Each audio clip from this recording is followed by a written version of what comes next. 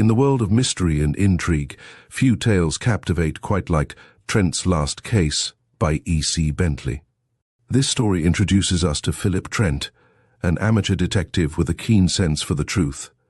When the wealthy Sigsbee Manderson is found murdered, Trent is drawn into a complex web of deceit and ambition. As he navigates the shadows of the high society surrounding Manderson, each clue unravels a deeper layer of the human condition. Join us as we delve into a narrative that explores the thin line between justice and moral ambiguity. Chapter 1. Bad News. Between what matters and what seems to matter, how should the world we know judge wisely? When the scheming, indomitable brain of Sigsbee Manderson was scattered by a shot from an unknown hand, that world lost nothing worth a single tear.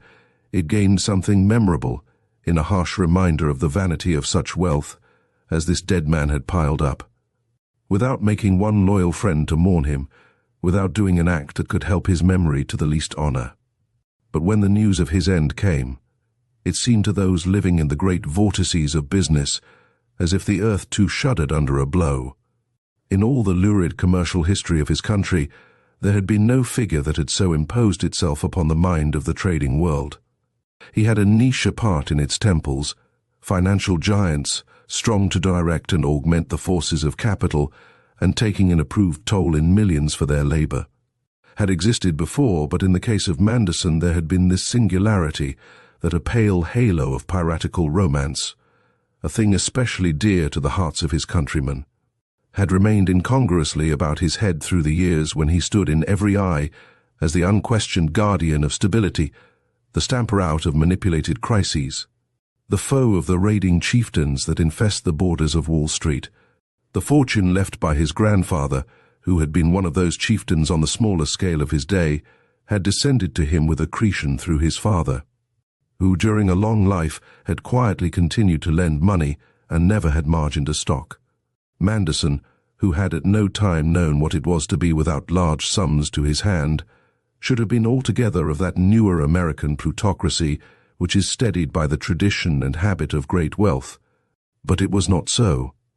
While his nurture and education had taught him European ideas of a rich man's proper external circumstance, while they had rooted in him an instinct for quiet magnificence, the larger costliness which does not shriek of itself with 1,000 tongues, there had been handed on to him nevertheless much of the 49er and financial buccaneer, his forebear.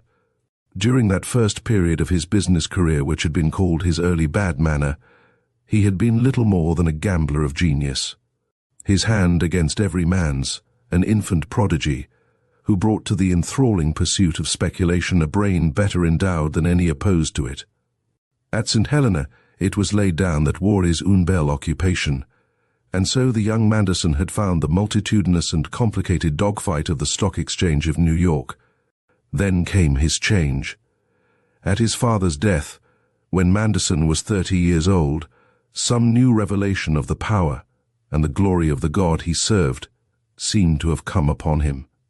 With the sudden, elastic adaptability of his nation, he turned to steady labor in his father's banking business, closing his ears to the sound of the battles of the street. In a few years he came to control all the activity of the great firm, whose unimpeached conservatism, safety, and financial weight lifted it like a cliff above the angry sea of the markets. All mistrust founded on the performances of his youth had vanished. He was quite plainly a different man. How the change came about none could with authority say, but there was a story of certain last words spoken by his father, whom alone he had respected and perhaps loved. He began to tower above the financial situation. Soon his name was current in the bourses of the world. One who spoke the name of Manderson called up a vision of all that was broad-based and firm in the vast wealth of the United States. He planned great combinations of capital, drew together and centralized industries of continental scope, financed with unerring judgment the large designs of state or of private enterprise. Many a time when he took hold to smash a strike or to federate the ownership of some great field of labor, he sent ruin upon a multitude of tiny homes, and if miners or steel workers or cattlemen defied him and invoked disorder, he could be more lawless and ruthless than they. But this was done in the pursuit of legitimate business ends. Tens of thousands of the poor might curse his name, but the financier and the speculator execrated him no more. He stretched a hand to protect or to manipulate the power of wealth in every corner of the country. Forcible, cold, and unerring, in all he did he ministered to the national lust for magnitude, and a grateful country surnamed him the Colossus.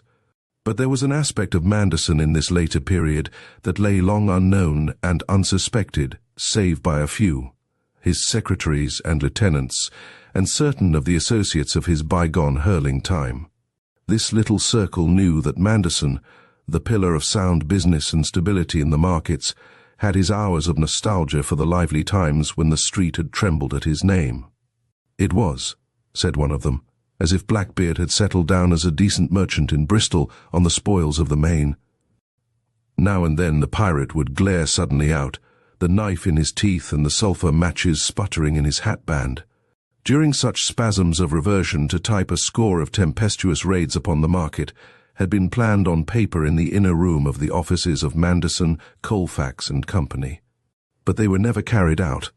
Blackbeard would quell the mutiny of his old self within him and go soberly down to his counting-house, humming a stave or two of Spanish ladies perhaps under his breath. Manderson would allow himself the harmless satisfaction, as soon as the time for action had gone by, of pointing out to some Rupert of the markets a coup worth $1 million to the depredator might have been made. "Seems to me," he would say almost wistfully, "the street is getting to be a mighty dull place since I quit." By slow degrees this amiable weakness of the Colossus became known to the business world, which exulted greatly in the knowledge. At the news of his death, panic went through the markets like a hurricane, for it came at a luckless time. Prices tottered and crashed like towers in an earthquake. For 2 days Wall Street was a clamorous inferno of pale despair. All over the United States, wherever speculation had its devotees, went a waft of ruin, a plague of suicide. In Europe also not a few took with their own hands lives that had become pitiably linked to the destiny of a financier whom most of them had never seen. In Paris, a well-known banker walked quietly out of the Bourse and fell dead upon the broad steps among the raving crowd of Jews, a file crushed in his hand. In Frankfurt, one leapt from the cathedral top, leaving a redder stain where he struck the red tower. Men stabbed and shot and strangled themselves, drank death or breathed it as the air, because in a lonely corner of England the life had departed from one cold heart vowed to the service of greed. The blow could not have fallen at a more disastrous moment. It came when Wall Street was in a condition of suppressed scare. Suppressed, because for a week past the great interests known to act with, or to be actually controlled by the Colossus, had been desperately combating the effects of the sudden arrest of Lucas Hahn, and the exposure of his plundering of the Hahn banks. This bombshell, in its turn, had fallen at a time when the market had been boosted beyond its real strength. In the language of the place, a slump was due.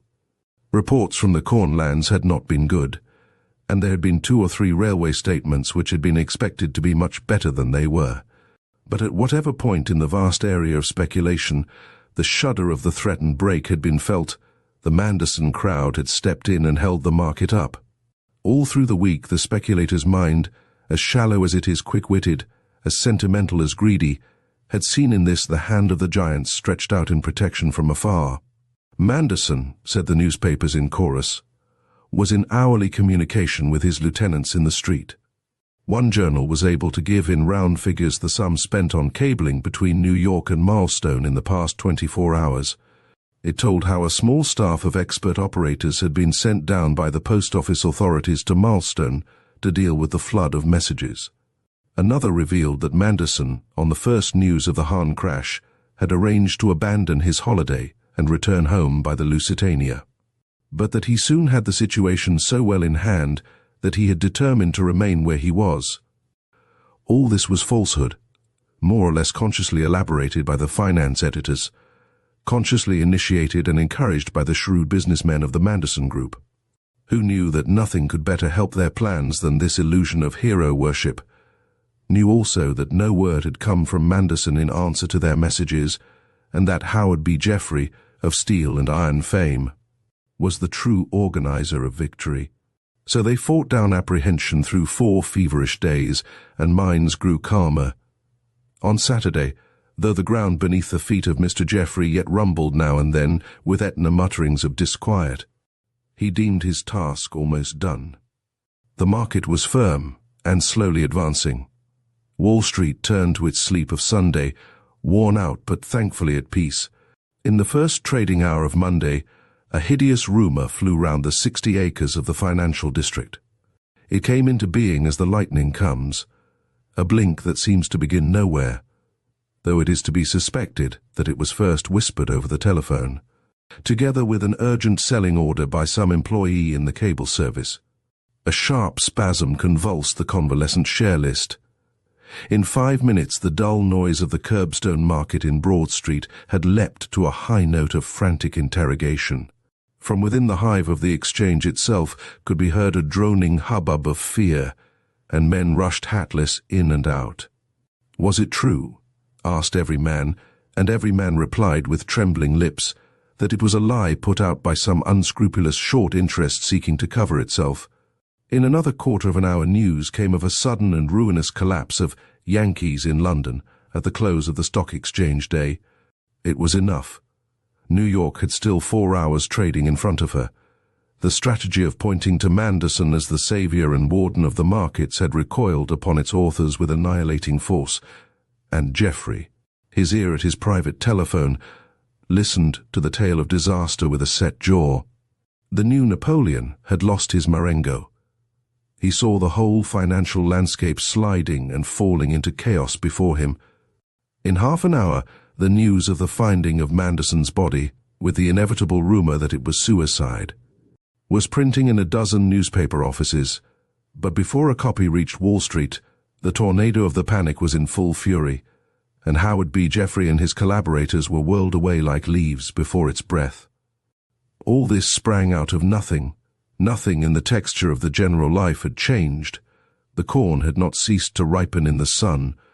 The rivers bore their barges and gave power to a myriad engines. The flocks fattened on the pastures. The herds were unnumbered. Men labored everywhere in the various servitudes to which they were born, and chafed not more than usual in their bonds. Bellona tossed and murmured as ever, yet still slept her uneasy sleep.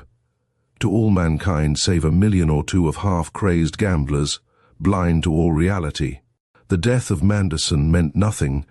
The life and work of the world went on. Weeks before he died, strong hands had been in control of every wire in the huge network of commerce and industry that he had supervised. Before his corpse was buried, his countrymen had made a strange discovery, that the existence of the potent engine of monopoly that went by the name of Sigsbee Manderson had not been a condition of even material prosperity. The panic blew itself out in 2 days, the pieces were picked up, the bankrupts withdrew out of sight, the market recovered a normal tone. While the brief delirium was yet subsiding there, broke out a domestic scandal in England that suddenly fixed the attention of 2 continents. Next morning the Chicago Limited was wrecked, and the same day a notable politician was shot down in cold blood by his wife's brother in the streets of New Orleans. Within a week of its rising, the Manderson story, to the trained sense of editors throughout the Union, was cold. The tide of American visitors pouring through Europe made eddies round the memorial or statue of many a man who had died in poverty, and never thought of their most famous plutocrat. Like the poet who died in Rome, so young and poor 100 years ago, he was buried far away from his own land. But for all the men and women of Manderson's people who flock round the tomb of Keats in the cemetery under the Monte Testaccio, there is not one, nor ever will be, to stand in reverence by the rich man's grave beside the little church of Milestone. Chapter 2. Knocking the town endways. In the only comfortably furnished room in the offices of the Record, the telephone on Sir James Malloy's table buzzed. Sir James made a motion with his pen, and Mr. Silver, his secretary, left his work and came over to the instrument. "Who is that?" he said. "Who? I can't hear you." "Oh, it's Mr. Bunner is IATS, B-But." I know, but he's fearfully busy this afternoon. Can't you? Oh, really? Well, in that case, just hold on, will you? He placed the receiver before Sir James. It's Calvin Bunner, Sigsbee Manderson's right-hand man, he said concisely. He insists on speaking to you personally, says it is the gravest piece of news. He is talking from the house down by Bishopsbridge, so it will be necessary to speak clearly. Sir James looked at the telephone, not affectionately, and took up the receiver. Well? He said in his strong voice, and listened. Yes, he said. The next moment, Mr. Silver, eagerly watching him, saw a look of amazement and horror. Good God, murmured Sir James. Clutching the instrument, he slowly rose to his feet, still bending ear intently. At intervals, he repeated, yes. Presently, as he listened, he glanced at the clock and spoke quickly to Mr. Silver over the top of the transmitter. Go and hunt up Figgis and young Williams. Hurry. Mr. Silver darted from the room. The great journalist was a tall, strong, clever Irishman of 50, swart and black-moustached, a man of untiring business energy, well known in the world which he understood very thoroughly, and played upon with the half-cynical competence of his race. Yet was he without a touch of the charlatan. He made no mysteries, and no pretences of knowledge, and he saw instantly through these in others. In his handsome, well-bred, well-dressed appearance there was something a little sinister when anger or intense occupation put its imprint about his eyes and brow. But when his generous nature was under no restraint, he was the most cordial of men. He was managing director of the company which owned that most powerful morning paper, The Record, and also that most indispensable evening paper, The Sun, which had its offices on the other side of the street.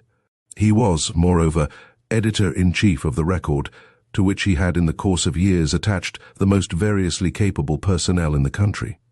It was a maxim of his that where you could not get gifts, you must do the best you could with solid merit, and he employed a great deal of both. He was respected by his staff, as few are respected in a profession not favourable to the growth of the sentiment of reverence. "You're sure that's all?" asked Sir James, after a few minutes of earnest listening and questioning. "And how long has this been known?" "Yes, of course.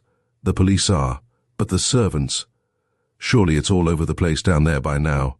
Well, we'll have a try. Look here, Bunner. I'm infinitely obliged to you about this. I owe you a good turn. You know I mean what I say. Come and see me the first day you get to town.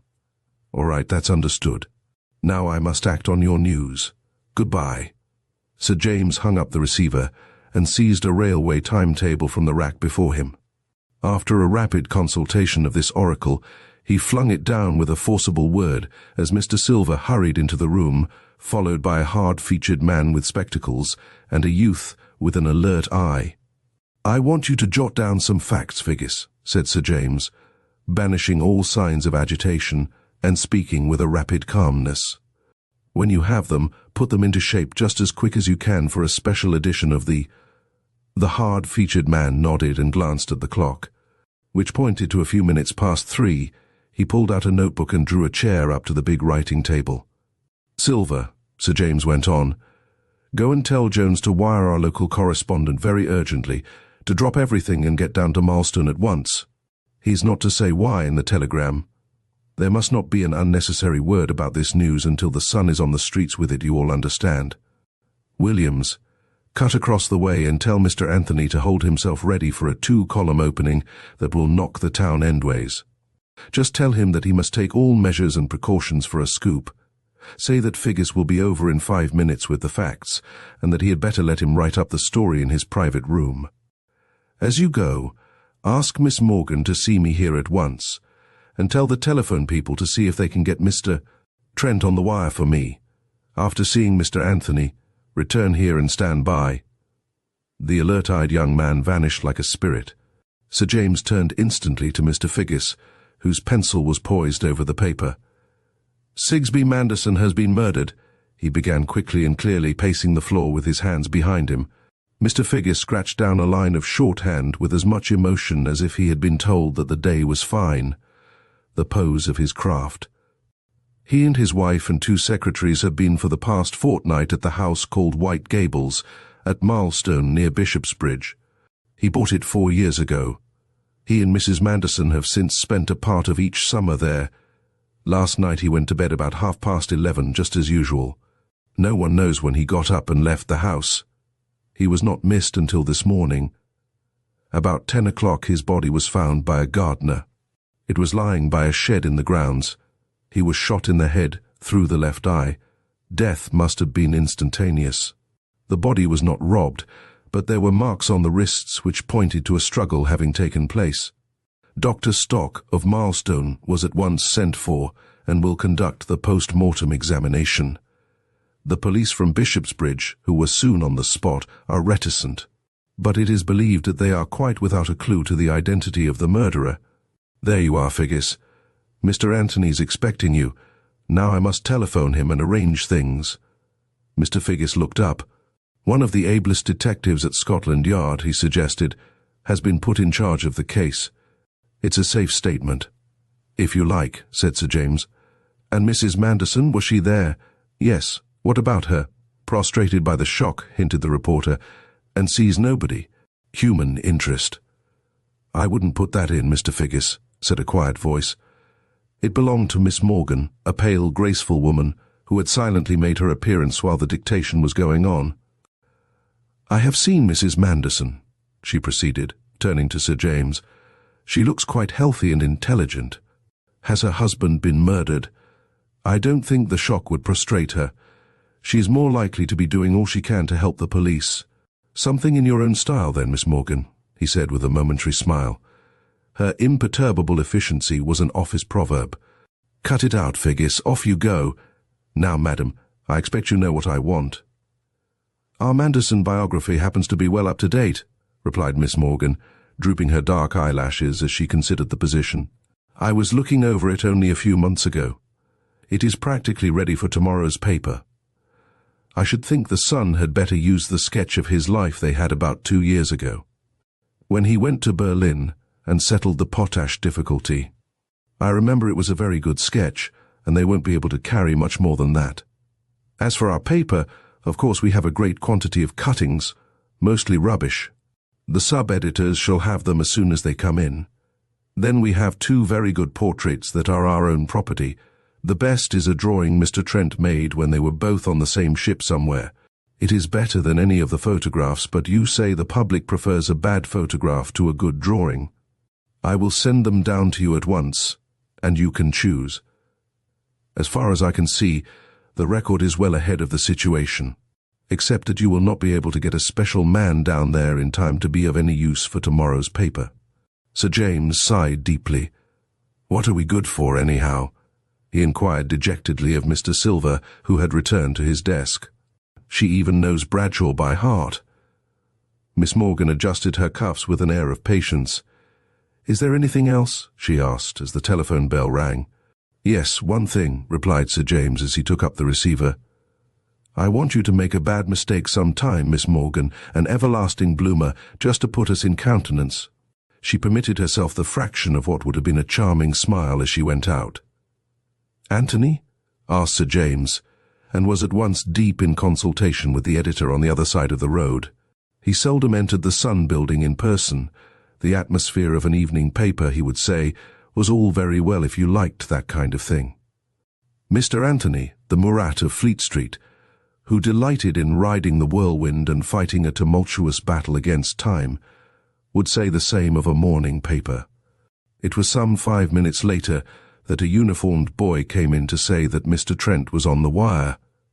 Sir James abruptly closed his talk with Mr. Anthony. They can put him through at once, he said to the boy. Hullo, he cried into the telephone after a few moments. A voice in the instrument replied, Hullo be blowed. What do you want? This is Molloy, said Sir James. I know it is, the voice said. This is Trent. He is in the middle of painting a picture, and he has been interrupted at a critical moment. Well, I hope it's something important, that's all. Trent, said Sir James impressively, it is important. I want you to do some work for us. Some play, you mean? Replied the voice. Believe me, I don't want a holiday. The working fit is very strong. I am doing some really decent things. Why can't you leave a man alone? Something very serious has happened. What? Sigsbee Manderson has been murdered, shot through the brain, and they don't know who has done it. They found the body this morning. It happened at his place near Bishopsbridge. Sir James proceeded to tell his hearer, briefly and clearly, the facts that he had communicated to Mr. Figgis. What do you think of it? He ended. A considering grunt was the only answer. Come now, urged Sir James. Tempter, you will go down? There was a brief pause.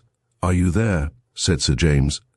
Look here, Malloy, the voice broke out querulously. The thing may be a case for me or it may not. We can't possibly tell. It may be a mystery. It may be as simple as bread and cheese. The body not being robbed looks interesting. But he may have been outed by some wretched tramp whom he found sleeping in the grounds and tried to kick out. It's the sort of thing he would do. Such a murderer might easily have sense enough to know that to leave the money and valuables was the safest thing.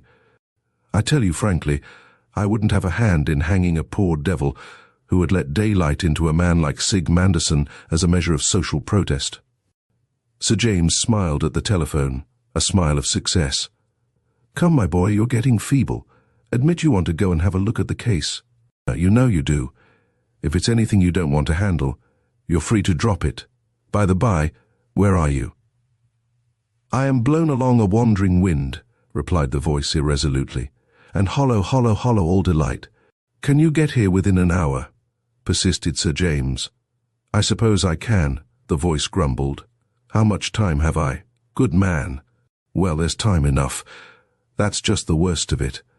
I've got to depend on our local correspondent for tonight. The only good train of the day went half an hour ago. The next is a slow one, leaving Paddington at midnight. You could have the Buster if you like. Sir James referred to a very fast motor car of his.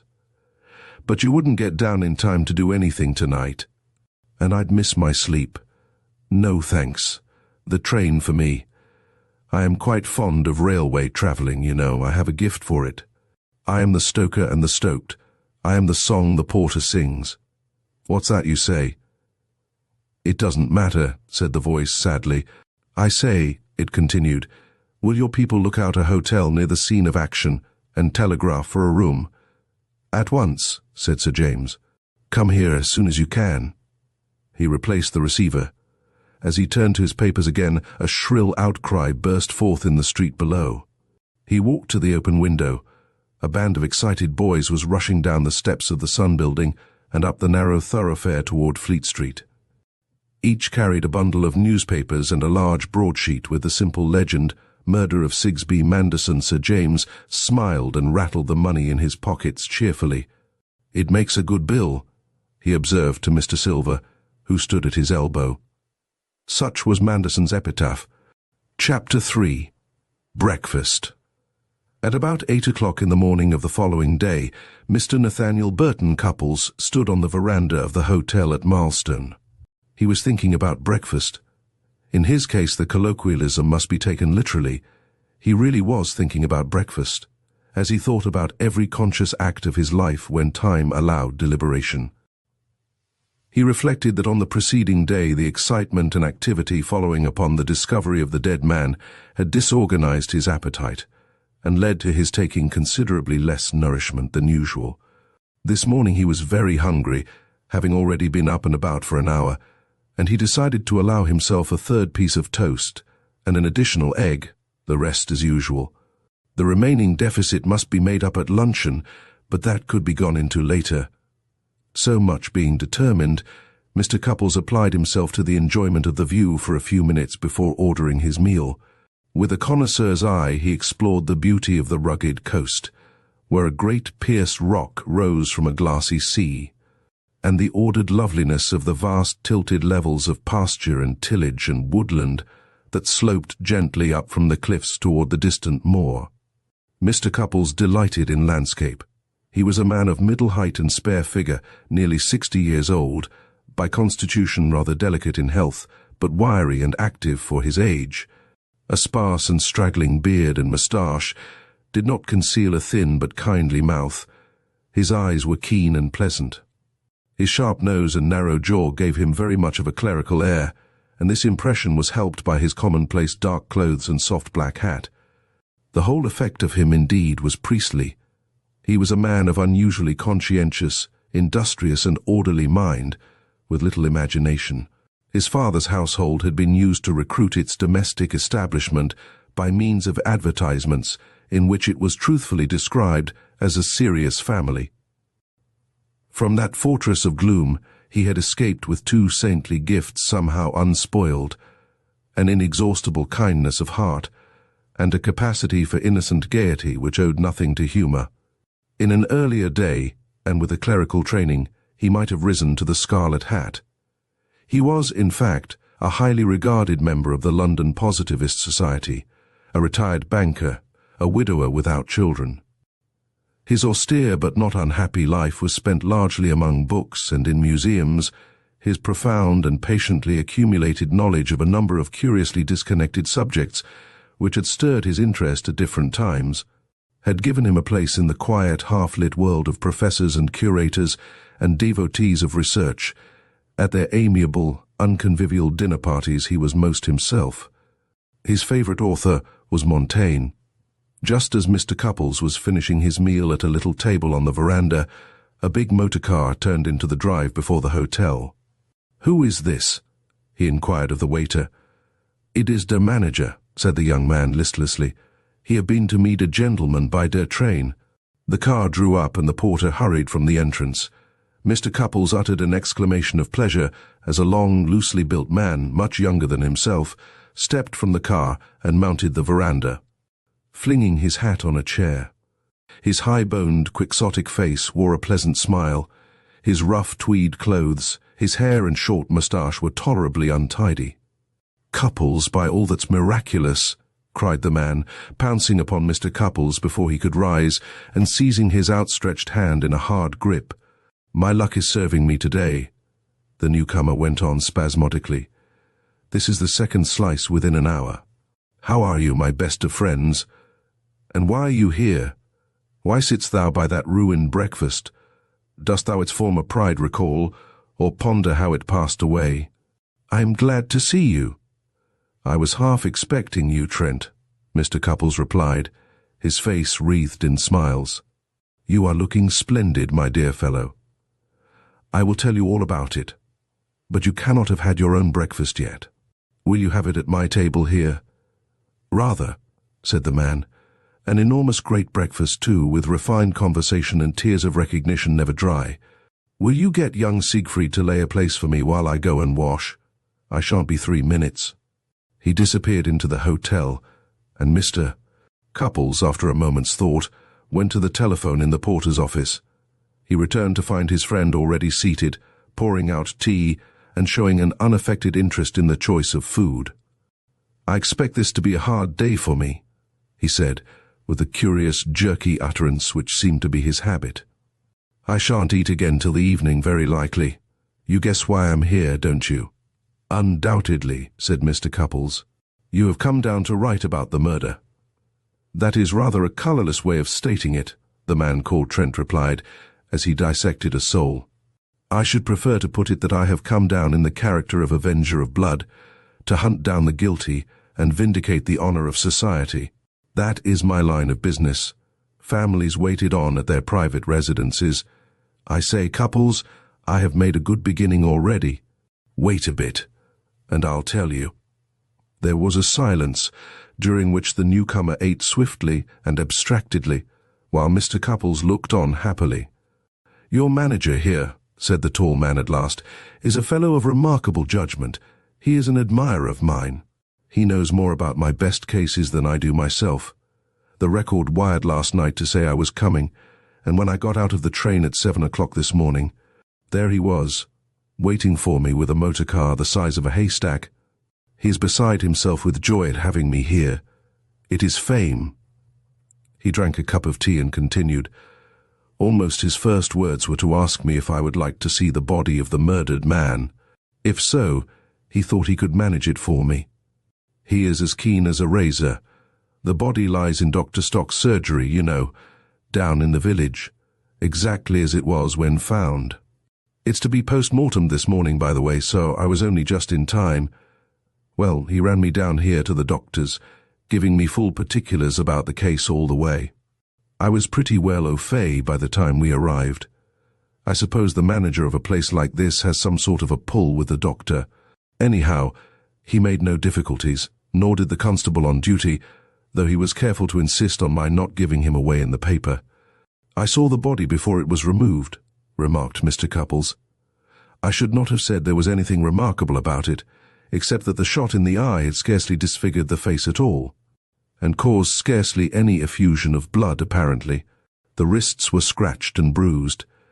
I expect that, with your trained faculties, you were able to remark other details of a suggestive nature. Other details, certainly, but I don't know that they suggest anything. They are merely odd. Take the wrists, for instance. How was it you could see bruises and scratches on them? I dare say you saw something of Manderson down here before the murder. Certainly, Mr. Cupples said. Well, did you ever see his wrists? Mr. Cupples reflected. No.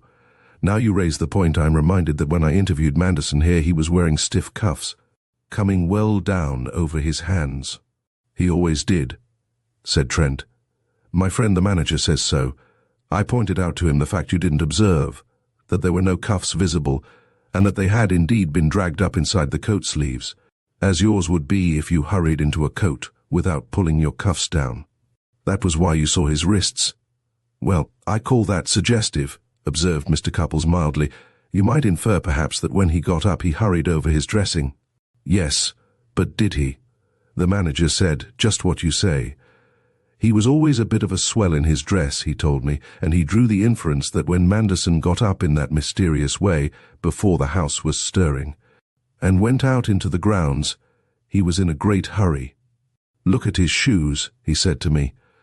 Mr. Manderson was always specially neat about his footwear, but those shoelaces were tied in a hurry. I agreed. And he left his false teeth in his room, said the manager. Doesn't that prove he was flustered and hurried? I allowed that it looked like it. But I said, look here, if he was so very much pressed, why did he part his hair so carefully? That parting is a work of art. Why did he put on so much? For he had on a complete outfit of underclothing, studs in his shirt, sock suspenders, a watch and chain, money and keys and things in his pockets. That's what I said to the manager. He couldn't find an explanation. Can you? Mr. Cupples considered.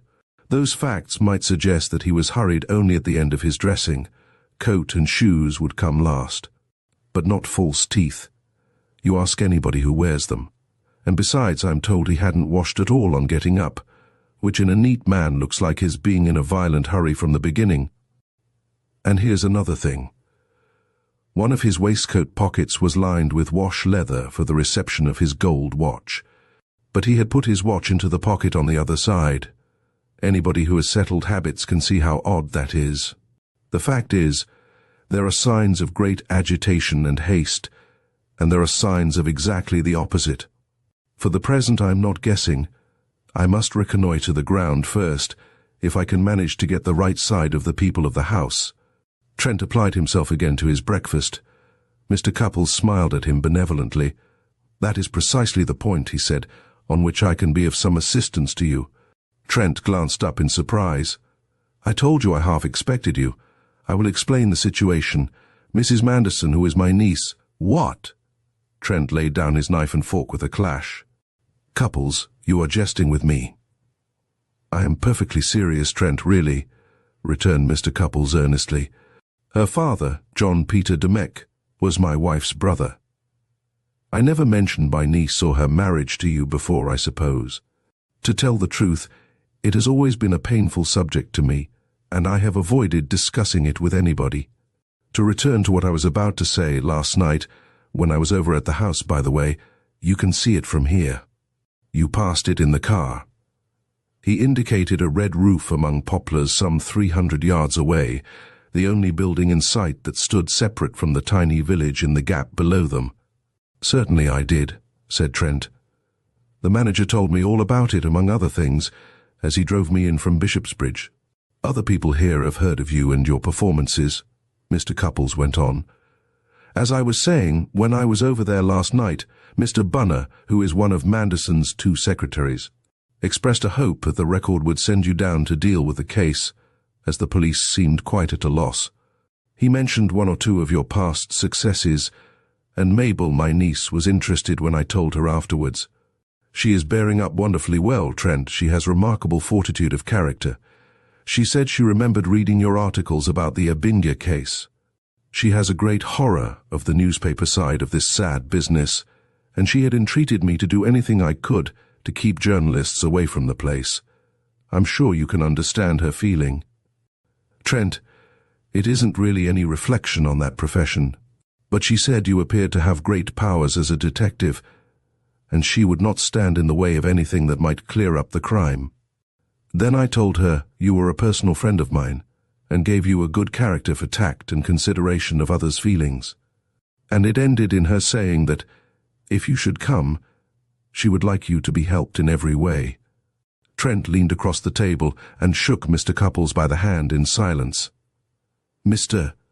Cupples, much delighted with the way things were turning out, resumed, I spoke to my niece on the telephone only just now, and she is glad you are here. She asks me to say that you may make any inquiries you like, and she puts the house and grounds at your disposal. She had rather not see you herself. She is keeping to her own sitting room. She has already been interviewed by a detective officer who is there, and she feels unequal to any more. She adds that she does not believe she could say anything that would be of the smallest use. The 2 secretaries and Martin, the butler, who is a most intelligent man, could tell you all you want to know, she thinks. Trent finished his breakfast with a thoughtful brow. He filled a pipe slowly and seated himself on the rail of the veranda. Cupples, he said quietly, is there anything about this business that you know and would rather not tell me? Mr. Cupples gave a slight start and turned an astonished gaze on the questioner. What do you mean? He said. I mean about the Mandersons. Look here. Shall I tell you a thing that strikes me about this affair at the very beginning?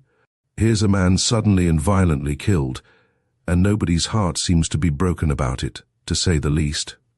The manager of this hotel spoke to me about him as coolly as if he'd never set eyes on him, though I understand they've been neighbors every summer for some years. Then you talk about the thing in the coldest of blood, and Mrs. Manderson, well, you won't mind my saying that I have heard of women being more cut up about their husbands being murdered than she seems to be. Is there something in this, Cupples, or is it my fancy? Was there something queer about Manderson? I travelled on the same boat with him once, but never spoke to him. I only know his public character, which was repulsive enough. You see, this may have a bearing on the case. That's the only reason why I ask. Mr. Cupples took time for thought. He fingered his sparse beard and looked out over the sea. At last he turned to Trent. I see no reason, he said, why I shouldn't tell you as between ourselves, my dear fellow. I need not say that this must not be referred to, however distantly. The truth is that nobody really liked Manderson, and I think those who were nearest to him liked him least. Why? The other interjected. Most people found a difficulty in explaining why. In trying to account to myself for my own sensations, I could only put it that one felt in the man a complete absence of the sympathetic faculty. There was nothing outwardly repellent about him. He was not ill-mannered or vicious or dull. Indeed, he could be remarkably interesting. But I received the impression that there could be no human creature whom he would not sacrifice in the pursuit of his schemes, in his task of imposing himself and his will upon the world. Perhaps that was fanciful, but I think not altogether so. However, the point is that Mabel, I am sorry to say, was very unhappy. I am nearly twice your age, my dear boy, though you always so kindly try to make me feel as if we were contemporaries. I am getting to be an old man, and a great many people have been good enough to confide their matrimonial troubles to me. But I never knew another case like my niece's and her husband's. I have known her since she was a baby, Trent, and I know you understand, I think, that I do not employ that word lightly. I know that she is as amiable and honourable a woman, to say nothing of her other good gifts, as any man could wish. But Manderson, for some time past, had made her miserable. What did he do? Asked Trent, as Mr. Cupples paused. When I put that question to Mabel, her words were that he seemed to nurse a perpetual grievance. He maintained a distance between them, and he would say nothing. I don't know how it began, or what was behind it, and all she would tell me on that point was that he had no cause in the world for his attitude. I think she knew what was in his mind, whatever it was, but she is full of pride. This seems to have gone on for months. At last, a week ago, she wrote to me, "I am the only near relative she has.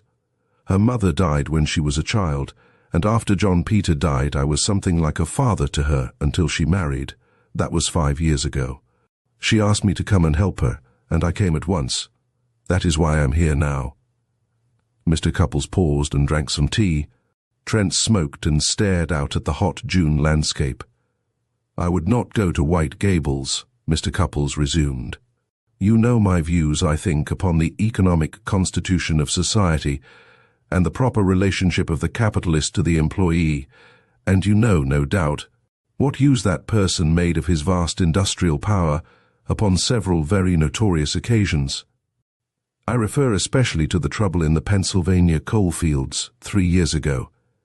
I regarded him, apart from an all-personal dislike, in the light of a criminal and a disgrace to society. I came to this hotel, and I saw my niece here. She told me what I have more briefly told you. She said that the worry and the humiliation of it, and the strain of trying to keep up appearances before the world, were telling upon her, and she asked for my advice. I said I thought she should face him and demand an explanation of his way of treating her, but she would not do that. She had always taken the line of affecting not to notice the change in his demeanor, and nothing I knew would persuade her to admit to him that she was injured. Once pride had led her into that course. "Life is quite full, my dear Trent," said Mr. Cupples with a sigh, "of these obstinate silences and cultivated misunderstandings." "Did she love him?" Trent inquired abruptly. Mr. Cupples did not reply at once. "Had she any love left for him?" Trent amended. Mr. Cupples played with his teaspoon. "I am bound to say," he answered slowly, "that I think not. But you must not misunderstand the woman, Trent. No power on earth would have persuaded her to admit that to anyone, even to herself perhaps, so long as she considered herself bound to him. And I gather that apart from this mysterious sulking of late, he had always been considerate and generous.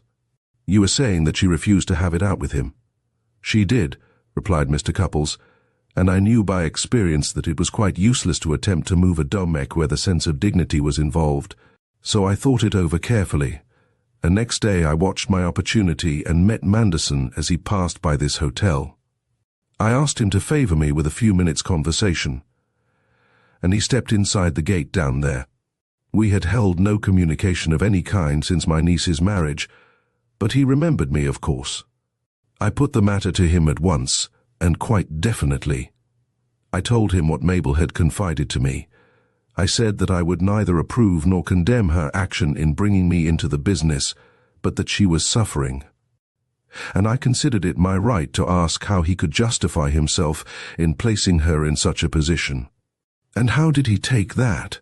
said Trent, smiling secretly at the landscape. The picture of this mildest of men calling the formidable Manderson to account pleased him. "Not very well," Mr. Cupples replied sadly. "In fact, far from well. I can tell you almost exactly what he said. It wasn't much. He said, 'See here, Cupples, you don't want to butt in. My wife can look after herself. I found that out, along with other things.' He was perfectly quiet. You know he was said never to lose control of himself, though there was a light in his eyes that would have frightened a man who was in the wrong, I dare say. But I had been thoroughly roused by his last remark, and the tone of it, which I cannot reproduce. 'You see,' said Mr. Cupples simply, 'I love my niece. She is the only child that there has been in my house.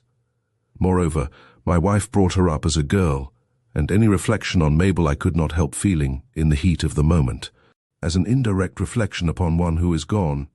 "You turned upon him," suggested Trent in a low tone. "You asked him to explain his words." "That is precisely what I did," said Mr. Cupples.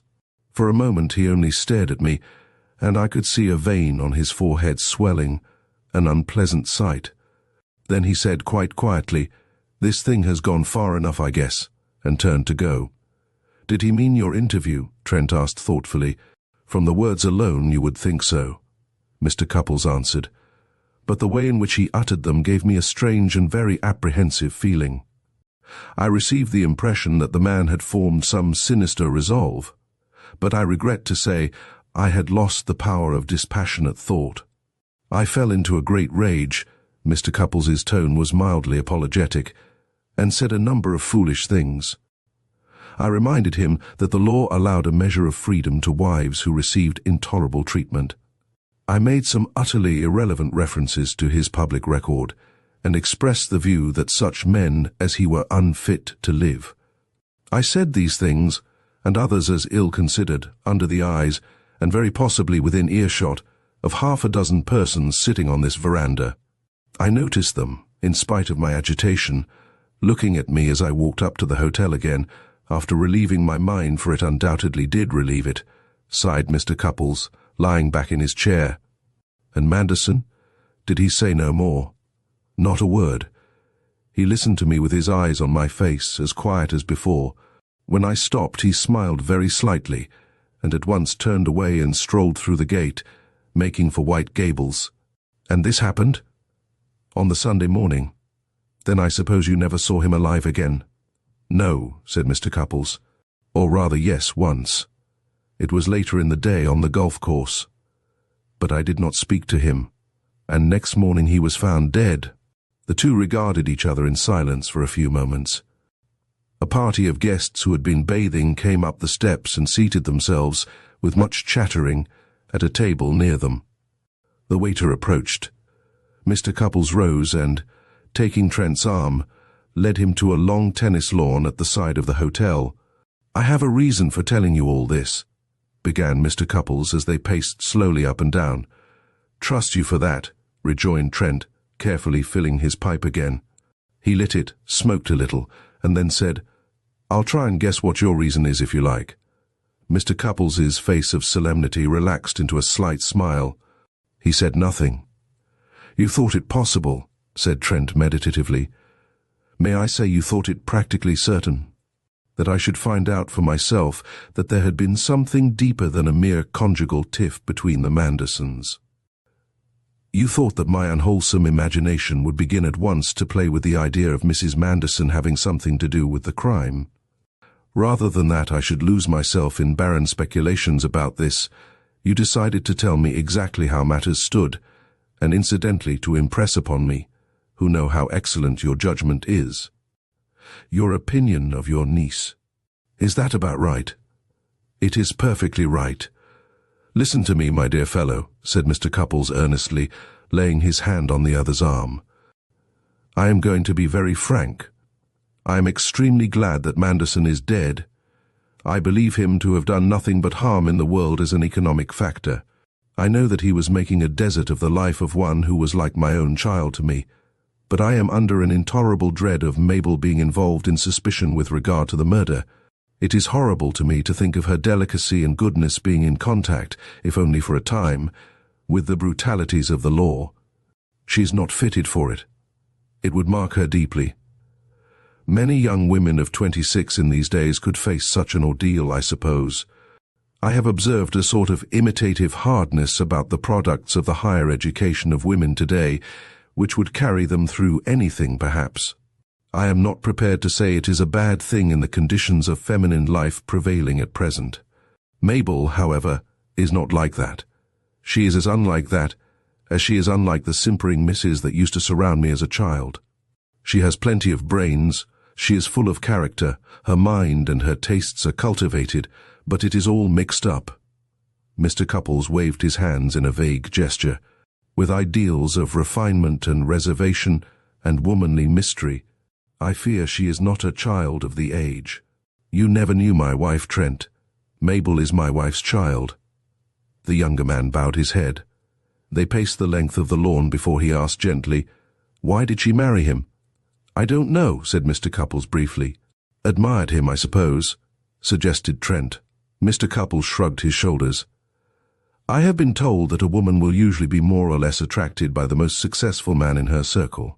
Of course, we cannot realize how a willful, dominating personality like his would influence a girl whose affections were not bestowed elsewhere, especially if he laid himself out to win her. It is probably an overwhelming thing to be courted by a man whose name is known all over the world. She had heard of him, of course, as a financial great power, and she had no idea she had lived mostly among people of artistic or literary propensities, how much soulless inhumanity that might involve. For all I know, she has no adequate idea of it to this day.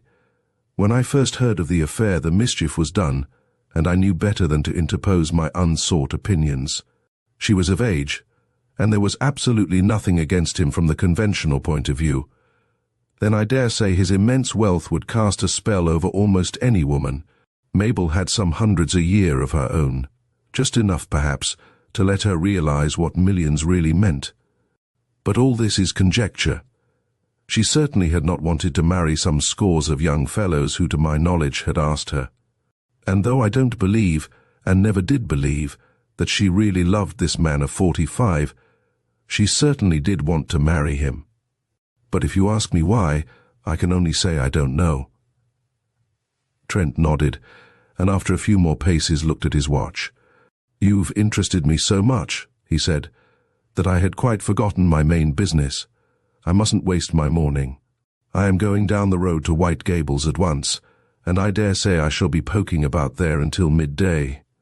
If you can meet me then, Cupples, I should like to talk over anything I find out with you, unless something detains me.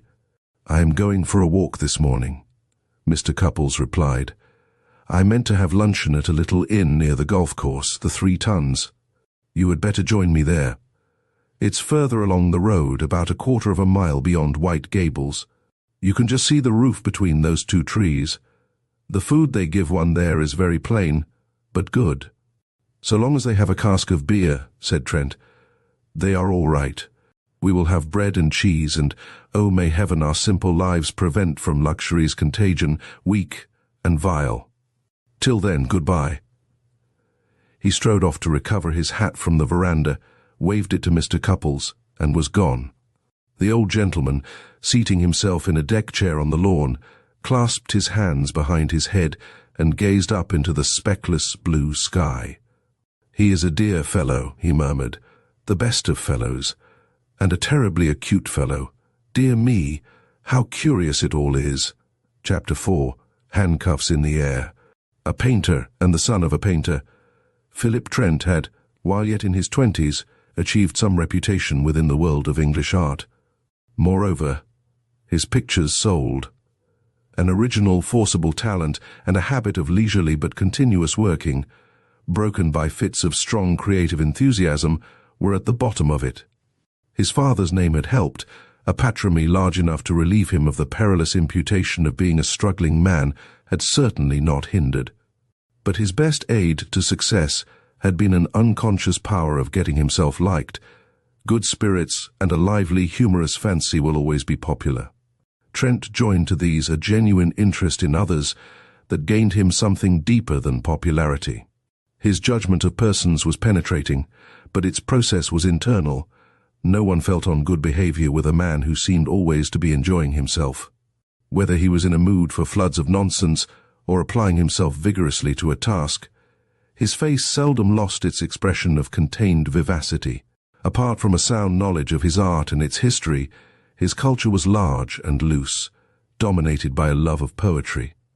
At 32, he had not yet passed the age of laughter and adventure.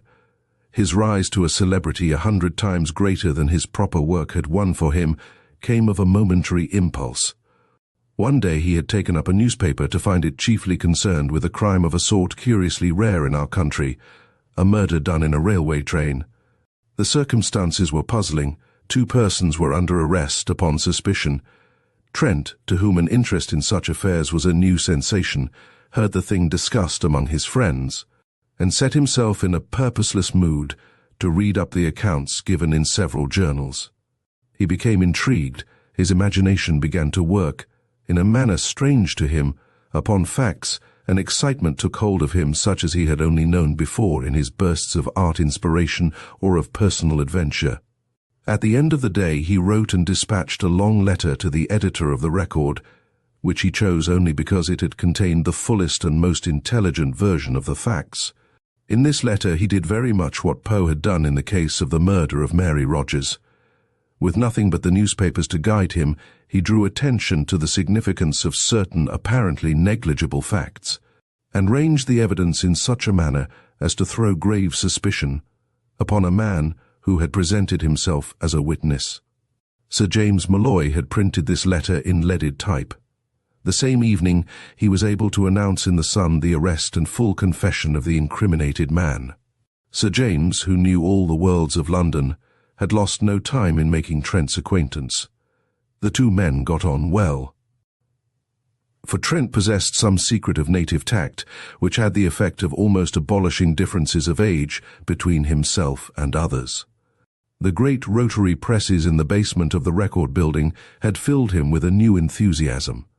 He had painted there, and Sir James had bought at sight what he called a machinery-scape in the manner of Heinrich Clay.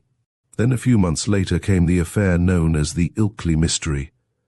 Sir James had invited Trent to an emollient dinner, and thereafter offered him what seemed to the young man a fantastically large sum for his temporary services as special representative of the record at Ilkley. "You could do it," the editor had urged. "You can write good stuff, and you know how to talk to people, and I can teach you all the technicalities of a reporter's job in half an hour. And you have a head for a mystery. You have imagination and cool judgment along with it. Think how it would feel if you pulled it off." Trent had admitted that it would be rather a lark.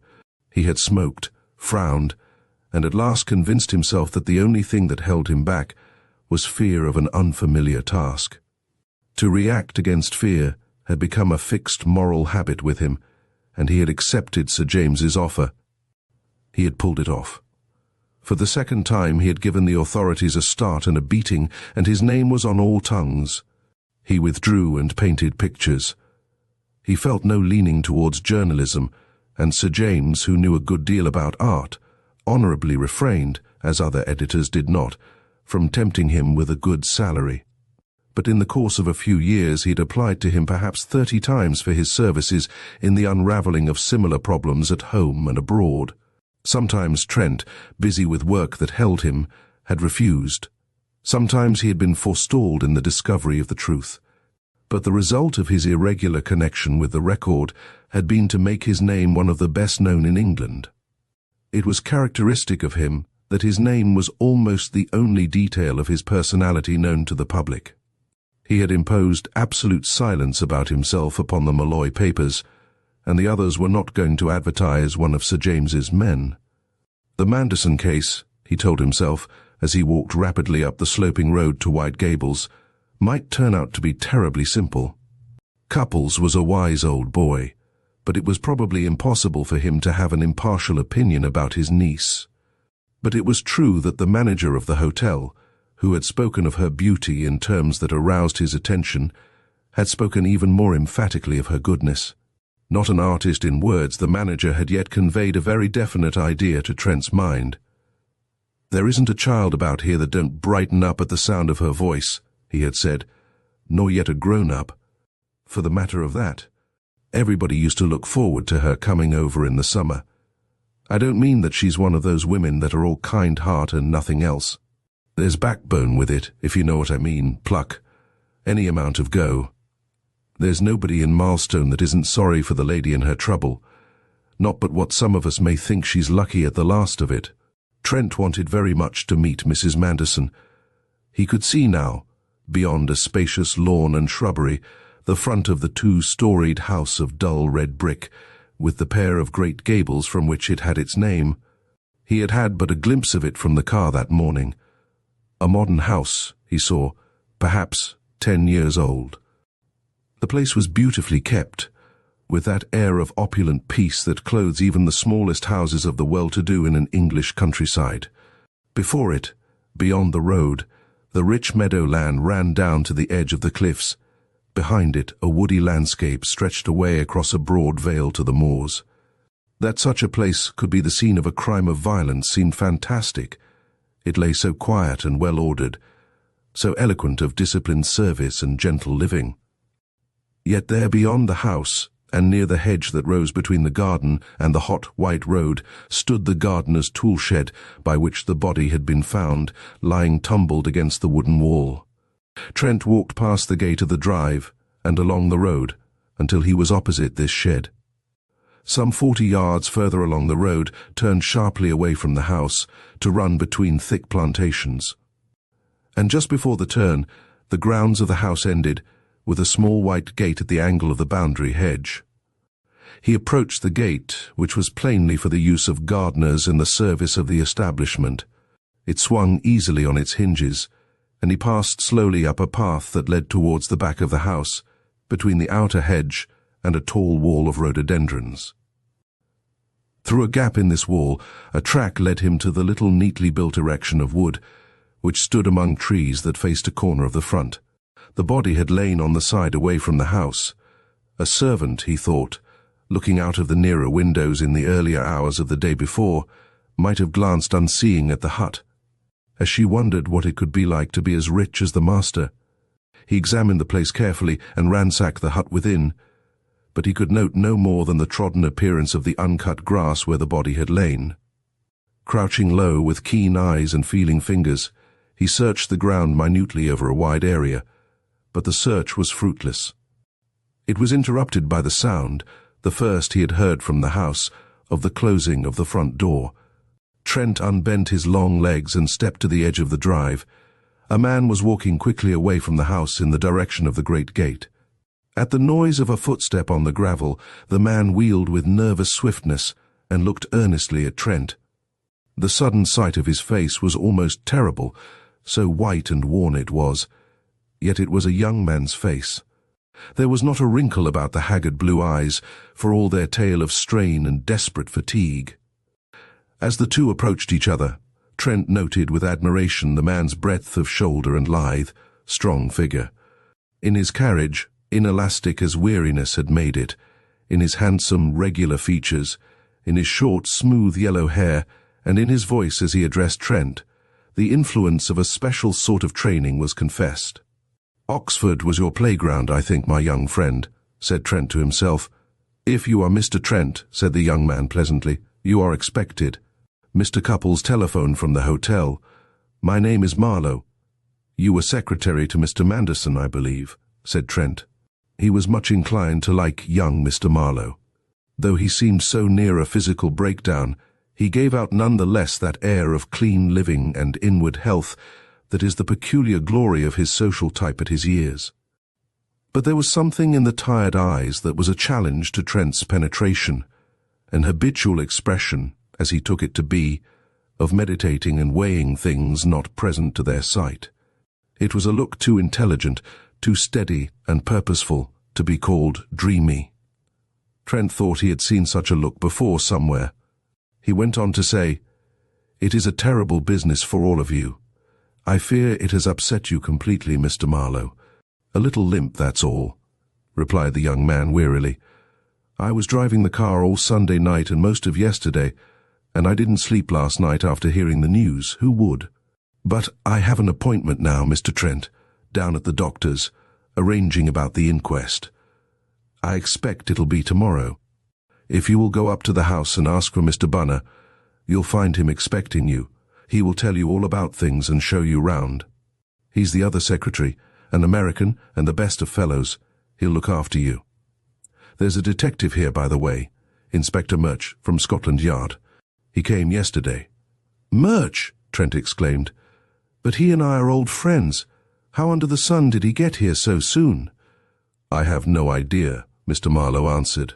"But he was here last evening, before I got back from Southampton, interviewing everybody, and he's been about here since 8 this morning. He's in the library now. That's where the open French window is that you see at the end of the house there. Perhaps you would like to step down there and talk about things." "I think I will," said Trent. Marlowe nodded and went on his way. The thick turf of the lawn, round which the drive took its circular sweep, made Trent's footsteps as noiseless as a cat's. In a few moments he was looking in through the open leaves of the window at the southward end of the house, considering with a smile a very broad back and a bent head covered with short, grizzled hair. The man within was stooping over a number of papers laid out on the table. "'Twas ever thus," said Trent in a melancholy tone, at the first sound of which the man within turned round with startling swiftness. "From childhood's hour I've seen my fondest hopes decay. I did think I was ahead of Scotland Yard this time, and now here is the hugest officer in the entire metropolitan force already occupying the position." The detective smiled grimly and came to the window. "I was expecting you, Mr. Trent," he said. "This is the sort of case that you like." "Since my tastes were being considered," Trent replied, stepping into the room, "I wish they had followed up the idea by keeping my hated rival out of the business. You have got a long start too, I know all about it." His eyes began to wander round the room. "How did you manage it?" "You are a quick mover, I know. The dun deer's hide on fleeter foot was never tied, but I don't see how you got here in time to be at work yesterday evening. Has Scotland Yard secretly started an aviation corps, or is it in league with the infernal powers? In either case, the Home Secretary should be called upon to make a statement." "It's simpler than that," said Mr. Murch, with professional stolidity. "I happened to be on leave with the missus at Havley, which is only 12 miles or so along the coast. As soon as our people there heard of the murder, they told me. I wired to the chief, and was put in charge of the case at once. I bicycled over yesterday evening and have been at it since then." Arising out of that reply, said Trent inattentively, "How is Mrs. Inspector Murch?" "Never better, thank you," answered the inspector, "and frequently speaks of you and the games you used to have with our kids. But you'll excuse me saying, Mr. Trent, that you needn't trouble to talk your nonsense to me while you're using your eyes. I know your ways by now. I understand you've fallen on your feet as usual, and have the lady's permission to go over the place and make inquiries." "Such is the fact," said Trent. "I'm going to cut you out again, Inspector. I owe you one for beating me over the Abinger case, you old fox. But if you really mean that you're not inclined for the social amenities just now, let us leave compliments and talk business."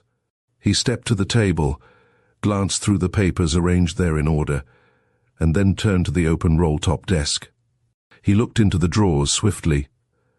"I see this has been cleared out. Well now, Inspector, I suppose we play the game as before." Trent had found himself on a number of occasions in the past thrown into the company of Inspector Murch, who stood high in the councils of the Criminal Investigation Department. He was a quiet, tactful, and very shrewd officer, a man of great courage, with a vivid history in connection with the more dangerous class of criminals. His humanity was as broad as his frame, which was large even for a policeman. Trent and he, through some obscure working of sympathy, had appreciated one another from the beginning, and had formed one of those curious friendships with which it was the younger man's delight to adorn his experience. The inspector would talk more freely to him than to anyone under the rose, and they would discuss details and possibilities of every case, to their mutual enlightenment. There were necessarily rules and limits. It was understood between them that Trent made no journalistic use of any point that could only have come to him from an official source. Each of them, moreover, for the honor and prestige of the institution he represented, openly reserved the right to withhold from the other any discovery or inspiration that might come to him which he considered vital to the solution of the difficulty. Trent had insisted on carefully formulating these principles of what he called detective sportsmanship. Mr. Murch, who loved a contest, and who only stood to gain by his association with the keen intelligence of the other, entered very heartily into the game. In these strivings for the credit of the press and of the police, victory sometimes attended the experience and method of the officer, sometimes the quicker brain and livelier imagination of Trent, his gift of instinctively recognizing the significant through all disguises. The inspector then replied to Trent's last words with cordial agreement. Leaning on either side of the French window, with the deep peace and hazy splendor of the summer landscape before them, they reviewed the case. Trent had taken out a thin notebook, and as they talked he began to make, with light, secure touches, a rough sketch plan of the room. It was a thing he did habitually on such occasions, and often quite idly, but now and then the habit had served him to good purpose. This was a large, light apartment at the corner of the house, with generous window space in 2 walls. A broad table stood in the middle. As one entered by the window, the roll-top desk stood just to the left of it against the wall. The inner door was in the wall to the left, at the farther end of the room, and was faced by a broad window divided into openings of the casement type. A beautifully carved old corner cupboard rose high against the wall beyond the door, and another cupboard filled a recess beside the fireplace. Some coloured prints of Harunobu, with which Trent promised himself a better acquaintance, hung on what little wall space was unoccupied by books. These had a very uninspiring appearance of having been bought by the yard and never taken from their shelves. Bound with a sober luxury, the great English novelists, essayists, historians and poets stood ranged like an army struck dead in its ranks. There were a few chairs made, like the cupboard and table, of old carved oak, a modern armchair, and a swivel office chair before the desk. The room looked costly but very bare. Almost the only portable objects were a great porcelain bowl of a wonderful blue on the table, a clock, and some cigar boxes on the mantelshelf, and a movable telephone standard on the top of the desk. "Seen the body?" inquired the inspector. Trent nodded. "And the place where it lay," he said. "First impressions of this case rather puzzle me," said the inspector. "From what I heard at Halvey, I guessed it might be common robbery and murder by some tramp, though such a thing is very far from common in these parts. But as soon as I began my inquiries, I came on some curious points, which by this time I dare say you've noted for yourself. The man is shot in his own grounds, quite near the house to begin with. Yet there's not the slightest trace of any attempt at burglary. And the body wasn't robbed. In fact, it would be as plain a case of suicide as you could wish to see, if it wasn't for certain facts. Here's another thing. For a month or so past, they tell me, Manderson had been in a queer state of mind. I expect you know already that he and his wife had some trouble between them. The servants had noticed a change in his manner to her for a long time, and for the past week he had scarcely spoken to her. They say he was a changed man, moody and silent, whether on account of that or something else. The lady's maid says he looked as if something was going to arrive. It's always easy to remember that people looked like that, after something has happened to them. Still, that's what they say. There you are again, then, suicide. Now, why wasn't it suicide, Mr. Trent? The facts, so far as I know them, are really all against it, Trent replied, sitting on the threshold of the window and clasping his knees. First, of course, no weapon is to be found. I've searched, and you've searched, and there's no trace of any firearm anywhere within a stone's throw of where the body lay. Second, the marks on the wrists, fresh scratches and bruises, which we can only assume to have been done in a struggle with somebody. Third, who ever heard of anybody shooting himself in the eye? Then I heard from the manager of the hotel here another fact, which strikes me as the most curious detail in this affair. Manderson had dressed himself fully before going out there, but he forgot his false teeth. Now, how could a suicide who dressed himself to make a decent appearance as a corpse forget his teeth? That last argument hadn't. "Struck me," admitted Mr. Murch. "There's something in it. But on the strength of the other points which had occurred to me, I am not considering suicide. I have been looking about for ideas in this house, this morning. I expect you were thinking of doing the same. That is so. It is a case for ideas, it seems to me. Come, Murch. Let us make an effort. Let us bend our spirits to a temper of general suspicion. Let us suspect everybody in the house to begin with. Listen, I will tell you whom I suspect. I suspect Mrs. Manderson, of course. I also suspect both the secretaries. I hear there are 2, and I hardly know which of them I regard as more thoroughly open to suspicion. I suspect the butler and the lady's maid. I suspect the other domestics, and especially do I suspect the boot boy. By the way, what domestics are there? I have more than enough suspicion to go round, whatever the size of the establishment, but as a matter of curiosity I should like to know. All very well to laugh, replied the inspector, but at the first stage of affairs it's the only safe principle, and you know that as well as I do, Mr. Trent. However, I've seen enough of the people here, last night and today, to put a few of them out of my mind for the present at least. You will form your own conclusions. As for the establishment, there's the butler and lady's maid, cook, and 3 other maids, one a young girl. One chauffeur who's away with a broken wrist, no boy.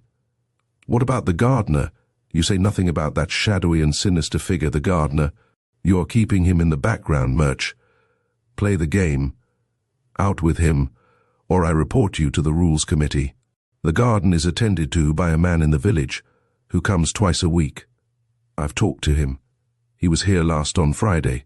Then I suspect him all the more, said Trent. And now as to the house itself.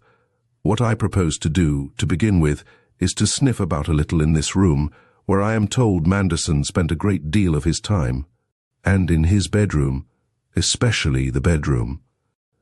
But since we're in this room, let's start here. You seem to be at the same stage of the inquiry. Perhaps you've done the bedrooms already. The inspector nodded. I've been over Manderson's and his wife's. Nothing to be got there, I think. His room is very simple and bare, no signs of any sort that I could see. Seems to have insisted on the simple life, does Manderson. Never employed a valet. The room's almost like a cell, except for the clothes and shoes. You'll find it all exactly as I found it, and they tell me that's exactly as Manderson left it, at we don't know what o'clock yesterday morning. Opens into Mrs. Manderson's bedroom. Not much of the cell about that, I can tell you. I should say the lady was as fond of pretty things as most. But she cleared out of it on the morning of the discovery, told the maid she could never sleep in a room, opening into her murdered husband's room. Very natural feeling in a woman, Mr. Trent. She's camping out, so to say, in one of the spare bedrooms now. Come, my friend, Trent was saying to himself, as he made a few notes in his little book. Have you got your eye on Mrs. Manderson? Or haven't you? I know that colourless tone of the inspectorial voice. I wish I had seen her. Either you've got something against her and you don't want me to get hold of it, or else you've made up your mind she's innocent, but have no objection to my wasting my time over her. Well, it's all in the game, which begins to look extremely interesting as we go on. To Mr. Murch he said aloud, Well, I'll draw the bedroom later on. What about this? They call it the library, said the inspector. Manderson used to do his writing, and that in here, passed most of the time he spent indoors here. Since he and his wife ceased to hit it off together, he had taken to spending his evenings alone, and when at this house, he always spent 'em in here. He was last seen alive, as far as the servants are concerned, in this room. Trent rose and glanced again through the papers set out on the table. Business letters and documents mostly, said Mr. Murch. Reports, prospectuses and that. A few letters on private matters, nothing in them that I can see. The American secretary, Bunner his name is, and a queerer card I never saw turned. He's been through this desk with me this morning. He had got it into his head that Manderson had been receiving threatening letters, and that the murder was the outcome of that. But there's no trace of any such thing, and we looked at every blessed paper. The only unusual things we found were some packets of banknotes to a considerable amount, and a couple of little bags of unset diamonds. I asked Mr. Bunner to put them in a safer place. It appears that Manderson had begun buying diamonds lately as a speculation. It was a new game to him, the secretary said, and it seemed to amuse him.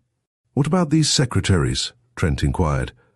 I met one called Marlowe just now outside, a nice-looking chap with singular eyes, unquestionably English.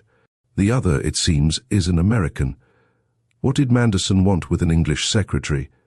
Mr. Marlowe explained to me how that was. The American was his right-hand businessman, one of his office staff, who never left him. Mr. Marlowe had nothing to do with Manderson's business as a financier, knew nothing of it. His job was to look after Manderson's horses and motors and yacht and sporting arrangements and that, make himself generally useful, as you might say. He had the spending of a lot of money, I should think. The other was confined entirely to the office affairs, and I dare say he had his hands full. As for his being English, it was just a fad of Manderson's to have an English secretary. He'd had several before Mr. Marlowe. He showed his taste, observed Trent. It might be more than interesting, don't you think, to be minister to the pleasures of a modern plutocrat with a large P. only they say that Mandersons were exclusively of an innocent kind. Certainly Marlowe gives me the impression that he would be weak in the part of Petronius. But to return to the matter in hand, he looked at his notes. You said just now that he was last seen alive here. So far as the servants were concerned, that meant he had a conversation with his wife on going to bed, but for that, the manservant, Martin by name, last saw him in this room. I had his story last night, and very glad he was to tell it. An affair like this is meat and drink to the servants of the house. Trent considered for some moments, gazing through the open window over the sun-flooded slopes. Would it bore you to hear what he has to say again? He asked at length. For reply, Mr. Murch rang the bell. A spare, clean-shaven, middle-aged man, having the servant's manner in its most distinguished form, answered it. This is Mr. Trent, who is authorized by Mrs. Manderson to go over the house and make inquiries, explained the detective. He would like to hear your story. Martin bowed distantly. He recognized Trent for a gentleman. Time would show whether he was what Martin called a gentleman in every sense of the word. I observed you approaching the house, sir, said Martin with impassive courtesy. He spoke with a slow and measured utterance. My instructions are to assist you in every possible way, should you wish me to recall the circumstances of Sunday night. Please, said Trent with ponderous gravity. Martin's style was making clamorous appeal to his sense of comedy. He banished with an effort all vivacity of expression from his face. I last saw Mr. Manderson. No, not that yet. Trent checked him quietly. Tell me all you saw of him that evening after dinner, say. Try to recollect every little detail. After dinner, sir. Yes. I remember that after dinner Mr. Manderson and Mr. Marlowe walked up and down the path through the orchard talking.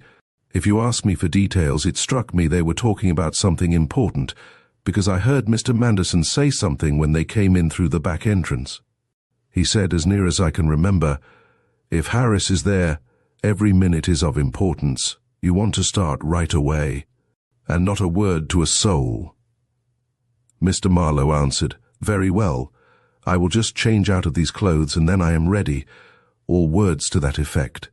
I heard this plainly as they passed the window of my pantry. Then Mr. Marlowe went up to his bedroom, and Mr. Manderson entered the library and rang for me. He handed me some letters for the postman in the morning and directed me to sit up, as Mr. Marlowe had persuaded him to go for a drive in the car by moonlight. That was curious, remarked Trent. I thought so, sir, but I recollected what I had heard about not a word to a soul, and I concluded that this about a moonlight drive was intended to mislead.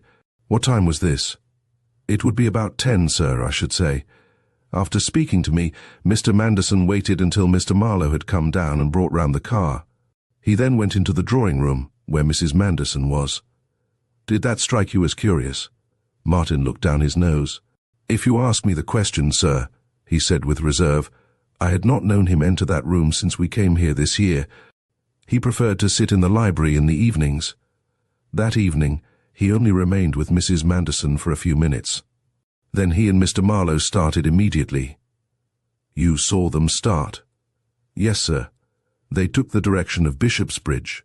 And you saw Mr. Manderson again later? After an hour or thereabouts, sir, in the library. That would have been about 11:15, I should say. I had noticed 11 striking from the church. I may say I am peculiarly quick of hearing, sir. Mr. Manderson had rung the bell for you, I suppose? Yes. And what passed when you answered it? Mr. Manderson had put out the decanter of whisky and a siphon and glass, sir, from the cupboard where he kept them. Trent held up his hand. While we are on that point, Martin, I want to ask you plainly, did Mr. Manderson drink very much? You understand this is not impertinent curiosity on my part. I want you to tell me, because it may possibly help in the clearing up of this case. Perfectly, sir, replied Martin gravely. I have no hesitation in telling you what I have already told the inspector. Mr. Manderson was, considering his position in life, a remarkably abstemious man. In my 4 years of service with him, I never knew anything of an alcoholic nature pass his lips, except a glass or two of wine at dinner, very rarely a little at luncheon, and from time to time, a whisky and soda before going to bed. He never seemed to form a habit of it. Often I used to find his glass in the morning with only a little soda water in it. Sometimes he would have been having whiskey with it, but never much. He never was particular about his drinks. Ordinary soda was what he preferred, though I had ventured to suggest some of the natural minerals, having personally acquired a taste for them in my previous service. He used to keep them in the cupboard here, because he had a great dislike of being waited on more than was necessary. It was an understood thing that I never came near him after dinner, unless sent for. And when he sent for anything, he liked it brought quick, and to be left alone again at once. He hated to be asked if he required anything more. Amazingly simple in his tastes, sir. Mr. Manderson was. Very well, and he rang for you that night about 11:15. Now can you remember exactly what he said? I think I can tell you with some approach to accuracy, sir. It was not much. First he asked me if Mr. Bunner had gone to bed, and I replied that he had been gone up some time. He then said that he wanted someone to sit up until 12:30, in case an important message should come by telephone, and that Mr. Marlowe having gone to Southampton for him in the motor, he wished me to do this, and that I was to take down the message if it came, and not disturb him. He also ordered a fresh siphon of soda water. I believe that was all, sir. You noticed nothing unusual about him, I suppose? No, sir, nothing unusual. When I answered the ring, he was seated at the desk listening at the telephone, waiting for a number, as I supposed. He gave his orders, and went on listening at the same time. When I returned with the siphon, he was engaged in conversation over the wire. Do you remember anything of what he was saying? Very little, sir. It was something about somebody being at some hotel of no interest to me. I was only in the room just time enough to place the siphon on the table and withdraw. As I closed the door, he was saying, "You're sure he isn't in the hotel?" or words to that effect. And that was the last you saw and heard of him alive? No, sir. A little later, at 11:30, when I had settled down in my pantry with the door ajar and a book to pass the time, I heard Mr. Manderson go upstairs to bed. I immediately went to close the library window and slipped the lock of the front door. I did not hear anything more. Trent considered. I suppose you didn't doze at all, he said tentatively, while you were sitting up waiting for the telephone message. Oh no, sir. I am always very wakeful about that time. I'm a bad sleeper, especially in the neighborhood of the sea, and I generally read in bed until somewhere about midnight. And did any message come? No, sir. No. And I suppose you sleep with your window open these warm nights? It is never closed at night, sir. Trent added a last note. Then he looked thoughtfully through those he had taken. He rose and paced up and down the room for some moments with a downcast eye. At length he paused opposite Martin. It all seems perfectly ordinary and simple, he said. I just want to get a few details clear. You went to shut the windows in the library before going to bed. Which windows? The French window, sir. It had been open all day.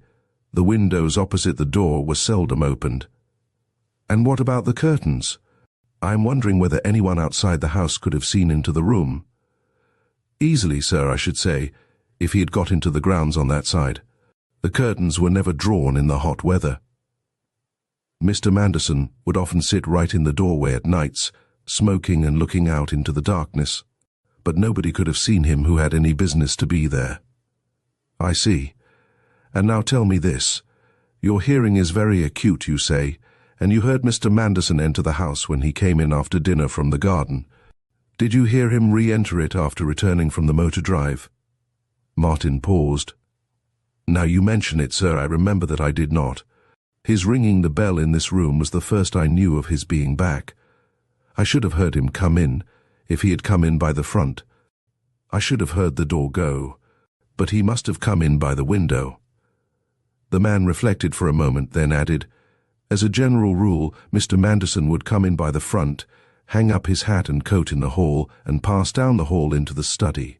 It seems likely to me that he was in a great hurry to use the telephone, and so went straight across the lawn to the window. He was like that, sir, when there was anything important to be done. He had his hat on, now I remember, and had thrown his greatcoat over the end of the table. He gave his order very sharp, too, as he always did when busy. A very precipitate man indeed was Mr. Manderson, a hustler, as they say. Ah! He appeared to be busy. "But didn't you say just now that you noticed nothing unusual about him?" A melancholy smile flitted momentarily over Martin's face. "That observation shows that you did not know Mr. Manderson, sir, if you will pardon my saying so. His being like that was nothing unusual, quite the contrary. It took me long enough to get used to it. Either he would be sitting quite still and smoking a cigar, thinking or reading, or else he would be writing, dictating, and sending off wires all at the same time, till it almost made one dizzy to see it, sometimes for an hour or more at a stretch. As for being in a hurry over a telephone message, I may say it wasn't in him to be anything else." Trent turned to the inspector, who met his eye with a look of answering intelligence. Not sorry to show his understanding of the line of inquiry opened by Trent, Mr. Murch for the first time put a question. "Then you left him telephoning by the open window, with the lights on and the drinks on the table, is that it?" "That is so, Mr. Murch."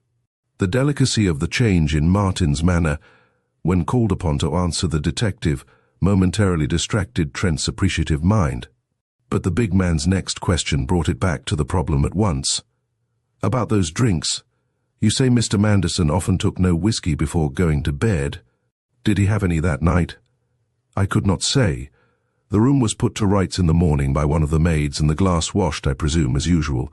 I know that the decanter was nearly full that evening.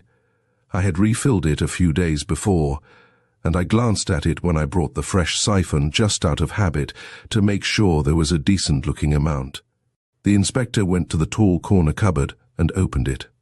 He took out a decanter of cut glass and set it on the table before Martin. "Was it fuller than that?" he asked quietly. "That's how I found it this morning." The decanter was more than half empty. For the first time Martin's self-possession wavered. He took up the decanter quickly, tilted it before his eyes, and then stared amazedly at the others. He said slowly, "There's not much short of half a bottle gone out of this since I last set eyes on it, and that was that Sunday night. Nobody in the house, I suppose?" suggested Trent discreetly. "Out of the question," replied Martin briefly. Then he added, "I beg pardon, sir, but this is a most extraordinary thing to me. Such a thing never happened in all my experience of Mr. Manderson. As for the women servants, they never touch anything, I can answer for it. And as for me, when I want a drink, I can help myself without going to the decanters." He took up the decanter again and aimlessly renewed his observation of the contents, while the inspector eyed him with a look of serene satisfaction, as a master contemplates his handiwork. Trent turned to a fresh page of his notebook and tapped it thoughtfully with his pencil. Then he looked up and said, "I suppose Mr. Manderson had dressed for dinner that night?" "Certainly, sir. He had on a suit with a dress jacket, what he used to refer to as a tuxedo, which he usually wore when dining at home. And he was dressed like that when you saw him last. All but the jacket, sir. When he spent the evening in the library, as usually happened, he would change it for an old shooting jacket after dinner, a light-coloured tweed. A little too loud in pattern for English tastes, perhaps. He had it on when I saw him last. It used to hang in this cupboard here." Martin opened the door of it as he spoke, "along with Mr. Manderson's fishing rods and such things, so that he could slip it on after dinner without going upstairs." "Leaving the dinner jacket in the cupboard?" "Yes, sir. The housemaid used to take it upstairs in the morning." "In the morning," Trent repeated slowly. "And now that we are speaking of the morning, will you tell me exactly what you know about that? I understand that Mr. Manderson was not missed until the body was found about 10 o'clock. "That is so, sir. Mr. Manderson would never be called, or have anything brought to him in the morning. He occupied a separate bedroom. Usually he would get up about 8 and go round to the bathroom, and he would come down some time before 9. But often he would sleep till 9 or 10 o'clock. Mrs. Manderson was always called at 7. The maid would take in tea to her. Yesterday morning, Mrs. Manderson took breakfast about 8 in her sitting room as usual, and everyone supposed that Mr. Manderson was still in bed and asleep when Evans came rushing up to the house with the shocking intelligence." "I see," said Trent. "And now another thing. You say you slipped the lock of the front door before going to bed. Was that all the locking up you did?" To the front door, sir. Yes, I slipped the lock. No more is considered necessary in these parts. But I had locked both the doors at the back, and seen to the fastenings of all the windows on the ground floor. In the morning, everything was as I had left it. As you had left it. Now here is another point. The last, I think. Were the clothes in which the body was found the clothes that Mr. Manderson would naturally have worn that day? Martin rubbed his chin. You remind me how surprised I was when I first set eyes on the body, sir. At first I couldn't make out what was unusual about the clothes, and then I saw what it was. The collar was a shape of collar Mr. Manderson never wore except with evening dress. Then I found that he had put on all the same things that he had worn the night before, large-fronted shirt and all, except just the coat and waistcoat and trousers, and the brown shoes and blue tie. As for the suit, it was one of half a dozen he might have worn.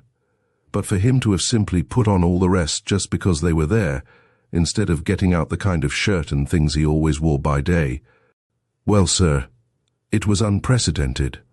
It shows, like some other things, what a hurry he must have been in when getting up. Of course, said Trent. Well, I think that's all I wanted to know. You have put everything with admirable clearness, Martin.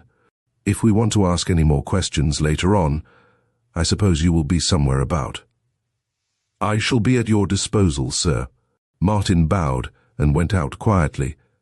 Trent flung himself into the armchair and exhaled a long breath. Martin is a great creature, he said. He is far, far better than a play. There is none like him, none nor will be when our summers have deceased. Straight too, not an atom of harm in dear old Martin. Do you know, Murch, you are wrong in suspecting that man. I never said a word about suspecting him.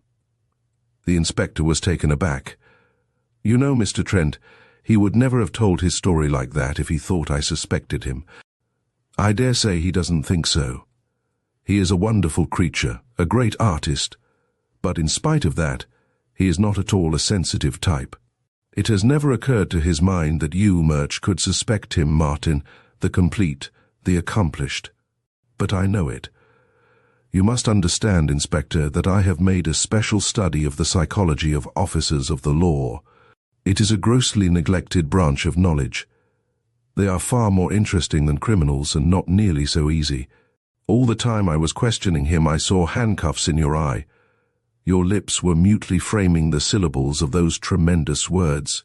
It is my duty to tell you that anything you now say will be taken down and used in evidence against you. Your manner would have deceived most men, but it could not deceive me. Mr. Murch laughed heartily. Trent's nonsense never made any sort of impression on his mind, but he took it as a mark of esteem, which indeed it was, so it never failed to please him. Well, Mr. Trent, he said, you're perfectly right. There's no point in denying it. I have got my eye on him.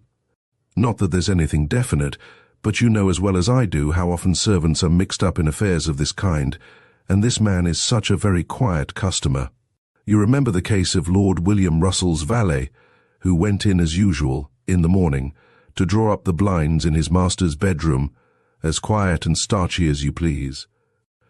A few hours after he had murdered him in his bed, I've talked to all the women of the house, and I don't believe there's a morsel of harm in one of them. But Martin's not so easy set aside. I don't like his manner. I believe he's hiding something. If so, I shall find it out. Cease, said Trent. Drain not to its dregs the urn of bitter prophecy. Let us get back to facts. Have you as a matter of evidence anything at all to bring against Martin's story as he has told it to us? Nothing whatever at present. As for his suggestion that Manderson came in by way of the window, after leaving Marlowe and the car, that's right enough, I should say. I questioned the servant who swept the room next morning, and she tells me there were gravelly marks near the window, on this plain drugget that goes round the carpet, and there's a footprint in this soft new gravel just outside. The inspector took a folding rule from his pocket, and with it pointed out the traces. One of the patent shoes Manderson was wearing that night exactly fits that print. You'll find them, he added, on the top shelf in the bedroom, near the window end, the only patents in the row. The girl who polished them in the morning picked them out for me. Trent bent down and studied the faint marks keenly. "Good," he said. "You have covered a lot of ground, Murch, I must say. That was excellent about the whiskey. You made your point finely. I felt inclined to shout, 'Encore!' It's a thing that I shall have to think over." "I thought you might have fitted it in already," said Mr. Murch. "Come, Mr. Trent, we're only at the beginning of our inquiries, but what do you say to this for a preliminary theory? There's a plan of burglary, say a couple of men in it and Martin squared. They know where the plate is, and all about the handy little bits of stuff in the drawing room and elsewhere. They watch the house, see Manderson off to bed. Martin comes to shut the window and leaves it ajar, accidentally on purpose. They wait till Martin goes to bed at 12:30, then they just walk into the library and begin to sample the whiskey first thing. Now suppose Manderson isn't asleep, and suppose they make a noise opening the window, or however it might be. He hears it, thinks of burglars, gets up very quietly to see if anything's wrong, creeps down on them, perhaps, just as they're getting ready for work. They cut and run, he chases them down to the shed and collars one. There's a fight. One of them loses his temper and his head and makes a swinging job of it. Now, Mr. Trent, pick that to pieces." "Very well," said Trent. "Just to oblige you, Murch, especially as I know you don't believe a word of it. First, no traces of any kind left by your burglar or burglars, and the window found fastened in the morning, according to Martin. Not much force in that, I allow. Next, nobody in the house hears anything of this stampede through the library, nor hears any shout from Manderson either inside the house or outside. Next, Manderson goes down without a word to anybody, though Bunner and Martin are both at hand. Next, did you ever hear, in your long experience, of a householder getting up in the night to pounce on burglars, who dressed himself fully with underclothing, shirt, collar and tie, trousers, waistcoat and coat, socks and hard leather shoes, and who gave the finishing touches to a somewhat dandified toilet by doing his hair and putting on his watch and chain? Personally, I call that overdressing the part. The only decorative detail he seems to have forgotten is his teeth." The inspector leaned forward thinking, his large hands clasped before him. "No," he said at last, "of course there's no help in that theory. I rather expect we have some way to go before we find out why a man gets up before the servants are awake, dresses himself awry, and is murdered within sight of his house early enough to be cold and stiff by 10 in the morning. Trent shook his head. "We can't build anything on that last consideration. I've gone into the subject with people who know. I shouldn't wonder," he added, "if the traditional notions about loss of temperature and rigor after death had occasionally brought an innocent man to the gallows or near it. Dr. Stock has them all, I feel sure most general practitioners of the older generation have. That Dr. Stock will make an ass of himself at the inquest is almost as certain as that tomorrow's sun will rise. I've seen him. He will say the body must have been dead about so long, because of the degree of coldness and rigor mortis. I can see him nosing it all out in some textbook that was out of date when he was a student. Listen, Murch, and I will tell you some facts which will be a great hindrance to you in your professional career. There are many things that may hasten or retard the cooling of the body. This one was lying in the long dewy grass on the shady side of the shed. As for rigidity, if Manderson died in a struggle, or laboring under sudden emotion, his corpse might stiffen practically instantaneously. There are dozens of cases noted, particularly in cases of injury to the skull, like this one. On the other hand, the stiffening might not have begun until 8 or 10 hours after death. You can't hang anybody on rigor mortis nowadays, Inspector, much as you may resent the limitation. No, what we can say is this. If he had been shot after the hour at which the world begins to get up and go about its business, it would have been heard, and very likely seen too. In fact, we must reason, to begin with, at any rate, on the assumption that he wasn't shot at a time when people might be awake. It isn't done in these parts. Put that time at 6:30 a.m. Manderson went up to bed at 11 p.m., and Martin sat up till 12:30, assuming that he went to sleep at once on turning in. That leaves us something like 6 hours for the crime to be committed in. and that is a long time. But whenever it took place, I wish you would suggest a reason why Manderson, who was a fairly late riser, was up and dressed at or before 6:30, and why neither Martin, who sleeps lightly, nor Bunner, nor his wife heard him moving about or letting himself out of the house. He must have been careful. He must have crept about like a cat. Do you feel as I do, Murch, about all this, that it is very, very strange and baffling? That's how it looks, agreed the inspector. And now, said Trent, rising to his feet, I'll leave you to your meditations and take a look at the bedrooms. Perhaps the explanation of all this will suddenly burst upon you while I am poking about up there. But, concluded Trent in a voice of sudden exasperation, turning round in the doorway, if you can tell me at any time how under the sun a man who put on all those clothes could forget to put in his teeth, you may kick me from here to the nearest lunatic asylum and hand me over as an incipient dement. Chapter 5. Poking About. There are moments in life, as one might think, when that which is within us, busy about its secret affair, lets escape into consciousness some hint of a fortunate thing ordained. Who does not know what it is to feel at times a wave of unaccountable persuasion that it is about to go well with him? Not the feverish confidence of men in danger of a blow from fate, not the persistent illusion of the optimist, but an unsought conviction springing up like a bird from the heather. That success is at hand in some great or fine thing. The general suddenly knows at dawn that the day will bring him victory. The man on the green suddenly knows that he will put down the long putt. As Trent mounted the stairway outside the library door, he seemed to rise into certainty of achievement. A host of guesses and inferences swarmed apparently unsorted through his mind. A few secret observations that he had made, and which he felt must have significance, still stood unrelated to any plausible theory of the crime. Yet as he went up, he seemed to know indubitably that light was going to appear. The bedrooms lay on either side of a broad carpeted passage, lighted by a tall end window. It went the length of the house until it ran at right angles into a narrower passage, out of which the servants' rooms opened. Martin's room was the exception. It opened out of a small landing halfway to the upper floor. As Trent passed it, he glanced within.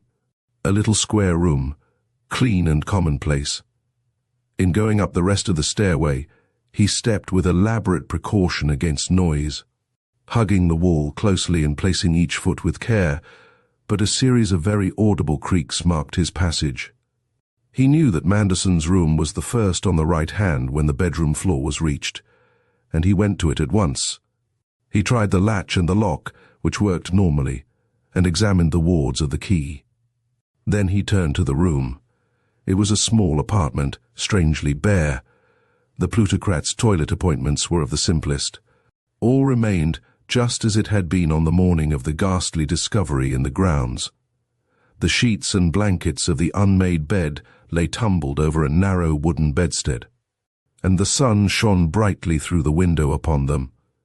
It gleamed, too, upon the gold parts of the delicate work of dentistry that lay in water in a shallow bowl of glass placed on a small plain table by the bedside. On this also stood a wrought-iron candlestick.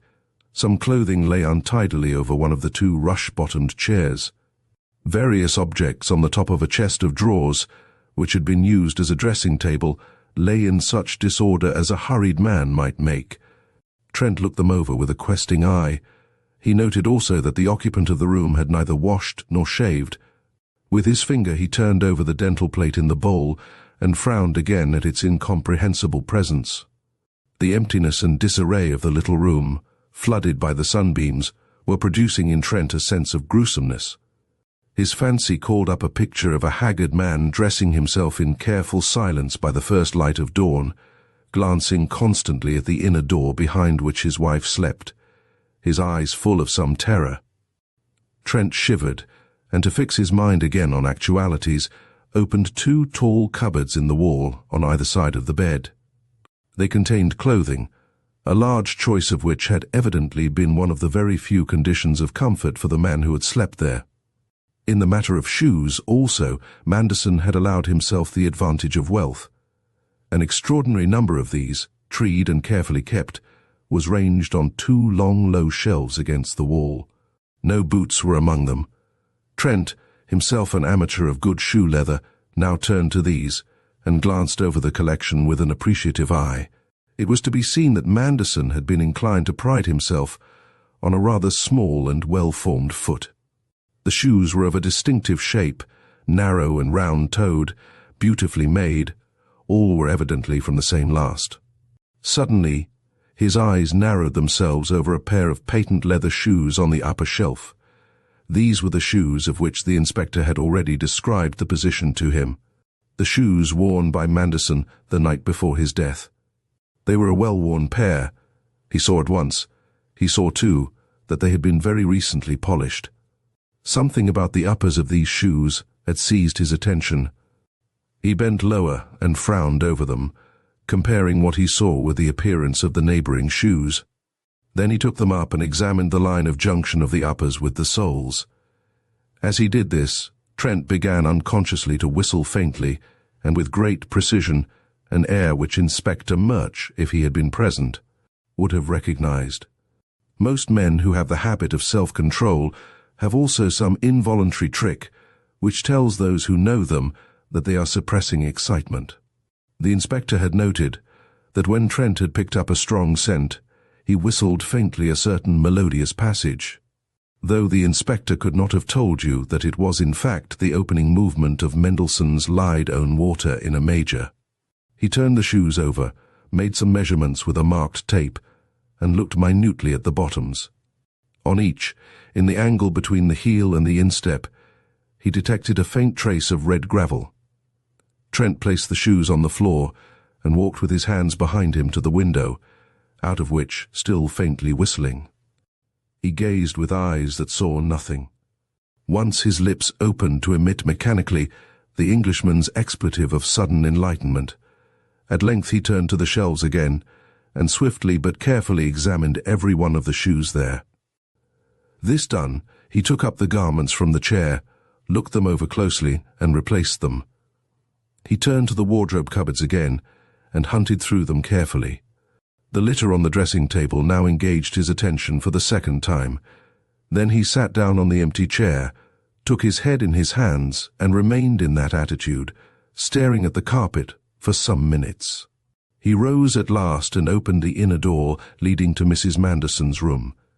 It was evident at a glance that the big room had been hurriedly put down from its place as the lady's bower. All the array of objects that belonged to a woman's dressing table had been removed. On bed and chairs and smaller tables there were no garments or hats.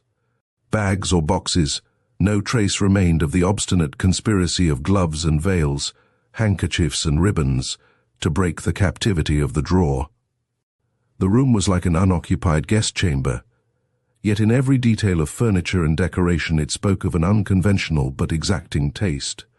Trent, as his expert eye noted the various perfection of colour and form, amid which the ill-mated lady dreamed her dreams and thought her loneliest thoughts, knew that she had at least the resources of an artistic nature. His interest in this unknown personality grew stronger, and his brows came down heavily as he thought of the burdens laid upon it, and of the deed of which the history was now shaping itself with more and more of substance before his busy mind. He went first to the tall French window in the middle of the wall that faced the door, and opening it, stepped out upon a small balcony with an iron railing. He looked down on a broad stretch of lawn that began immediately beneath him, separated from the house wall only by a narrow flower bed, and stretched away, with an abrupt dip at the farther end, toward the orchard. The other window opened with a sash above the garden entrance of the library. In the farther inside corner of the room was a second door giving upon the passage, the door by which the maid was wont to come in and her mistress to go out in the morning. Trent, seated on the bed, quickly sketched in his notebook a plan of the room and its neighbour. The bed stood in the angle between the communicating door and the sash window, its head against the wall dividing the room from Manderson's. Trent stared at the pillows, then he lay down with deliberation on the bed, and looked through the open door into the adjoining room. This observation taken, He rose again and proceeded to note on his plan that on either side of the bed was a small table with a cover. Upon that furthest from the door was a graceful electric lamp standard of copper, connected by a free wire with the wall. Trent looked at it thoughtfully, then at the switches connected with the other lights in the room. They were, as usual, on the wall just within the door, and some way out of his reach as he sat on the bed. He rose and satisfied himself that the lights were all in order. Then he turned on his heel, walked quickly into Manderson's room and rang the bell. "I want your help again, Martin," he said, as the butler presented himself, upright and impassive, in the doorway. "I want you to prevail upon Mrs. Manderson's maid to grant me an interview." "Certainly, sir," said Martin. "What sort of a woman is she? Has she her wits about her?" "She's French, sir," replied Martin succinctly, adding after a pause, "She has not been with us long, sir, but I have formed the impression that the young woman knows as much of the world as is good for her, since you ask me." "You think butter might possibly melt in her mouth, do you?" said Trent. "Well, I am not afraid. I want to put some questions to her." "I will send her up immediately, sir." The butler withdrew, and Trent wandered round the little room with his hands at his back. Sooner than he had expected, a small neat figure in black appeared quietly before him. The lady's maid, with her large brown eyes, had taken favourable notice of Trent from a window when he had crossed the lawn, and had been hoping desperately that the resolver of mysteries, whose reputation was as great below stairs as elsewhere, would send for her. For one thing, she felt the need to make a scene. Her nerves were overwrought. But her scenes were at a discount with the other domestics, and as for Mr. Murch, he had chilled her into self-control with his official manner. Trent, her glimpse of him had told her, had not the air of a policeman, and at a distance he had appeared sympathetic. As she entered the room, however, instinct decided for her that any approach to coquetry would be a mistake, if she sought to make a good impression at the beginning. It was with an air of amiable candour, then, that she said, "Monsieur desire to speak with me." She added helpfully, "I am called Celestine." "Naturally," said Trent with businesslike calm.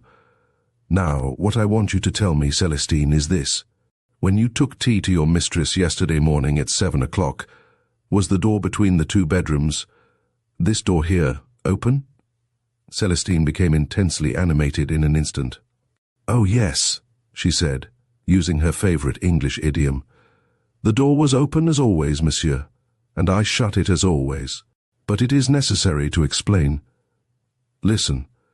When I enter the room of Madame from the other door in there, but if monsieur will give himself the pain to enter the other room, all explains itself." She tripped across to the door and urged Trent before her into the larger bedroom with a hand on his arm. "See, I enter the room with the tea like this. I approach the bed. Before I come quite near the bed, here is the door to my right hand, open always, so. But monsieur can perceive that I see nothing in the room of Monsieur Manderson. The door opens to the bed, not to me who approach from down there. I shut it without seeing in. It is the order. Yesterday it was as ordinary. I see nothing of the next room. Madame sleep like an angel, she see nothing. I shut the door. I place the plateau. I open the curtains. I prepare the toilette. I retire. Voila." Celestine paused for breath and spread her hands abroad. Trent, who had followed her movements and gesticulations with deepening gravity, nodded his head. "I see exactly how it was now," he said. "Thank you, Celestine. So Mr. Manderson was supposed to be still in his room while your mistress was getting up and dressing and having breakfast in her boudoir?" "Oui, monsieur. Nobody missed him, in fact," remarked Trent. "Well, Celestine, I am very much obliged to you." He reopened the door to the outer bedroom. "It is nothing, monsieur," said Celestine as she crossed the small room. "I hope that monsieur will catch the assassin of Monsieur Manderson. But I not regret him too much," she added with sudden and amazing violence, turning round with her hand on the knob of the outer door. She set her teeth with an audible sound, and the colour rose in her small dark face. English departed from her. "Je ne le regrette pas du tout," she cried with a flood of words. "Madame, je me jetterai au feu pour Madame, une femme si charmante et si adorable. Mais un homme comme monsieur, maussade, boudeur, impassible. Ah non, de ma vie. J'en avais pas dessous la tête de monsieur. Ah, vrai. Est-ce si insupportable tout de même, qu'il existait des types comme ça? Je vous jure que, finissez cette chahoute, Célestine. Trent broke in sharply. Celestine's tirade had brought back the memory of his student days with a rush. En voilà une ici. C'est raison, vous savez. Faut entrer ça, mademoiselle. Du reste, c'est bien imprudent, croyez-moi. Hang it, have some common sense. If the inspector downstairs heard you saying that kind of thing, you would get into trouble. And don't wave your fists about so much. You might hit something. You seem, he went on more pleasantly as Celestine grew calmer under his authoritative eye, to be even more glad than other people that Mr. Manderson is out of the way. I could almost suspect, Celestine, that Mr. Manderson did not take as much notice of you as you thought necessary and right. À peine si m'avait regard, Celestine answered simply. Ça, c'est un comble, observed Trent. You are a nice young woman for a small tea party, I don't think. A star upon your birthday burned, whose fierce, serene, red, pulseless planet never yearned in heaven, Celestine. Mademoiselle, I am busy. Bonjour, you certainly are a beauty. Celestine took this as a scarcely expected compliment. The surprise restored her balance. With a sudden flash of her eyes and teeth at Trent over her shoulder, the lady's maid opened the door and swiftly disappeared. Trent, left alone in the little bedroom, relieved his mind with two forcible descriptive terms in Celestine's language and turned to his problem. He took the pair of shoes which he had already examined and placed them on one of the two chairs in the room, then seated himself on the other opposite to this. With his hands in his pockets, he sat with eyes fixed upon those two dumb witnesses. Now and then he whistled, almost inaudibly, a few bars. It was very still in the room. A subdued twittering came from the trees through the open window. From time to time a breeze rustled in the leaves of the thick creeper about the sill. But the man in the room, his face grown hard and sombre now with his thoughts, never moved. So he sat for the space of half an hour. Then he rose quickly to his feet. He replaced the shoes on their shelf with care and stepped out upon the landing. Two bedroom doors faced him on the other side of the passage. He opened that which was immediately opposite and entered a bedroom by no means austerely tidy. Some sticks and fishing rods stood confusedly in one corner, a pile of books in another. The housemaid's hand had failed to give a look of order to the jumble of heterogeneous objects left on the dressing table and on the mantel shelf: pipes, penknives, pencils, keys, golf balls, old letters, photographs, small boxes, tins and bottles.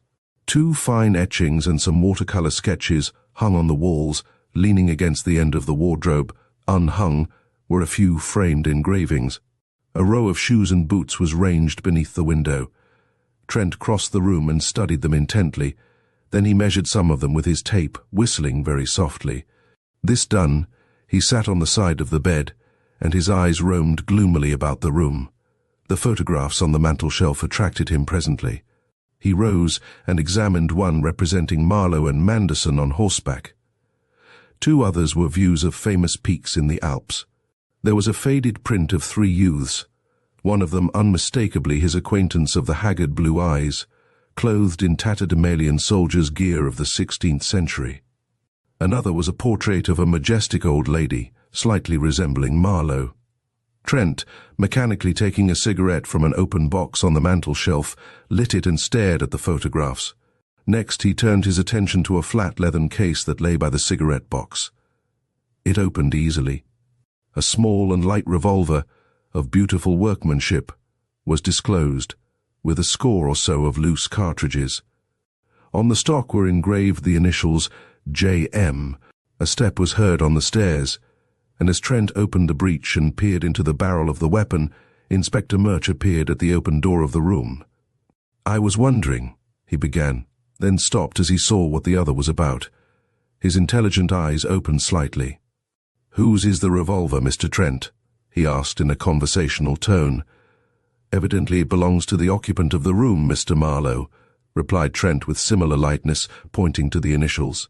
"I found this lying about on the mantelpiece. It seems a handy little pistol to me, and it has been very carefully cleaned, I should say, since the last time it was used. But I know little about firearms." "Well, I know a good deal," rejoined the inspector quietly, taking the revolver from Trent's outstretched hand. "It's a bit of a speciality with me, is firearms, as I think you know, Mr. Trent. But it don't require an expert to tell one thing."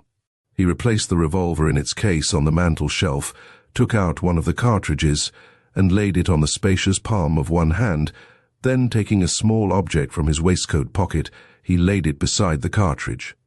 It was a little leaden bullet, slightly battered about the nose, and having upon it some bright new scratches. "Is that the one?" Trent murmured, as he bent over the inspector's hand. "That's him," replied Mr. Murch. "Lodged in the bone at the back of the skull. Dr. Stock got it out within the last hour, and handed it to the local officer, who has just sent it on to me. These bright scratches you see were made by the doctor's instruments. These other marks were made by the rifling of the barrel. A barrel like this one." He tapped the revolver. "Same make, same caliber. There is no other that marks the bullet just like this." With the pistol in its case between them, Trent and the inspector looked into each other's eyes for some moments. Trent was the first to speak. "This mystery is all wrong," he observed. "It is insanity. The symptoms of mania are very marked. Let us see how we stand. We were not in any doubt, I believe, about Manderson having dispatched Marlowe in the car to Southampton, or about Marlowe having gone, returning late last night, many hours after the murder was committed." "There is no doubt whatever about all that," said Mr. Murch, with a slight emphasis on the verb. "And now," pursued Trent, "we are invited by this polished and insinuating firearm to believe the following line of propositions: that Marlowe never went to Southampton, that he returned to the house in the night, that he somehow, without waking Mrs. Manderson or anybody else, got Manderson to get up, dress himself, and go out into the grounds, that he then and there shot the said Manderson with his incriminating pistol, that he carefully cleaned the said pistol, returned to the house and again without disturbing anyone, replaced it in its case in a favorable position to be found by the officers of the law, that he then withdrew and spent the rest of the day in hiding with a large motor car, and that he turned up, feigning ignorance of the whole affair, at, what time was it? A little after 9 p.m. The inspector still stared moodily at Trent. "As you say, Mr. Trent, that is the first theory suggested by this find, and it seems wild enough. At least it would do if it didn't fall to pieces at the very start. When the murder was done, Marlowe must have been 50 to 100 miles away. He did go to Southampton." "How do you know?" "I questioned him last night and took down his story. He arrived in Southampton about 6.3 hours on a Monday morning." "Come off," exclaimed Trent bitterly. "What do I care about his story? What do you care about his story? I want to know how you know he went to Southampton." Mr. Murch chuckled. "I thought I should take a rise out of you, Mr. Trent," he said. "Well, there's no harm in telling you. After I arrived yesterday evening, as soon as I had got the outlines of the story from Mrs. Manderson and the servants, the first thing I did was to go to the telegraph office and wire to our people in Southampton. Manderson had told his wife when he went to bed that he had changed his mind, and sent Marlowe to Southampton to get some important information from someone who was crossing by the next day's boat. It seemed right enough, but you see, Marlowe was the only one of the household who wasn't under my hand, so to speak. He didn't return in the car until later in the evening, so before thinking the matter out any further, I wired to Southampton making certain inquiries. Early this morning I got this reply." He handed a series of telegraph slips to Trent, who read, "Person answering description in motor answering description arrived Bedford Hotel here 6:30 this morning, gave name Marlowe, left car, hotel garage, told attendant car belonged Manderson, had bath and breakfast, went out, heard of later at docks inquiring for passenger name Harris on Havre boat, inquired repeatedly until."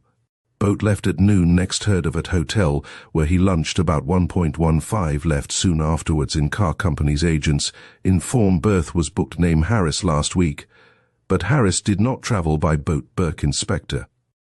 Simple and satisfactory, observed Mr. Murch, as Trent, after twice reading the message, returned it to him. His own story corroborated in every particular. He told me he hung about the dock for half an hour or so on the chance of Harris turning up late, then strolled back, lunched, and decided to return at once. He sent a wire to Manderson. Harris not turned up, missed boat returning Marlow, which was duly delivered here in the afternoon, and placed among the dead man's letters. He motored back at a good rate and arrived dog-tired. When he heard of Manderson's death from Martin, he nearly fainted. What with that and the being without sleep for so long, he was rather a wreck when I came to interview him last night, but he was perfectly coherent. Trent picked up the revolver and twirled the cylinder idly for a few moments. It was unlucky for Manderson that Marlowe left his pistol and cartridges about so carelessly, he remarked at length, as he put it back in the case. It was throwing temptation in somebody's way, don't you think? Mr. Murch shook his head. There isn't really much to lay hold of about the revolver when you come to think.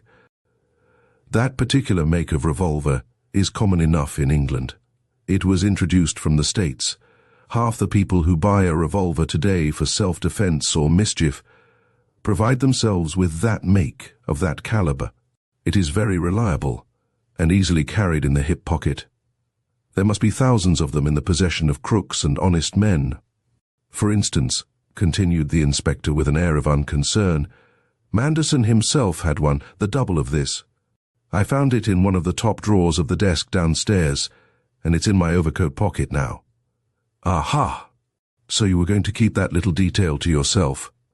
I was, said the inspector, but as you found one revolver, you may as well know about the other. As I say, neither of them may do us any good. The people in the house, both men started, and the inspector checked his speech abruptly as the half-closed door of the bedroom was slowly pushed open, and a man stood in the doorway. His eyes turned from the pistol in its open case to the faces of Trent and the inspector. They, who had not heard a sound to herald this entrance, simultaneously looked at his long, narrow feet. He wore rubber-soled tennis shoes. "You must be Mr. Bunner," said Trent. Chapter 6, Mr. Bunner on the case. "Calvin C. Bunner, at your service," amended the newcomer, with a touch of punctilio, as he removed an unlighted cigar from his mouth. He was used to finding Englishmen slow and ceremonious with strangers, and Trent's quick remark plainly disconcerted him a little. "You are Mr. Trent, I expect," he went on. "Mrs. Manderson was telling me a while ago. Captain, good morning." Mr. Murch acknowledged the outlandish greeting with a nod. "I was coming up to my room, and I heard a strange voice in here, so I thought I would take a look in." Mr. Bunner laughed easily. "You thought I might have been eavesdropping, perhaps?" he said. "No, sir, I heard a word or two about a pistol, this one, I guess, and that's all." Mr. Bunner was a thin, rather short young man, with a shaven, pale, bony, almost girlish face, and large, dark, intelligent eyes. His waving dark hair was parted in the middle. His lips, usually occupied with a cigar, in its absence were always half open with a curious expression as of permanent eagerness. By smoking or chewing a cigar, this expression was banished, and Mr. Bunner then looked the consummately cool and sagacious Yankee that he was. Born in Connecticut, he had gone into a broker's office on leaving college, and had attracted the notice of Manderson, whose business with his firm he had often handled. The Colossus had watched him for some time, and at length offered him the post of private secretary. Mr. Bunner was a pattern businessman, trustworthy, long-headed, methodical, and accurate. Manderson could have found many men with those virtues, but he engaged Mr. Bunner because he was also swift and secret, and had besides a singular natural instinct in regard to the movements of the stock market. Trent and the American measured one another coolly with their eyes. Both appeared satisfied with what they saw. "I was having it explained to me," said Trent pleasantly, "that my discovery of a pistol that might have shot Manderson does not amount to very much. I am told it is a favorite weapon among your people, and has become quite popular over here." Mr. Bunner stretched out a bony hand and took the pistol from its case. "Yes, sir," he said, handling it with an air of familiarity. "The captain is right. This is what we call out home a little Arthur, and I dare say there are duplicates of it in 100,000 hip pockets this minute. I consider it too light in the hand myself," Mr. Bunner went on, mechanically feeling under the tail of his jacket and producing an ugly-looking weapon. "Feel of that now, Mr. Trent. It's loaded, by the way. Now, this little Arthur, Marlowe bought it just before we came over this year to please the old man. Manderson said it was ridiculous for a man to be without a pistol in the 20th century, so he went out and bought what they offered him, I guess, never consulted me. Not but what it's a good gun," Mr. Bunner conceded, squinting along the sights. "Marlowe was poor with it at first, but I've coached him some in the last month or so, and he's practiced until he is pretty good. But he never could get the habit of carrying it around. Why, it's as natural to me as wearing my pants. I have carried one for some years now because there was always likely to be somebody laying for Manderson, and now," Mr. Bunner concluded sadly, "they got him when I wasn't around. Well, gentlemen, you must excuse me. I'm going into Bishopsbridge. There is a lot to do these days, and I have to send off a bunch of cables big enough to choke a cow." "I must be off too," said Trent. "I have an appointment at the 3 Tons Inn." "Let me give you a lift in the automobile," said Mr. Bunner cordially. "I go right by that joint. Say, Cap, are you coming my way too? No? Then come along, Mr. Trent, and help me get out the car. The chauffeur is out of action, and we have to do most everything ourselves except clean the dirt off her." Still tirelessly talking in his measured drawl, Mr. Bunner led Trent downstairs and through the house to the garage at the back. It stood at a little distance from the house and made a cool retreat from the blaze of the midday sun. Mr. Bunner seemed to be in no hurry to get out the car. He offered Trent a cigar, which was accepted, and for the first time lit his own. Then he seated himself on the footboard of the car, his thin hands clasped between his knees, and looked keenly at the other. "See here, Mr. Trent," he said, after a few moments. "There are some things I can tell you that may be useful to you. I know your record. You are a smart man, and I like dealing with smart men. I don't know if I have that detective sized up right, but he strikes me as a mutt. I would answer any questions he had the gumption to ask me. I have done so, in fact, but I don't feel encouraged to give him any notions of mine without his asking. See?" Trent nodded. "That is a feeling many people have in the presence of our police," he said. "It's the official manner, I suppose. But let me tell you, Murch is anything but what you think. He is one of the shrewdest officers in Europe. He is not very quick with his mind, but he is very sure, and his experience is immense. My forte is imagination, but I assure you in police work experience outweighs it by a great deal." "Outweigh nothing," replied Mr. Bunner crisply. "This is no ordinary case, Mr. Trent. I will tell you one reason why. I believe the old man knew there was something coming to him. Another thing, I believe it was something he thought he couldn't dodge." Trent pulled a crate opposite to Mr. Bunner's place on the footboard and seated himself. "This sounds like business," he said. "Tell me your ideas." "I say what I do because of the change in the old man's manner this last few weeks. I dare say you have heard, Mr. Trent, that he was a man who always kept himself well in hand. That was so. I have always considered him the coolest and hardest head in business. That man's calm was just deadly. I never saw anything to beat it. And I knew Manderson as nobody else did. I was with him in the work he really lived for. I guess I knew him a heap better than his wife did, poor woman. I knew him better than Marlowe could. He never saw Manderson in his office when there was a big thing on. I knew him better than any of his friends." "Had he any friends?" interjected Trent. Mr. Bunner glanced at him sharply. "Somebody has been putting you next, I see that," he remarked. "No, properly speaking, I should say not. He had many acquaintances among the big men, people he saw most every day. They would even go yachting or hunting together. But I don't believe there ever was a man that Manderson opened a corner of his heart to. But what I was going to say was this. Some months ago the old man began to get like I never knew him before, gloomy and sullen, just as if he was everlastingly brooding over something bad, something that he couldn't fix. This went on without any break. It was the same downtown as it was up home. He acted just as if there was something lying heavy on his mind. But it wasn't until a few weeks back that his self-restraint began to go. And let me tell you this, Mr. Trent, the American laid his bony claw on the other's knee. I'm the only man that knows it. With everyone else he would be just morose and dull. But when he was alone with me in his office, or anywhere where we would be working together, if the least little thing went wrong, by George, he would fly off the handle to beat the Dutch. In this library here, I have seen him open a letter with something that didn't just suit him in it, and he would rip around and carry on like an Indian, saying he wished he had the man that wrote it here, he wouldn't do a thing to him, and so on, till it was just pitiful. I never saw such a change. And here's another thing. For a week before he died, Manderson neglected his work, for the first time in my experience. He wouldn't answer a letter or a cable, though things looked like going all to pieces over there. I suppose that this anxiety of his, whatever it was, had got on to his nerves till they were worn out. Once I advised him to see a doctor, and he told me to go to hell. But nobody saw this side of him but me.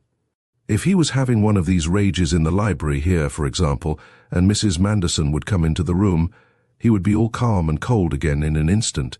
And you put this down to some secret anxiety, a fear that somebody had designs on his life? Asked Trent. The American nodded. I suppose, Trent resumed, you had considered the idea of there being something wrong with his mind, a breakdown from overstrain, say. That is the first thought that your account suggests to me. Besides, it is what is always happening to your big businessmen in America, isn't it? That is the impression one gets from the newspapers. Don't let them slip you any of that bunk, said Mr. Bunner earnestly. It's only the ones who have got rich too quick and can't make good who go crazy. Think of all our really big men, the men anywhere near Manderson's size. Did you ever hear of any one of them losing his senses? They don't do it, believe me. I know they say every man has his loco point, Mr. Bunner added reflectively, but that doesn't mean genuine.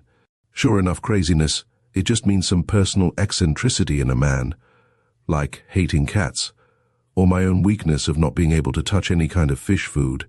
Well, what was Manderson's? He was full of them, the old man. There was his objection to all the unnecessary fuss and luxury that wealthy people don't kick at much as a general rule. He didn't have any use for expensive trifles and ornaments. He wouldn't have anybody do little things for him. He hated to have servants tag around after him unless he wanted them. And although Manderson was as careful about his clothes as any man I ever knew, and his shoes, well, sir, the amount of money he spent on shoes was sinful. In spite of that, I tell you, he never had a valet. He never liked to have anybody touch him. All his life nobody ever shaved him. I've heard something of that, Trent remarked. Why was it, do you think? Well, Mr. Bunner answered slowly, it was the Manderson habit of mind, I guess, a sort of temper of general suspicion and jealousy. They say his father and grandfather were just the same, like a dog with a bone, you know, acting as if all the rest of creation was laying for a chance to steal it. He didn't really think the barber would start in to saw his head off. He just felt there was a possibility that he might, and he was taking no risks. Then again, in business, he was always convinced that somebody else was after his bone, which was true enough a good deal of the time, but not all the time. The consequence of that was that the old man was the most cautious and secret worker in the world of finance, and that had a lot to do with his success, too. But that doesn't amount to being a lunatic, Mr. Trent, not by a long way. You ask me if Manderson was losing his mind before he died. I say I believe he was just worn out with worrying over something, and was losing his nerve. Trent smoked thoughtfully. He wondered how much Mr. Bunner knew of the domestic difficulty in his chief's household, and decided to put out a feeler. I understood that he had trouble with his wife. Sure, replied Mr. Bunner, but do you suppose a thing like that was going to upset Sig Manderson that way? No, sir. He was a sight too big a man to be all broken up by any worry of that kind. Trent looked half incredulously into the eyes of the young man. But behind all their shrewdness and intensity, he saw a massive innocence. Mr. Bunner really believed a serious breach between husband and wife to be a minor source of trouble for a big man. What was the trouble between them anyhow? Trent inquired. You can search me, Mr. Bunner replied briefly. He puffed at his cigar. Marlowe and I have often talked about it, and we could never make out a solution. I had a notion at first, said Mr. Bunner in a lower voice, leaning forward, that the old man was disappointed and vexed because he had expected a child. But Marlowe told me that the disappointment on that score was the other way around. Likely as not. His idea was all right, I guess. He gathered it from something said by Mrs. Manderson's French maid. Trent looked up at him quickly. Celestine, he said, and his thought was, so that was what she was getting at. Mr. Bunner misunderstood his glance. Don't you think I'm giving a man away, Mr. Trent? He said.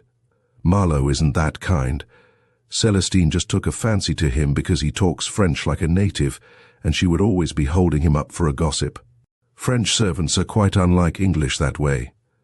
And servant or no servant, added Mr. Bunner with emphasis, I don't see how a woman could mention such a subject to a man.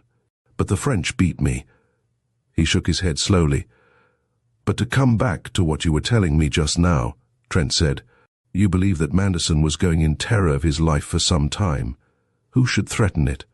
I am quite in the dark. Terror, I don't know, replied Mr. Bunner meditatively. Anxiety, if you like. Or suspense. That's rather my idea of it. The old man was hard to terrify anyway, and more than that, he wasn't taking any precautions. He was actually avoiding them. It looked more like he was asking for a quick finish. Supposing there's any truth in my idea. Why, he would sit in that library window, nights, looking out into the dark, with his white shirt, just a target for anybody's gun. As for who should threaten his life, well, sir, said Mr. Bunner with a faint smile, it's certain you have not lived in the States. To take the Pennsylvania coal hold-up alone, there were 30,000 men with women and children to keep. Who would have jumped at the chance of drilling a hole through the man who fixed it so that they must starve or give in to his terms? 30,000 of the toughest aliens in the country, Mr. Trent. There's a type of desperado you find in that kind of push who has been known to lay for a man for years and kill him when he had forgotten what he did. They have been known to dynamite a man in Idaho who had done them dirt in New Jersey 10 years before. Do you suppose the Atlantic is going to stop them? It takes some sand, I tell you, to be a big businessman in our country. No, sir, the old man knew, had always known, that there was a whole crowd of dangerous men scattered up and down the states who had it in for him. My belief is that he had somehow got to know that some of them were definitely after him at last. What licks me altogether is why he should have just laid himself open to them the way he did, why he never tried to dodge, but walked right down into the garden yesterday morning to be shot at. Mr. Bunner ceased to speak, and for a little while both men sat with wrinkled brows, faint blue vapors rising from their cigars. Then Trent rose. Your theory is quite fresh to me, he said. It's perfectly rational, and it's only a question of whether it fits all the facts. I mustn't give away what I'm doing for my newspaper, Mr. Bunner, but I will say this. I have already satisfied myself that this was a premeditated crime, and an extraordinarily cunning one at that. I'm deeply obliged to you. We must talk it over again. He looked at his watch. I have been expected for some time by my friend. Shall we make a move? 2 o'clock, said Mr. Bunner, consulting his own as he got up from the footboard. 10 a.m. in little old New York. You don't know Wall Street, Mr. Trent. Let's you and I hope we never see anything nearer hell than what's loose in the street this minute. Chapter 7. The Lady in Black. The sea broke raging upon the foot of the cliff under a good breeze. The sun flooded the land with life from a dappled blue sky. In this perfection of English weather, Trent, who had slept ill, went down before 8 o'clock to a pool among the rocks, the direction of which had been given him, and dived deep into clear water. Between vast grey boulders he swam out to the tossing open, forced himself some little way against a coastwise current, and then returned to his refuge battered and refreshed. 10 minutes later, he was scaling the cliff again, and his mind, cleared for the moment of a heavy disgust for the affair he had in hand, was turning over his plans for the morning. It was the day of the inquest, the day after his arrival in the place. He had carried matters not much further after parting with the American on the road to Bishopsbridge. In the afternoon he had walked from the inn into the town, accompanied by Mr. Cupples, and had there made certain purchases at a chemist's shop, conferred privately for some time with a photographer, sent off a reply-paid telegram, and made an inquiry at the telephone exchange. He had said but little about the case to Mr. Cupples, who seemed incurious on his side, and nothing at all about the results of his investigation or the steps he was about to take. After their return from Bishopsbridge, Trent had written a long dispatch for the Record and sent it to be telegraphed by the proud hands of the paper's local representative. He had afterwards dined with Mr. Cupples and had spent the rest of the evening in meditative solitude on the veranda. This morning, as he scaled the cliff, he told himself that he had never taken up a case he liked so little, or which absorbed him so much. The more he contemplated it in the golden sunshine of this new day, the more evil and the more challenging it appeared. All that he suspected, and all that he almost knew, had occupied his questing brain for hours to the exclusion of sleep, and in this glorious light and air, though washed in body and spirit by the fierce purity of the sea, he only saw the more clearly the darkness of the guilt in which he believed, and was more bitterly repelled by the motive at which he guessed. But now at least his zeal was awake again, and the sense of the hunt quickened. He would neither slacken nor spare. Here need be no compunction. In the course of the day, he hoped, his net would be complete. He had work to do in the morning, and with very vivid expectancy, though not much serious hope, he awaited the answer to the telegram which he had shot into the sky, as it were, the day before. The path back to the hotel wound for some way along the top of the cliff, and on nearing a spot he had marked from the sea level, where the face had fallen away long ago, he approached the edge and looked down, hoping to follow with his eyes the most delicately beautiful of all the movements of water, the wash of a light sea over broken rock. But no rock was there. A few feet below him a broad ledge stood out, a rough platform as large as a great room, thickly grown with wiry grass, and walled in steeply on three sides. There, close to the verge where the cliff at last dropped sheer, a woman was sitting, her arms about her drawn-up knees, her eyes fixed on the trailing smoke of a distant liner, her face full of some dream. This woman seemed to Trent, whose training had taught him to live in his eyes, to make the most beautiful picture he had ever seen. Her face of southern pallor, touched by the kiss of the wind with colour on the cheek, presented to him a profile of delicate regularity in which there was nothing hard. Nevertheless, the black brows bending down toward the point where they almost met gave her in repose a look of something like severity, strangely redeemed by the open curves of the mouth. Trent said to himself that the absurdity or otherwise of a lover writing sonnets to his mistress's eyebrow depended after all on the quality of the eyebrow. Her nose was of the straight and fine sort, exquisitely escaping the perdition of too much length, which makes a conscientious mind ashamed that it cannot help on occasion admiring the tip tilted. Her hat lay pinned to the grass beside her, and the lively breeze played with her thick dark hair, blowing backward the two broad bandeaux that should have covered much of her forehead, and agitating 100 tiny curls from the mass gathered at her nape. Everything about this lady was black, from her shoes of suede to the hat that she had discarded. Lustreless black covered her to her bare throat. All she wore was fine and well put on. Dreamy and delicate of spirit as her looks declared her, it was very plain that she was long practiced as only a woman grown can be in dressing well, the oldest of the arts, and had her touch of primal joy in the excellence of the body that was so admirably curved now in the attitude of embraced knees. With the suggestion of French taste in her clothes, she made a very modern figure seated there, until one looked at her face and saw the glow and triumph of all vigorous beings that ever faced sun and wind and sea together in the prime of the year. One saw, too, a womanhood so unmixed and vigorous, so unconsciously sure of itself, as scarcely to be English, still less American. Trent, who had halted only for a moment in the surprise of seeing the woman in black, had passed by on the cliff above her, perceiving and feeling as he went the things set down. At all times his keen vision and active brain took in and tasted details with an easy swiftness that was marvelous to men of slower chemistry. The need to stare, he held, was evidence of blindness. Now the feeling of beauty was awakened and exultant, and doubled the power of his sense. In these instants a picture was printed on his memory that would never pass away. As he went by unheard on the turf, the woman, still alone with her thoughts, suddenly moved. She unclasped her long hands from about her knees, stretched her limbs and body with feline grace, then slowly raised her head and extended her arms with open, curving fingers, as if to gather to her all the glory and overwhelming sanity of the morning. This was a gesture not to be mistaken. It was a gesture of freedom, the movement of a soul's resolution to be, to possess, to go forward, perhaps to enjoy. So he saw her for an instant as he passed, and he did not turn. He knew suddenly who the woman must be, and it was as if a curtain of gloom were drawn between him and the splendor of the day. During breakfast at the hotel, Mr. Cupples found Trent little inclined to talk. He excused himself on the plea of a restless night. Mr. Cupples, on the other hand, was in a state of bird-like alertness.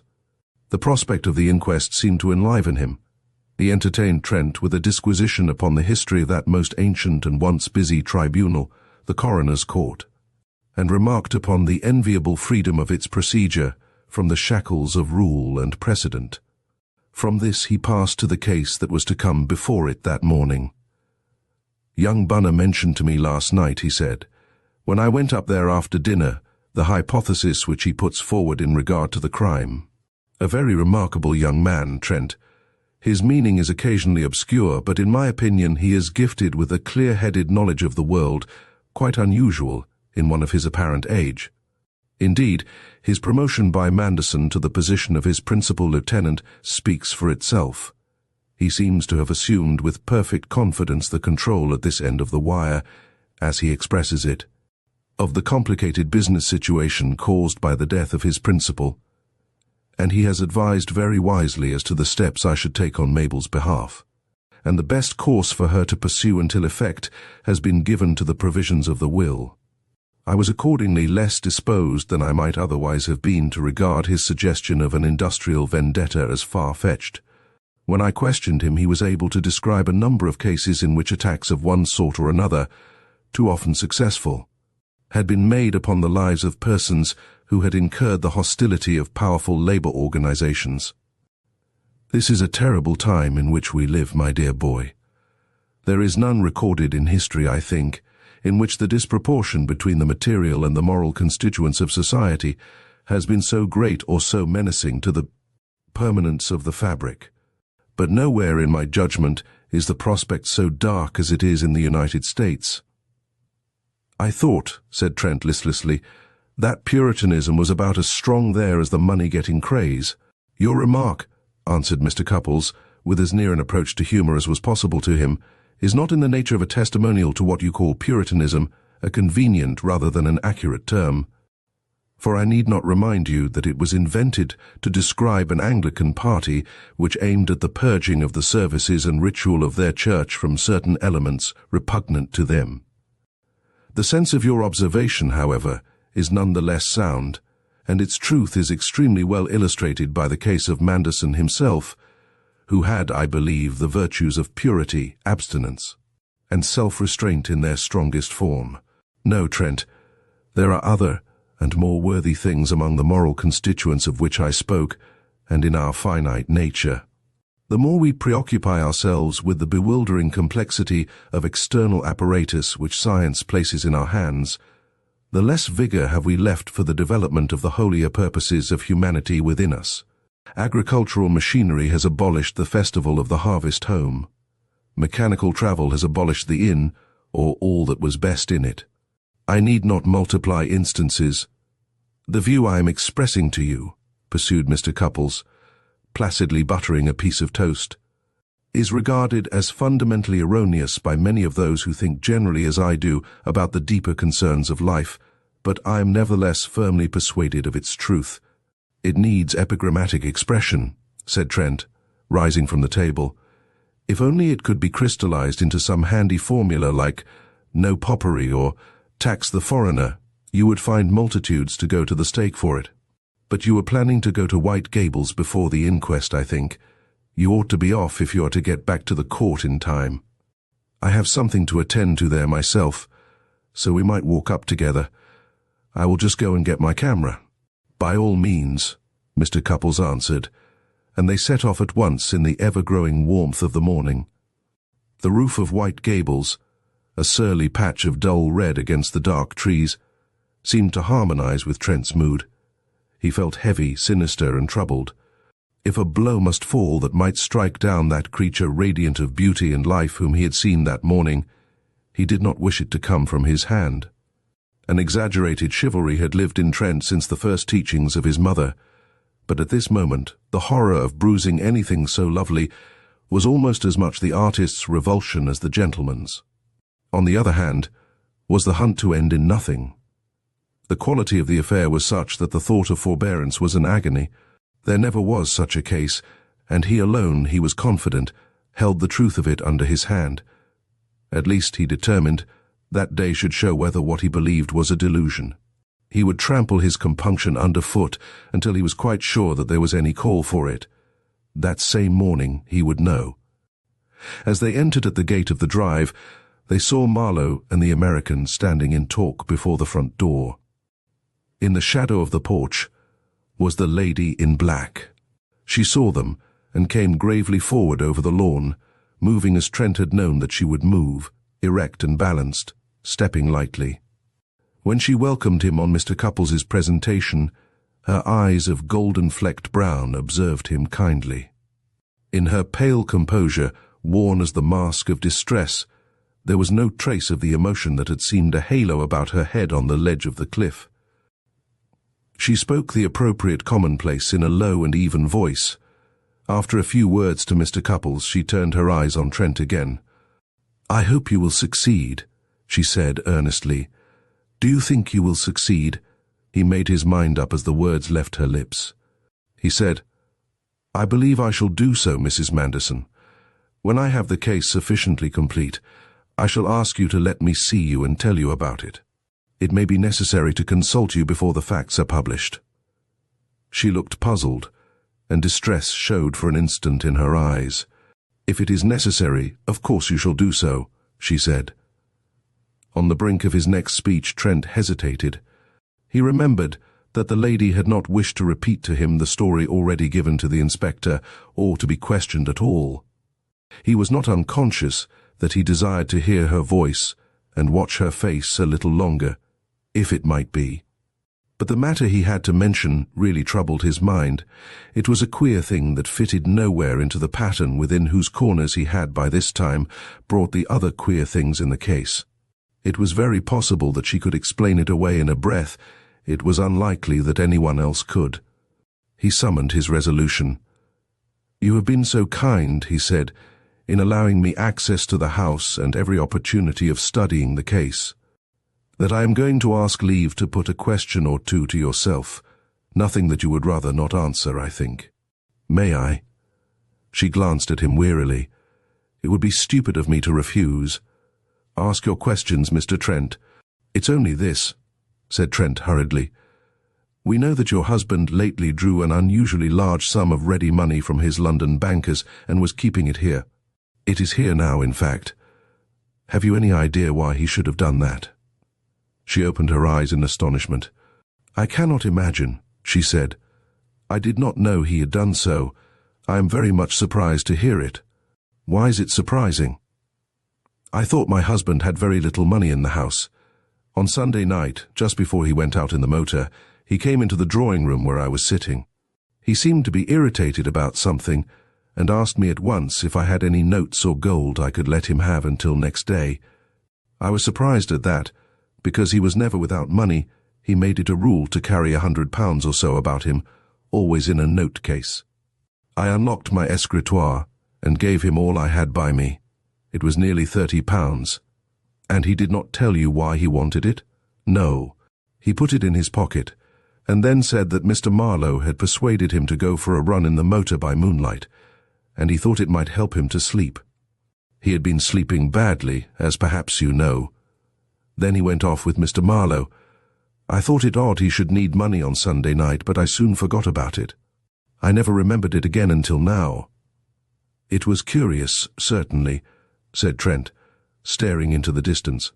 Mr. Cupples began to speak to his niece of the arrangements for the inquest, and Trent moved away to where Marlowe was pacing slowly upon the lawn. The young man seemed relieved to talk about the coming business of the day, though he still seemed tired out and nervous. He showed himself not without a quiet humour in describing the pomposities of the local police and the portentous airs of Dr. Stock. Trent turned the conversation gradually toward the problem of the crime, and all Marlowe's gravity returned. Bunner has told me what he thinks, he said when Trent referred to the American's theory.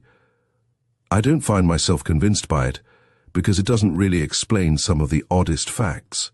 But I have lived long enough in the United States to know that such a stroke of revenge, done in a secret, melodramatic way, is not an unlikely thing. It is quite a characteristic feature of certain sections of the labor movement there. Americans have a taste and a talent for that sort of business. Do you know Huckleberry Finn? Do I know my own name? Exclaimed Trent. Well, I think the most American thing in that great American epic is Tom Sawyer's elaboration of an extremely difficult and romantic scheme, taking days to carry out, for securing the escape of Jim, which could have been managed quite easily in 20 minutes. You know how fond they are of lodges and brotherhoods. Every college club has its secret signs and hand grips. You've heard of the Know-Nothing movement in politics, I dare say, and the Ku Klux Klan. Then look at Brigham Young's penny dreadful tyranny in Utah, with real blood. The founders of the Mormon state were of the purest Yankee stock in America, and you know what they did. It's all part of the same mental tendency. Americans make fun of it among themselves. For my part, I take it very seriously. It can have a very hideous side to it, certainly, said Trent, when you get it in connection with crime or with vice, or even mere luxury. But I have a sort of sneaking respect for the determination to make life interesting and lively in spite of civilization. To return to the matter in hand, however, has it struck you as a possibility that Manderson's mind was affected to some extent by this menace that Bunner believes in? For instance, it was rather an extraordinary thing to send you posting off like that in the middle of the night. About 10 o'clock, to be exact, replied Marlowe. Though, mind you, if he'd actually roused me out of my bed at midnight, I shouldn't have been very much surprised. It all chimes in with what we've just been saying. Manderson had a strong streak of the national taste for dramatic proceedings. He was rather fond of his well-earned reputation for unexpected strokes, and for going for his object with ruthless directness through every opposing consideration. He had decided suddenly that he wanted to have word from this man Harris. Who is Harris? Interjected Trent. Nobody knows. Even Bunner never heard of him, and can't imagine what the business in hand was. All I know is that when I went up to London last week to attend to various things, I booked a deck cabin, at Manderson's request, for a Mr. George Harris on the boat that sailed on Monday. It seems that Manderson suddenly found he wanted news from Harris which presumably was of a character too secret for the telegraph, and there was no train that served, so I was sent off, as you know. Trent looked round to make sure that they were not overheard, then faced the other gravely. There is one thing I may tell you, he said quietly, that I don't think you know. Martin the butler caught a few words at the end of your conversation with Manderson in the orchard before you started with him in the car. He heard him say, "If Harris is there, every moment is of importance." Now, Mr. Marlowe, you know my business here. I am sent to make inquiries, and you mustn't take offence. I want to ask you if, in the face of that sentence, you will repeat that you know nothing of what the business was. Marlowe shook his head. I know nothing indeed. I'm not easily offended, and your question is quite fair. What passed during that conversation I have already told the detective. Manderson plainly said to me that he could not tell me what it was all about. He simply wanted me to find Harris, tell him that he desired to know how matters stood, and bring back a letter or message from him. Harris, I was further told, might not turn up. If he did, Every moment was of importance, and now you know as much as I do. That talk took place before he told his wife that you were taking him for a moonlight run. Why did he conceal your errand in that way, I wonder? The young man made a gesture of helplessness. Why? I can guess no better than you. Why? Muttered Trent as if to himself, gazing on the ground. Did he conceal it from Mrs. Manderson? He looked up at Marlowe. And from Martin, the other amended coolly. He was told the same thing. With a sudden movement of his head, Trent seemed to dismiss the subject. He drew from his breast pocket a letter case, and thence extracted 2 small leaves of clean, fresh paper. "Just look at these 2 slips, Mr. Marlowe," he said. "Did you ever see them before? Have you any idea where they come from?" he added as Marlowe took one in each hand and examined them curiously. "They seem to have been cut with a knife or scissors from a small diary for this year from the October pages," Marlowe observed, looking them over on both sides. "I see no writing of any kind on them. Nobody here has any such diary so far as I know. What about them?" "There may be nothing in it," Trent said dubiously. "Anyone in the house, of course, might have such a diary without your having seen it. But I didn't much expect you would be able to identify the leaves. In fact, I should have been surprised if you had." He stopped speaking as Mrs. Manderson came towards them. "My uncle thinks we should be going now," she said. "I think I will walk on with Mr. Bunner," Mr. Cupples said as he joined them. "There are certain business matters that must be disposed of as soon as possible. Will you come on with these 2 gentlemen, Mabel? We will wait for you before we reach the place." Trent turned to her. "Mrs. Manderson will excuse me, I hope," he said. "I really came up this morning in order to look about me here for some indications I thought I might possibly find. I had not thought of attending the court just yet." She looked at him with eyes of perfect candor. "Of course, Mr. Trent, please do exactly as you wish. We are all relying upon you. If you will wait a few moments, Mr. Marlowe, I shall be ready." She entered the house. Her uncle and the American had already strolled towards the gate. Trent looked into the eyes of his companion. "That is a wonderful woman," he said in a lowered voice. "You say so without knowing her," replied Marlowe in a similar tone. "She is more than that." Trent said nothing to this. He stared out over the fields towards the sea. In the silence, a noise of hobnailed haste rose on the still air. A little distance down the road a boy appeared trotting towards them from the direction of the hotel. In his hand was the orange envelope, unmistakable afar off, of a telegram. Trent watched him with an indifferent eye as he met and passed the 2 others. Then he turned to Marlowe. "Apropos of nothing in particular," he said. "Were you at Oxford?" "Yes," said the young man. "Why do you ask?" "I just wondered if I was right in my guess. It's one of the things you can very often tell about a man, isn't it?" "I suppose so," Marlowe said. "Well, each of us is marked in one way or another, perhaps. I should have said you were an artist, if I hadn't known it." "Why? Does my hair want cutting?" "Oh, no. It's only that you look at things and people as I've seen artists do, with an eye that moves steadily from detail to detail, rather looking them over than looking at them." The boy came up panting. "Telegram for you, sir," he said to Trent. "Just come, sir."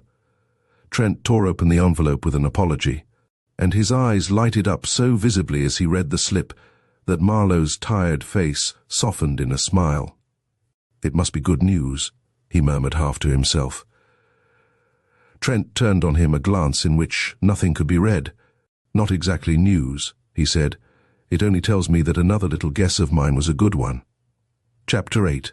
The Inquest, the Coroner, who fully realized that for that one day of his life, as a provincial solicitor, he was living in the gaze of the world, had resolved to be worthy of the fleeting eminence. He was a large man of jovial temper, with a strong interest in the dramatic aspects of his work, and the news of Manderson's mysterious death within his jurisdiction had made him the happiest coroner in England. A respectable capacity for marshalling facts was fortified in him by a copiousness of impressive language that made juries as clay in his hands, and sometimes disguised a doubtful interpretation of the rules of evidence. The court was held in a long, unfurnished room lately built onto the hotel, and intended to serve as a ballroom or concert hall. A regiment of reporters was entrenched in the front seats, and those who were to be called on to give evidence occupied chairs to one side of the table behind which the coroner sat, while the jury, in double row, with plastered hair and a spurious ease of manner, flanked him on the other side. An undistinguished public filled the rest of the space and listened in an awed silence to the opening solemnities. The newspaper men, well used to these, muttered among themselves. Those of them who knew Trent by sight assured the rest that he was not in the court. The identity of the dead man was proved by his wife, the first witness called, from whom the coroner, after some inquiry into the health and circumstances of the deceased, proceeded to draw an account of the last occasion on which she had seen her husband alive. Mrs. Manderson was taken through her evidence by the coroner with the sympathy which every man felt for that dark figure of grief. She lifted her thick veil before beginning to speak, and the extreme paleness and unbroken composure of the lady produced a singular impression. This was not an impression of hardness. Interesting femininity was the first thing to be felt in her presence. She was not even enigmatic. It was only clear that the force of a powerful character was at work to master the emotions of her situation. Once or twice as she spoke, she touched her eyes with her handkerchief, but her voice was low and clear to the end. Her husband, she said, had come up to his bedroom about his usual hour for retiring on Sunday night. His room was really a dressing room attached to her own bedroom, communicating with it by a door which was usually kept open during the night. Both dressing room and bedroom were entered by other doors giving on the passage. Her husband had always had a preference for the greatest simplicity in his bedroom arrangements and liked to sleep in a small room. She had not been awake when he came up, but had been half aroused, as usually happened, when the light was switched on in her husband's room. She had spoken to him. She had no clear recollection of what she had said, as she had been very drowsy at the time. But she had remembered that he had been out for a moonlight run in the car, and she believed she had asked whether he had a good run and what time it was. She had asked what the time was because she felt as if she had only been a very short time asleep, and she had expected her husband to be out very late.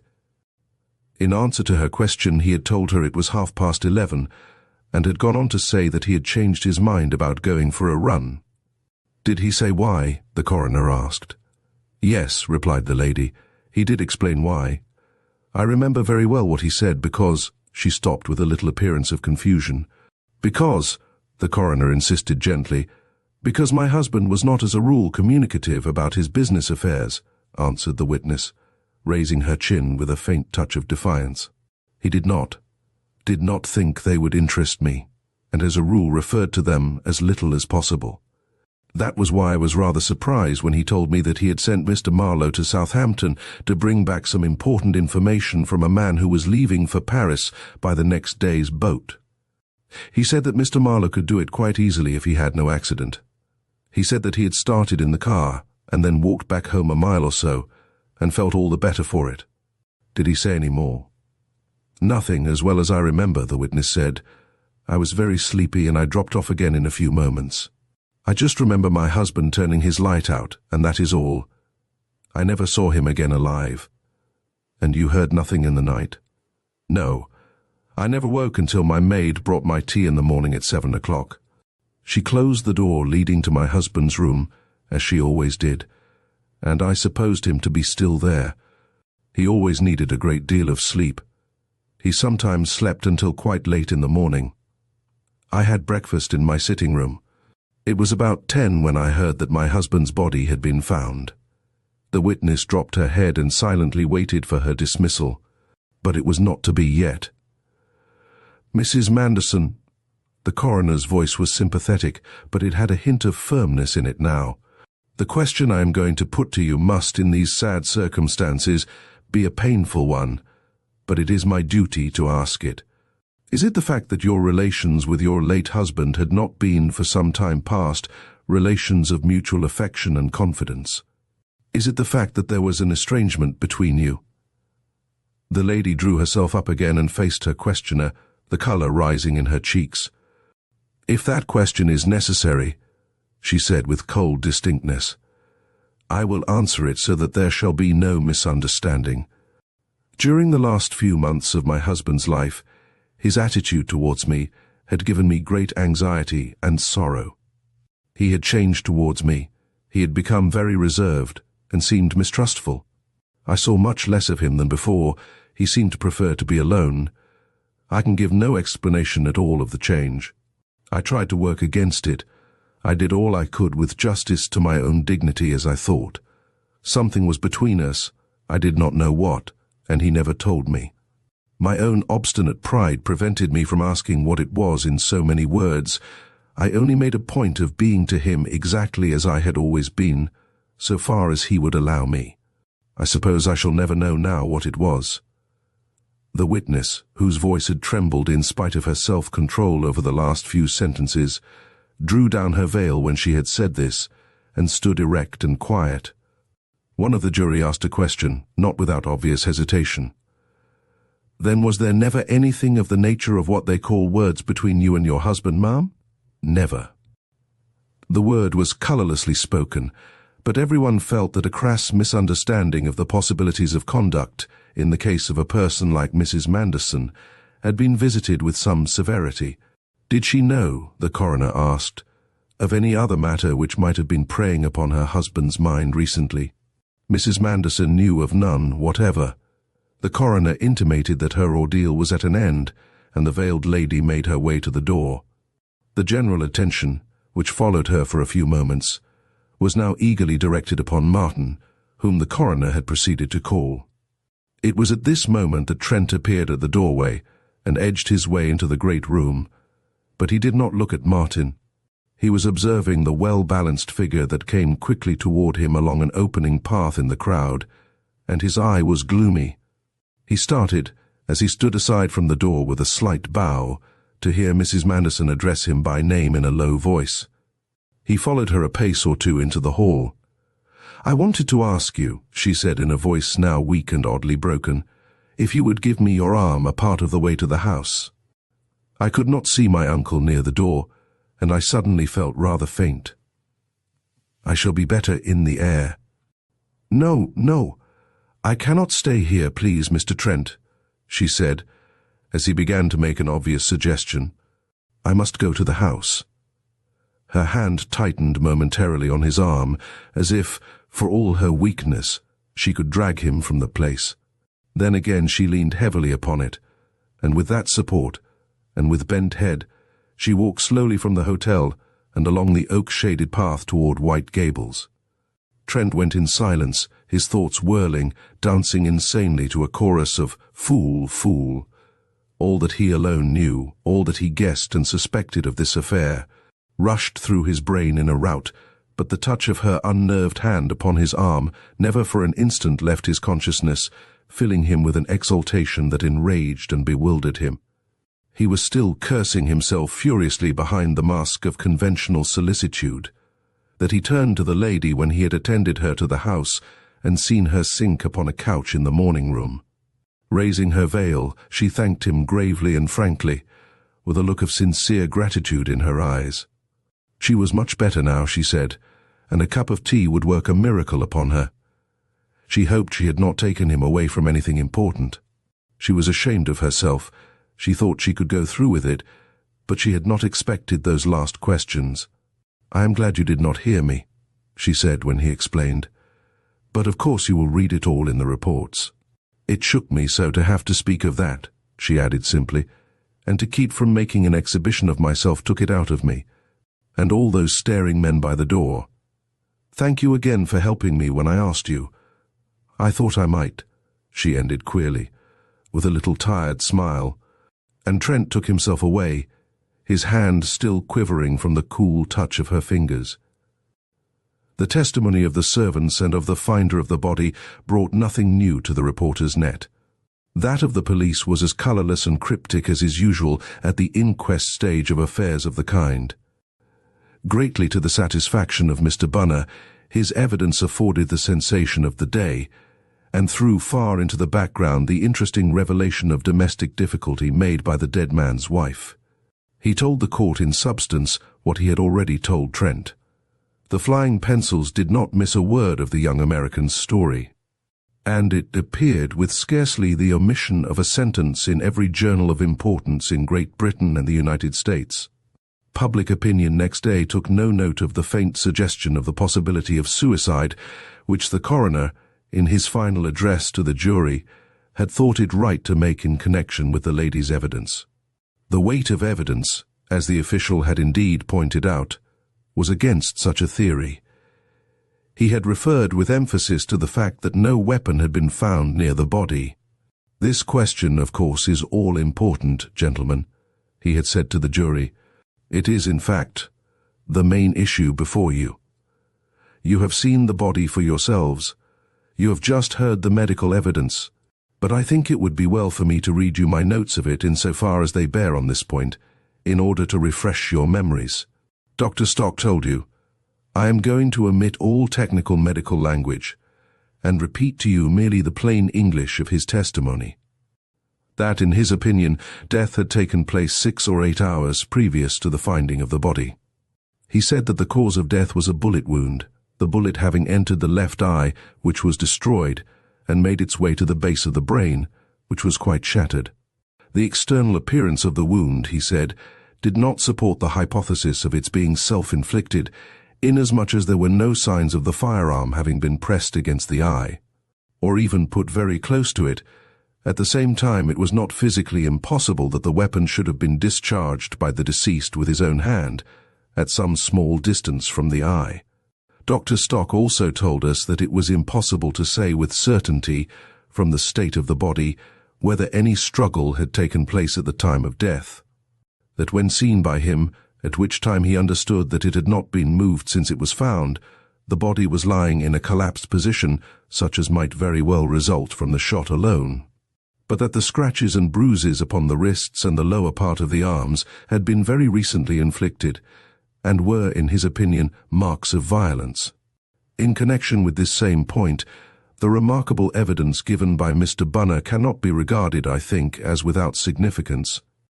It may have come as a surprise to some of you to hear that risks of the character described by this witness are, in his own country, commonly run by persons in the position of the deceased.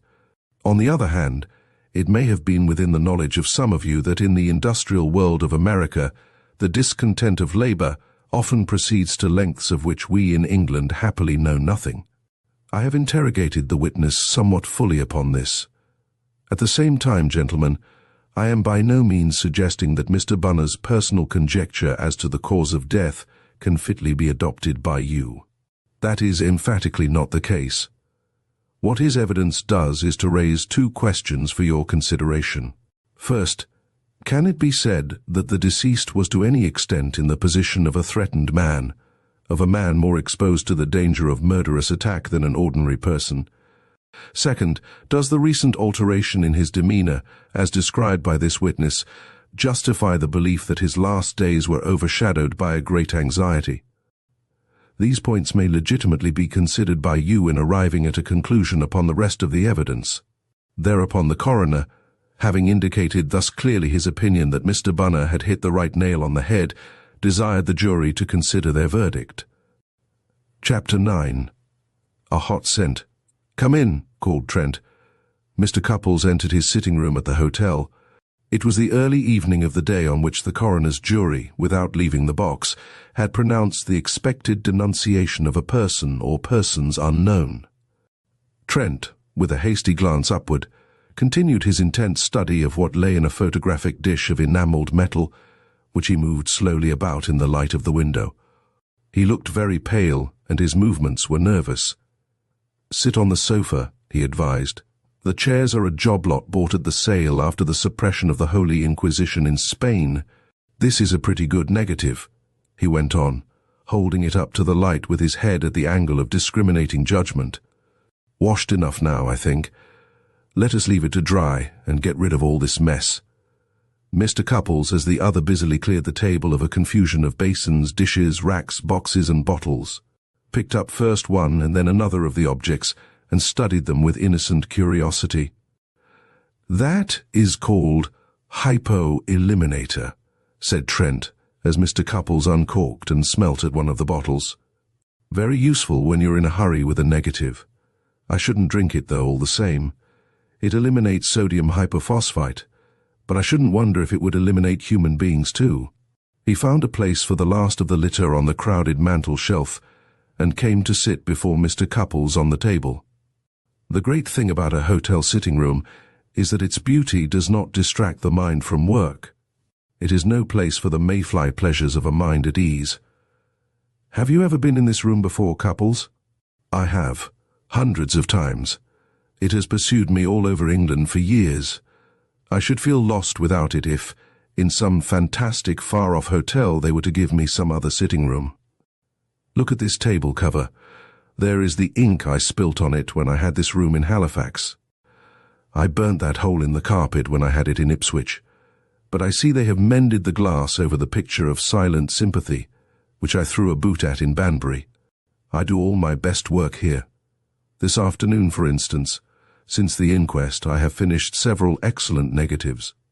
There is a very good dark room downstairs. The inquest, that reminds me, said Mr. Cupples, who knew that this sort of talk in Trent meant the excitement of action, and was wondering what he could be about. I came in to thank you, my dear fellow, for looking after Mabel this morning. I had no idea she was going to feel ill after leaving the box. She seemed quite unmoved, and really she is a woman of such extraordinary self-command. I thought I could leave her to her own devices and hear out the evidence, which I thought it important I should do. It was a very fortunate thing she found a friend to assist her, and she is most grateful. She is quite herself again now. Trent, with his hands in his pockets and a slight frown on his brow, made no reply to this. I tell you what, he said after a short pause. I was just getting to the really interesting part of the job when you came in. Come, would you like to see a little bit of high-class police work? It's the very same kind of work that old Murch ought to be doing at this moment. Perhaps he is, but I hope to glory he isn't. He sprang off the table and disappeared into his bedroom. Presently he came out with a large drawing board on which a number of heterogeneous objects was ranged. First I must introduce you to these little things, he said, setting them out on the table. Here is a big ivory paper knife. Here are 2 leaves cut out of a diary, my own diary. Here is a bottle containing dentifrice. Here is a little case of polished walnut. Some of these things have to be put back where they belong in somebody's bedroom at White Gables before night. That's the sort of man I am. Nothing stops me. I borrowed them this very morning when everyone was down at the inquest, and I dare say some people would think it rather an odd proceeding if they knew. Now there remains one object on the board. Can you tell me without touching it what it is? Certainly I can, said Mr. Cupples, peering at it with great interest. It is an ordinary glass bowl. It looks like a finger bowl. I see nothing odd about it, he added after some moments of close scrutiny. I can't see much myself, replied Trent, and that is exactly where the fun comes in. Now take this little fat bottle, Cupples, and pull out the cork. Do you recognize that powder inside it? You have swallowed pounds of it in your time, I expect. They give it to babies. Grey powder is its ordinary name. Mercury and chalk. It is great stuff. Now, while I hold the basin sideways over this sheet of paper, I want you to pour a little powder out of the bottle over this part of the bowl, just here. Perfect. Sir Edward Henry himself could not have handled the powder better. You have done this before, Cupples, I can see. You are an old hand. I really am not, said Mr. Cupples seriously, as Trent returned the fallen powder to the bottle. I assure you it is all a complete mystery to me. What did I do then?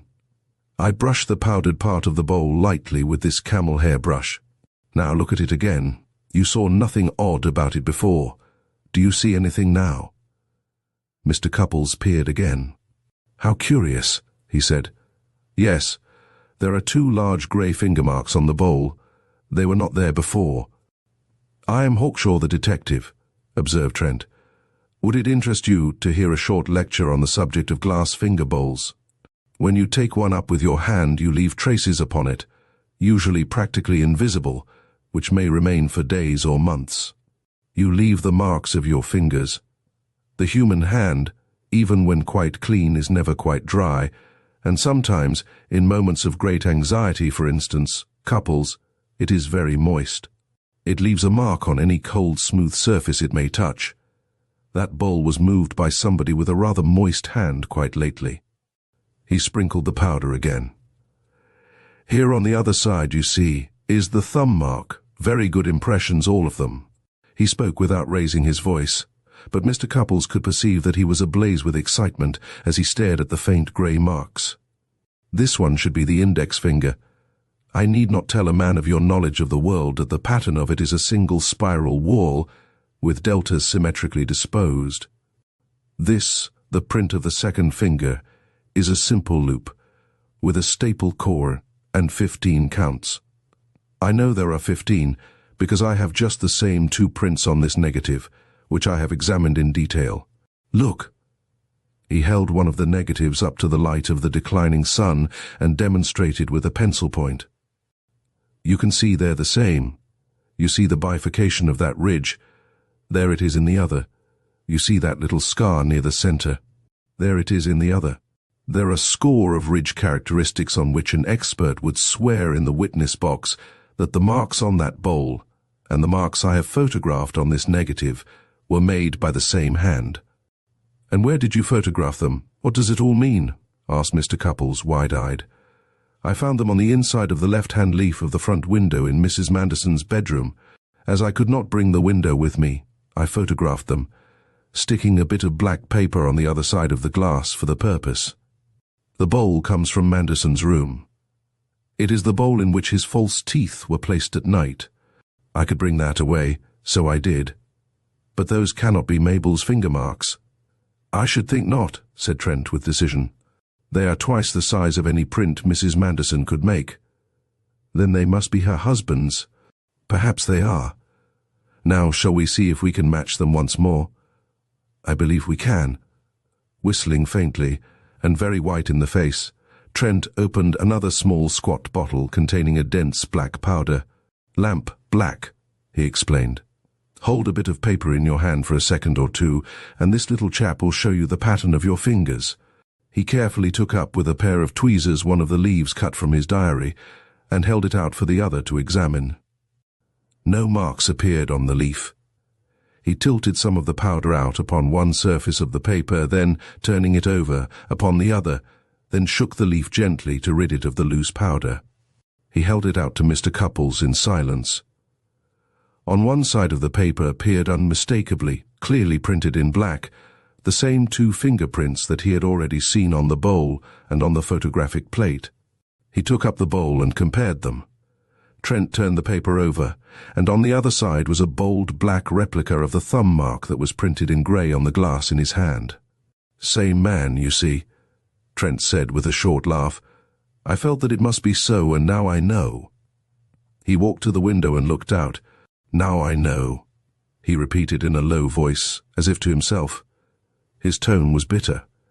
Mr. Cupples, understanding nothing, stared at his motionless back for a few moments. I am still completely in the dark, he ventured presently. I have often heard of this fingerprint business, and wondered how the police went to work about it. It is of extraordinary interest to me, but upon my life I cannot see how, in this case, Manderson's fingerprints are going. I am very sorry, Cupples, Trent broke in upon his meditative speech with a swift return to the table. When I began this investigation, I meant to take you with me every step of the way. You mustn't think I have any doubts about your discretion if I say now that I must hold my tongue about the whole thing, at least for a time. I will tell you this. I have come upon a fact that looks too much like having very painful consequences if it is discovered by anyone else. He looked at the other with a hard and darkened face and struck the table with his hand. It is terrible for me here and now. Up to this moment I was hoping against hope that I was wrong about the fact. I may still be wrong in the surmise that I base upon that fact. There is only one way of finding out that is open to me, and I must nerve myself to take it. He smiled suddenly at Mr. Cupples' face of consternation. All right, I'm not going to be tragic any more, and I'll tell you all about it when I can. Look here. I'm not half through my game with the powder bottles yet. He drew one of the defamed chairs to the table and sat down to test the broad ivory blade of the paper knife. Mr. Cupples, swallowing his amazement, bent forward in an attitude of deep interest and handed Trent the bottle of lamp black. Chapter 10. The Wife of Dives. Mrs. Manderson stood at the window of her sitting room at White Gables, gazing out upon a wavering landscape of fine rain and mist. The weather had broken, as it seldom does in that part in June. White wreathings drifted up the fields from the sullen sea. The sky was an unbroken grey deadness, shedding pinpoint moisture that was now and then blown against the panes with a crepitation of despair. The lady looked out on the dim and chilling prospect with a woeful face. It was a bad day for a woman bereaved, alone, and without a purpose in life. There was a knock, and she called, "Come in," drawing herself up with an unconscious gesture that always came when she realized that the weariness of the world had been gaining upon her spirit. Mr. Trent had called, the maid said. He apologized for coming at such an early hour, but hoped that Mrs. Manderson would see him on a matter of urgent importance. Mrs. Manderson would see Mr. Trent. She walked to a mirror, looked into the olive face she saw reflected there, shook her head at herself with the flicker of a grimace, and turned to the door as Trent was shown in. His appearance, she noted, was changed. He had the jaded look of the sleepless, and a new and reserved expression, in which her quick sensibilities felt something not propitious, took the place of his half-smile of fixed good humour. "May I come to the point at once?" he said when she had given him her hand. "There is a train I ought to catch at Bishopsbridge at 12 o'clock, but I cannot go until I have settled this thing which concerns you only. Mrs. Manderson, I have been working half the night and thinking the rest, and I know now what I ought to do." "You look wretchedly tired," she said kindly. "Won't you sit down? This is a very restful chair. Of course it is about this terrible business and your work as correspondent. Please ask me anything you think I can properly tell you, Mr. Trent. I know that you won't make it worse for me than you can help in doing your duty here. If you say you must see me about something, I know it must be because, as you say, you ought to do it." "Mrs. Manderson," said Trent, slowly measuring his words, "I won't make it worse for you than I can help. But I am bound to make it bad for you, only between ourselves, I hope. As to whether you can properly tell me what I shall ask you, you will decide that, but I tell you this on my word of honour, I shall ask you only as much as will decide me whether to publish or to withhold certain grave things that I have found out about your husband's death. Things not suspected by anyone else, nor, I think, likely to be so. What I have discovered, what I believe that I have practically proved, will be a great shock to you in any case. But it may be worse for you than that, and if you give me reason to think it would be so, then I shall suppress this manuscript." He laid a long envelope on the small table beside him. "And nothing of what it has to tell shall ever be printed. It consists, I may tell you, of a short private note to my editor, followed by a long dispatch for publication in the Record. Now you may refuse to say anything to me. If you do refuse, my duty to my employers, as I see it, is to take this up to London with me today, and leave it with my editor to be dealt with at his discretion. My view is, you understand, that I am not entitled to suppress it on the strength of a mere possibility that presents itself to my imagination. But if I gather from you, and I can gather it from no other person, that there is substance in that imaginary possibility I speak of, then I have only one thing to do as a gentleman, and as one who," he hesitated for a phrase, "wishes you well. I shall not publish that dispatch of mine. In some directions I decline to assist the police." "Have you followed me so far?" he asked with a touch of anxiety in his careful coldness. For her face, but for its pallor, gave no sign as she regarded him, her hands clasped before her, and her shoulders drawn back in a pose of rigid calm. She looked precisely as she had looked at the inquest. "I understand quite well," said Mrs. Manderson in a low voice. She drew a deep breath and went on, "I don't know what dreadful thing you have found out, or what the possibility that has occurred to you can be, but it was good, it was honourable of you to come to me about it. Now will you please tell me?" "I cannot do that," Trent replied. "The secret is my newspaper's if it is not yours. If I find it is yours, you shall have my manuscript to read and destroy. Believe me, he broke out with something of his old warmth. "I detest such mystery-making from the bottom of my soul, but it is not I who have made this mystery. This is the most painful hour of my life, and you make it worse by not treating me like a hound. The first thing I ask you to tell me," he reverted with an effort to his colourless tone, "is this. Is it true, as you stated at the inquest, that you had no idea at all of the reason why your late husband had changed his attitude toward you and become mistrustful and reserved during the last few months of his life?" Mrs. Manderson's dark brows lifted and her eyes flamed. She quickly rose from her chair. Trent got up at the same moment and took his envelope from the table. His manner said that he perceived the interview to be at an end. But she held up a hand, and there was colour in her cheeks and quick breathing in her voice as she said, "Do you know what you ask, Mr. Trent? You ask me if I perjured myself." "I do," he answered unmoved, and he added after a pause, "You knew already that I had not come here to preserve the polite fictions, Mrs. Manderson. The theory that no reputable person, being on oath, could withhold a part of the truth under any circumstances is a polite fiction." He still stood as awaiting dismissal, but she was silent. She walked to the window, and he stood miserably watching the slight movement of her shoulders until it subsided. Then, with face averted, looking out on the dismal weather, she spoke at last clearly. "Mr. Trent," she said, "you inspire confidence in people, and I feel that things which I don't want known or talked about are safe with you. And I know you must have a very serious reason for doing what you are doing, though I don't know what it is. I suppose it would be assisting justice in some way if I told you the truth about what you asked just now. To understand that truth, you ought to know about what went before. I mean about my marriage. After all, a good many people could tell you as well as I can that it was not. A very successful union. I was only 20. I admired his force and courage and certainty. He was the only strong man I had ever known. But it did not take me long to find out that he cared for his business more than for me, and I think I found out even sooner that I had been deceiving myself and blinding myself, promising myself impossible things, and willfully misunderstanding my own feelings, because I was dazzled by the idea of having more money to spend than an English girl ever dreams of.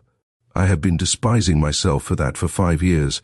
My husband's feeling for me, well, I cannot speak of Tat. What I want to say is that along with it, there had always been a belief of his that I was the sort of woman to take a great place in society, and that I should throw myself into it with enjoyment and become a sort of personage and do him great credit. That was his idea. And the idea remained with him after other delusions had gone. I was a part of his ambition. That was his really bitter disappointment, that I failed him as a social success. I think he was too shrewd not to have known in his heart that such a man as he was, 20 years older than I, with great business responsibilities that filled every hour of his life, and caring for nothing else, he must have felt that there was a risk of great unhappiness in marrying the sort of girl I was, brought up to music and books and unpractical ideas, always enjoying myself in my own way. But he had really reckoned on me as a wife who would do the honours of his position in the world, and I found I couldn't. Mrs. Manderson had talked herself into a more emotional mood than she had yet shown to Trent. Her words flowed freely, and her voice had begun to ring and give play to a natural expressiveness that must hitherto have been dulled, he thought, by the shock and self-restraint of the past few days. Now she turned swiftly from the window and faced him as she went on, her beautiful face flushed and animated, her eyes gleaming, her hands moving in slight emphatic gestures, as she surrendered herself to the impulse of giving speech to things long pent up. "The people," she said. "Oh, those people. Can you imagine what it must be for anyone who has lived in a world where there was always creative work in the background, work with some dignity about it, men and women with professions or arts to follow, with ideals and things to believe in and quarrel about, some of them wealthy, some of them quite poor. Can you think what it means to step out of that into another world where you have to be very rich, shamefully rich, to exist at all, where money is the only thing that counts and the first thing in everybody's thoughts, where the men who make the millions are so jaded by the work, that sport is the only thing they can occupy themselves with when they have any leisure. And the men who don't have to work are even duller than the men who do. And vicious as well, and the women live for display and silly amusements and silly immoralities. Do you know how awful that life is? Of course I know there are clever people, and people of taste in that set, but they're swamped and spoiled, and it's the same thing in the end. Empty, empty. Oh, I suppose I'm exaggerating, and I did make friends and have some happy times, but that's how I feel after it all. The seasons in New York and London, how I hated them, and our house parties and cruises in the yacht and the rest, the same people, the same emptiness. And you see, don't you, that my husband couldn't have an idea of all this. His life was never empty. He did not live it in society, and when he was in society, he had always his business plans and difficulties to occupy his mind. He hadn't a suspicion of what I felt, and I never let him know. I couldn't. It wouldn't have been fair. I felt I must do something to justify myself as his wife, sharing his position and fortune, and the only thing I could do was to try, to live up to his idea about my social qualities. I did try.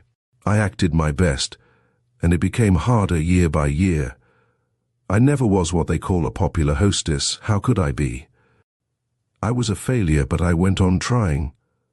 I used to steal holidays now and then. I used to feel as if I was not doing my part of a bargain. It sounds horrid to put it like that, I know, but it was so. When I took one of my old school friends who couldn't afford to travel away to Italy for a month or two, and we went about cheaply all by ourselves, and were quite happy, or when I went and made a long stay in London with some quiet people who had known me all my life, and we all lived just as in the old days, when we had to think twice about seats at the theatre, and told each other about cheap dressmakers. Those and a few other expeditions of the same sort were my best times after I was married, and they helped me to go through with it the rest of the time. But I felt my husband would have hated to know how much I enjoyed every hour of those returns to the old life. And in the end, in spite of everything I could do, he came to know. He could see through anything, I think, once his attention was turned to it. He had always been able to see that I was not fulfilling his idea of me as a figure in the social world, and I suppose he thought it was my misfortune rather than my fault. But the moment he began to see, in spite of my pretending, that I wasn't playing my part with any spirit. He knew the whole story. He divined how I loathed and was weary of the luxury and the brilliancy and the masses of money just because of the people who lived among them, who were made so by them, I suppose. It happened last year. I don't know just how or when. It may have been suggested to him by some woman, for they all understood, of course. He said nothing to me, and I think he tried not to change in his manner to me at first. But such things hurt, and it was working in both of us. I knew that he knew. After a time we were just being polite and considerate to each other. Before he found me out, we had been on a footing of, how can I express it to you, of intelligent companionship, I might say. We talked without restraint of many things of the kind we could agree or disagree about without its going very deep, if you understand. And then that came to an end. I felt that the only possible basis of our living in each other's company was going under my feet, and at last it was gone. It had been like that, she ended simply, for months before he died. She sank into the corner of a sofa by the window as though relaxing her body after an effort. For a few moments, both were silent. Trent was hastily sorting out a tangle of impressions. He was amazed at the frankness of Mrs. Manderson's story. He was amazed at the vigorous expressiveness in her telling of it. In this vivid being, carried away by an impulse to speak, talking with her whole personality, he had seen the real woman in a temper of activity, as he had already seen the real woman by chance in a temper of reverie and unguarded emotion. In both she was very unlike the pale, self-disciplined creature of majesty that she had been to the world. With that amazement of his went something like terror of her dark beauty, which excitement kindled into an appearance scarcely mortal in his eyes. Incongruously there rushed into his mind, occupied as it was with the affair of the moment, a little knot of ideas. She was unique not because of her beauty, but because of its being united with intensity of nature, In England, all the very beautiful women were placid. All the fiery women seemed to have burnt up the best of their beauty. That was why no beautiful woman had ever cast this sort of spell on him before. When it was a question of wit in women, he had preferred the brighter flame to the duller, without much regarding the lamp. "All this is very disputable," said his reason, and instinct answered, "Yes, except that I am under a spell." And a deeper instinct cried out, "Away with it." He forced his mind back to her story, and found growing swiftly in him an irrepressible conviction. It was all very fine, but it would not do. "I feel as if I had led you into saying more than you meant to say, or than I wanted to learn," he said slowly. "But there is one brutal question which is the whole point of my inquiry." He braced his frame like one preparing for a plunge into cold waters. "Mrs. Manderson, will you assure me that your husband's change toward you had nothing to do with John Marlowe?"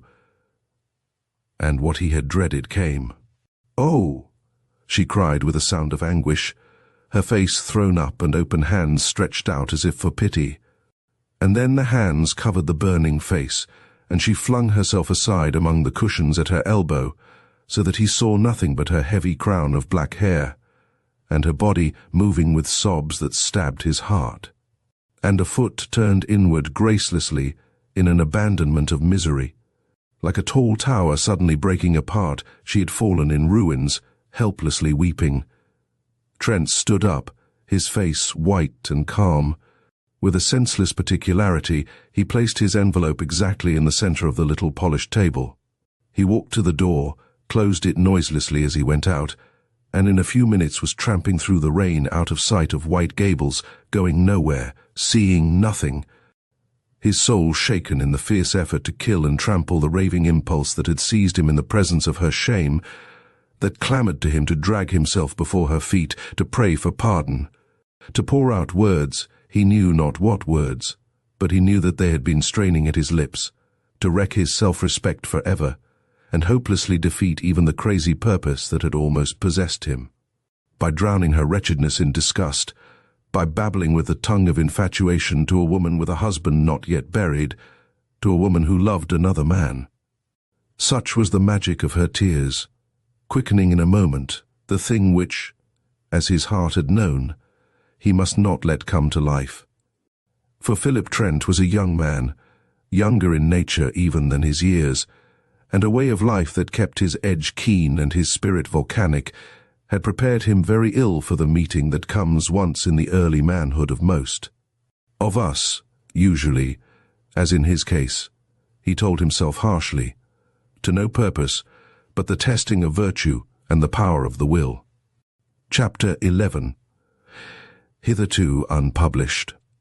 My dear Malloy, this is in case I don't find you at your office. I have found out who killed Manderson, as this dispatch will show. This was my problem. Yours is to decide what use to make of it. It definitely charges an unsuspected person with having a hand in the crime, and practically accuses him of being the murderer, so I don't suppose you will publish it before his arrest. And I believe it is illegal to do so afterwards, until he has been tried and found guilty. You may decide to publish it then, and you may find it possible to make some use or other before then of the facts I have given. That is your affair. Meanwhile, will you communicate with Scotland Yard and let them see what I have written? I have done with the Manderson mystery, and I wish to God I had never touched it. Here follows my dispatch. P.T. Milestone, June 16th. I begin this, my third and probably my final dispatch to the record upon the Manderson murder, with conflicting feelings. I have a strong sense of relief, because in my two previous dispatches I was obliged, in the interests of justice, to withhold facts ascertained by me which would, if published then, have put a certain person upon his guard, and possibly have led to his escape, for he is a man of no common boldness and resource. These facts I shall now set forth. But I have, I confess, no liking for the story of treachery and perverted cleverness which I have to tell. It leaves an evil taste in the mouth, a savour of something revolting in the deeper puzzle of motive underlying the puzzle of the crime itself, which I believe I have solved. It will be remembered that in my first dispatch, I described the situation as I found it on reaching this place early on Tuesday morning. I told how the body was found, and in what state, dwelt upon the complete mystery surrounding the crime, and mentioned one or two local theories about it, gave some account of the dead man's domestic surroundings, and furnished a somewhat detailed description of his movements on the evening before his death. I gave, too, a little fact which may or may not have seemed irrelevant, that a quantity of whiskey much larger than Manderson habitually drank at night had disappeared from his private decanter since the last time he was seen alive. On the following day, the day of the inquest, I wired little more than an abstract of the proceedings in the coroner's court, of which a verbatim report was made at my request by other representatives of the record. That day is not yet over as I write these lines, and I have now completed an investigation which has led me directly to the man who must be called upon to clear himself of the guilt of the death of Manderson. Apart from the central mystery of Manderson's having arisen long before his usual hour to go out and meet his death, there were two minor points of oddity about this affair which I suppose must have occurred to thousands of those who have read the accounts in the newspapers, points apparent from the very beginning. The first of these was that, whereas the body was found at a spot not 30 yards from the house, all the people of the house declared that they had heard no cry or other noise in the night. Manderson had not been gagged, the marks on his wrists pointed to a struggle with his assailant, and there had been at least one pistol shot. I say at least one because it is the fact that in murders with firearms, especially if there has been a struggle, the criminal commonly misses his victim at least once. This odd fact seemed all the more odd to me when I learned that Martin the butler was a bad sleeper, very keen of hearing, and that his bedroom, with the window open, faced almost directly toward the shed by which the body was found. The second odd little fact that was apparent from the outset was Manderson's leaving his dental plate by the bedside.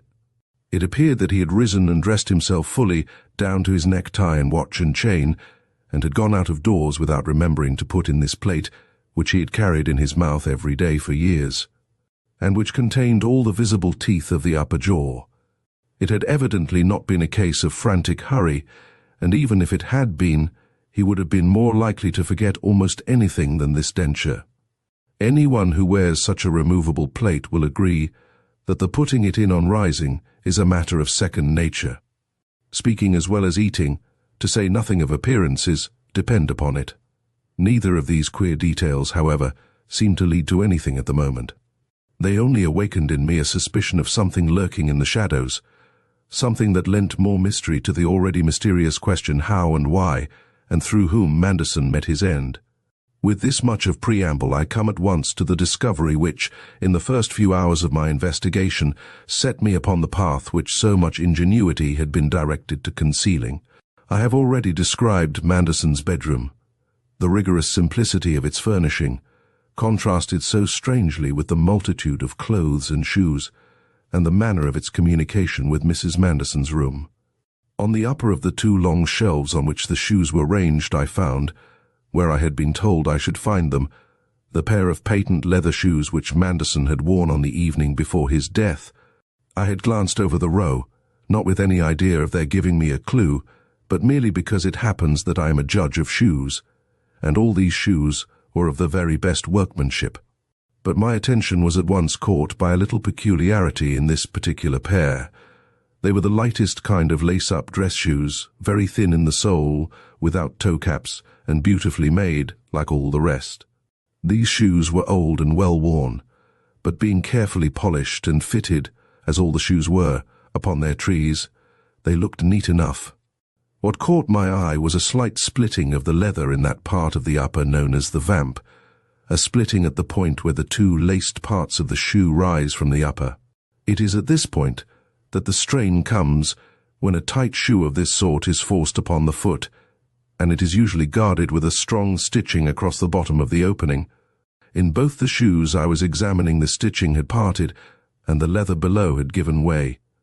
The splitting was a tiny affair in each case, not an eighth of an inch long, and the torn edges having come together again on the removal of the strain. There was nothing that a person who was not something of a connoisseur of shoe leather would have noticed. Even less noticeable, and indeed not to be seen at all unless one were looking for it, was a slight straining of the stitches uniting the upper to the sole. At the toe, and on the outer side of each shoe, this stitching had been dragged until it was visible on a close inspection of the join. These indications, of course, could mean only one thing. The shoes had been worn by someone for whom they were too small. Now it was clear at a glance that Manderson was always thoroughly well shod, and careful, perhaps a little vain, of his small and narrow feet. Not one of the other shoes in the collection, as I soon ascertained, bore similar marks. They had not belonged to a man who squeezed himself into tight shoe leather. Someone who was not Manderson had worn these shoes, and worn them recently. The edges of the tears were quite fresh. The possibility of someone having worn them since Manderson's death was not worth considering. The body had only been found about 26 hours when I was examining the shoes. Besides, why should anyone wear them? The possibility of someone having borrowed Manderson's shoes and spoiled them for him while he was alive seemed about as negligible. With others to choose from, he would not have worn these. Besides, the only men in the place were the butler and the 2 secretaries. But I do not say that I gave those possibilities even as much consideration as they deserved, for my thoughts were running away with me, and I have always found it good policy, in cases of this sort, to let them have their heads. Ever since I had got out of the train at Milestone early that morning, I had been steeped in details of the Manderson affair. The thing had not once been out of my head. Suddenly the moment had come when the daemon wakes and begins to range. Let me put it less fancifully. After all, it is a detail of psychology familiar enough to all whose business or inclination brings them in contact with difficult affairs of any kind. Swiftly and spontaneously, when chance or effort puts one in possession of the key fact in any system of baffling circumstances, one's ideas seem to rush to group themselves anew in relation to that fact, so that they are suddenly rearranged almost before one has consciously grasped the significance of the key fact itself. In the present instance, my brain had scarcely formulated within itself the thought, somebody who was not Manderson has been wearing these shoes, when there flew into my mind a flock of ideas, all of the same character and all bearing upon this new notion. It was unheard of for Manderson to drink much whiskey at night. It was very unlike him to be untidily dressed, as the body was when found, the cuffs dragged up inside the sleeves, the shoes unevenly laced, very unlike him not to wash when he rose, and to put on last night's evening shirt and collar and underclothing. Very unlike him to have his watch in the waistcoat pocket that was not lined with leather for its reception. In my first dispatch I mentioned all these points, but neither I nor anyone else saw anything significant in them when examining the body. It was very strange, in the existing domestic situation, that Manderson should be communicative to his wife about his doings, especially at the time of his going to bed, when he seldom spoke to her at all. It was extraordinary that Manderson should leave his bedroom without his false teeth. All these thoughts, as I say, came flocking into my mind together, drawn from various parts of my memory of the morning's inquiries and observations. They had all presented themselves, in far less time than it takes to read them as set down here, as I was turning over the shoes, confirming my own certainty on the main point. And yet when I confronted the definite idea that had sprung up suddenly and unsupported before me, it was not Manderson who was in the house that night. It seemed a stark absurdity at the first formulating. It was certainly Manderson who had dined at the house and gone out with Marlowe in the car. People had seen him at close quarters. But was it he who returned at 10? That question, too, seemed absurd enough, but I could not set it aside. It seemed to me as if a faint light was beginning to creep over the whole expanse of my mind, as it does over land at dawn, and that presently the sun would be rising. I set myself to think over, one by one, the points that had just occurred to me, so as to make out, if possible, why any man masquerading as Manderson should have done these things that Manderson would not have done. I had not to cast about very long for the motive a man might have in forcing his feet into Manderson's narrow shoes. The examination of footmarks is very well understood by the police. But not only was the man concerned to leave no footmarks of his own, he was concerned to leave Manderson's, if any. His whole plan, if my guess was right, must have been directed to producing the belief that Manderson was in the place that night. Moreover, his plan did not turn upon leaving footmarks. He meant to leave the shoes themselves, and he did so. The maidservant had found them outside the bedroom door, as Manderson always left his shoes, and had polished them, replacing them on the shoe shelves later in the morning, after the body had been found. When I came to consider in this new light the leaving of the false teeth, an explanation of what had seemed the maddest part of the affair broke upon me at once. A dental plate is not inseparable from its owner. If my guess was right, the unknown had brought the denture to the house with him and left it in the bedroom, with the same object as he had in leaving the shoes, to make it impossible that anyone should doubt that Manderson had been in the house and had gone to bed there. This, of course, led me to the inference that Manderson was dead before the false Manderson came to the house, and other things confirmed this. For instance, the clothing, to which I now turned in my review of the position. If my guess was right, the unknown in Manderson's shoes had certainly had possession of Manderson's trousers, waistcoat, and shooting jacket. They were there before my eyes in the bedroom, and Martin had seen the jacket, which nobody could have mistaken, upon the man who sat at the telephone in the library. It was now quite plain, if my guess was right, that this unmistakable garment was a cardinal feature of the unknown's plan. He knew that Martin would take him for Manderson at the first glance, and there my thinking was interrupted by the realization of a thing that had escaped me before. So strong had been the influence of the unquestioned assumption that it was Manderson who was present that night, that neither I nor, as far as I know, anyone else had noted the point. Martin had not seen the man's face, nor had Mrs. Manderson. Mrs. Manderson, judging by her evidence at the inquest, of which, as I have said, I had a full report made by the record stenographers in court, had not seen the man at all. She hardly could have done, as I shall show presently. She had merely spoken with him as she lay half asleep, resuming a conversation which she had had with her living husband about an hour before.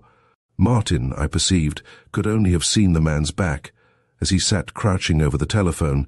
No doubt a characteristic pose was imitated there. And the man had worn his hat. Manderson's broad-brimmed hat. There is too much character in the back of a head and neck. The unknown, in fact, supposing him to have been of about Manderson's build, had had no need for any disguise, apart from the jacket and the hat and his powers of mimicry. I paused there to contemplate the coolness and ingenuity of the man. The thing, I now began to see, was so safe and easy, provided that his mimicry was good enough and that his nerve held. Those 2 points assured, only some wholly unlikely accident could unmask him. To come back to my puzzling out of the matter, as I sat in the dead man's bedroom with the telltale shoes before me, the reason for the entrance by the window instead of by the front door will already have occurred to anyone reading this. Entering by the door, the man would almost certainly have been heard by the sharp-eared Martin in his pantry, just across the hall. He might have met him face to face. Then there was the problem of the whiskey. I had not attached much importance to it. Whiskey will sometimes vanish in very queer ways in a household of 8 or 9 persons. But it had seemed strange that it should go in that way on that evening. Martin had been plainly quite dumbfounded by the fact. It seemed to me now that many a man, fresh, as this man in all likelihood was, from a bloody business, from the unclothing of a corpse, and with a desperate part still to play, would turn to that decanter as to a friend. No doubt he had a drink before sending for Martin. After making that trick with ease and success, he probably drank more. But he had known when to stop. The worst part of the enterprise was before him, the business, clearly of such vital importance to him, for whatever reason, of shutting himself in Manderson's room and preparing a body of convincing evidence of its having been occupied by Manderson. And this with the risk, very slight as no doubt he understood, but how unnerving, of the woman on the other side of the half-open door awaking and somehow discovering him. True, if he kept out of her limited field of vision from the bed, she could only see him by getting up and going to the door. I found that to a person lying in her bed, which stood with its head to the wall a little beyond the door. Nothing was visible through the doorway but one of the cupboards by Manderson's bedhead. Moreover, since this man knew the ways of the household, he would think it most likely that Mrs. Manderson was asleep. Another point with him, I guessed, might have been the estrangement between the husband and wife, which they had tried to cloak by keeping up, among other things, their usual practice of sleeping in connected rooms, but which was well known to all who had anything to do with them. He would hope from this that if Mrs. Manderson heard him, she would take no notice of the supposed presence of her husband. So, pursuing my hypothesis, I followed the unknown up to the bedroom and saw him setting about his work, and it was with a catch in my own breath that I thought of the hideous shock with which he must have heard the sound of all others he was dreading most, the drowsy voice from the adjoining room. What Mrs. Manderson actually said, she was unable to recollect at the inquest. She thinks she asked her supposed husband whether he had had a good run in the car, and now what does the unknown do? Here, I think, we come to a supremely significant point. Not only does he, standing rigid there as I picture him, before the dressing table, listening to the sound of his own leaping heart, not only does he answer the lady in the voice of Manderson, he volunteers an explanatory statement. He tells her that he has, on a sudden inspiration, sent Marlowe in the car to Southampton, that he has sent him to bring back some important information from a man leaving for Paris by the steamboat that morning. Why these details from a man who had long been uncommunicative to his wife, and that upon a point scarcely likely to interest her? Why these details about Marlowe? Having taken my story so far, I now put forward the following definite propositions. That between a time somewhere about 10, when the car started, and a time somewhere about 11, Manderson was shot, probably at a considerable distance from the house, as no shot was heard. That the body was brought back, left by the shed, and stripped of its outer clothing.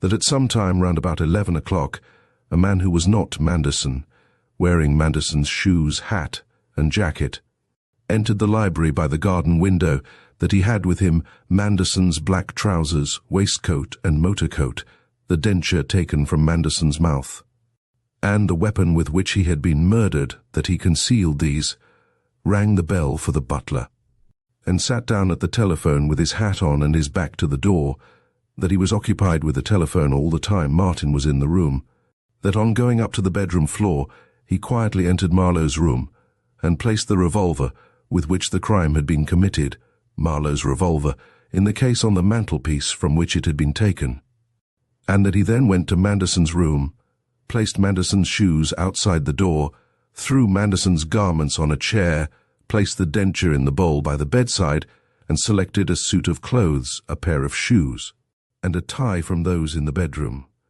Here I will pause in my statement of this man's proceedings to go into a question for which the way is now sufficiently prepared. Who was the false Manderson? Reviewing what was known to me, or might almost with certainty be surmised about that person, I set down the following 5 conclusions. 1. He had been in close relations with the dead man. In his acting before Martin and his speaking to Mrs. Manderson, he had made no mistake. 2.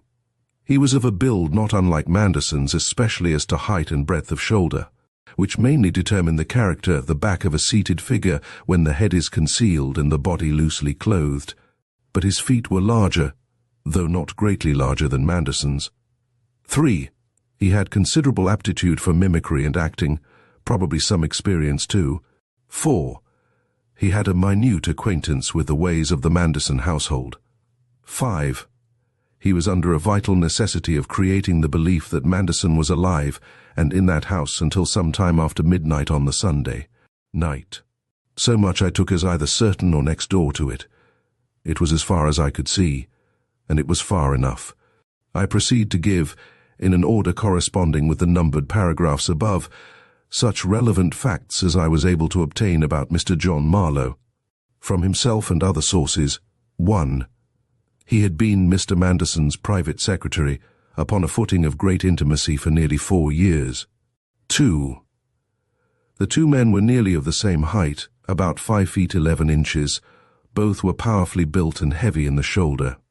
Marlowe, who was the younger by some 20 years, was rather slighter about the body, though Manderson was a man in good physical condition. Marlowe's shoes, of which I examined several pairs, were roughly about one shoemaker's size longer and broader than Manderson's. 3. In the afternoon of the first day of my investigation, after arriving at the results already detailed, I sent a telegram to a personal friend, a fellow of a college at Oxford, whom I knew to be interested in theatrical matters, in these terms: please wire John Marlowe's record in connection with acting at Oxford sometime past decade, very urgent and confidential. My friend replied in the following telegram, which reached me next morning, the morning of the inquest. Marlowe was member OUDs for 3 years and president 19. Played Bardolph, Cleon and Mercutio, excelled in character acting and imitations in great demand at smokers, was hero of some historic hoaxes. I had been led to send the telegram which brought this very helpful answer by seeing on the mantel shelf in Marlowe's bedroom a photograph of himself and 2 others in the costume of Falstaff's 3 followers, with an inscription from the Merry Wives, and by noting that it bore the imprint of an Oxford firm of photographers. 4. During his connection with Manderson, Marlowe had lived as one of the family. No other person, apart from the servants, had his opportunities for knowing the domestic life of the Mandersons in detail. 5. I ascertained beyond doubt that Marlowe arrived at a hotel in Southampton on the Monday morning at 6:30, and there proceeded to carry out the commission which, according to his story, and according to the statement made to Mrs. Manderson in the bedroom by the false Manderson, had been entrusted to him by his employer. He had then returned in the car to Milestone, where he had shown great amazement and horror at the news of the murder. These, I say, are the relevant facts about Marlowe. We must now examine fact number 5, as set out above, in connection with conclusion number 5 about the false Manderson. I would first draw attention to one important fact.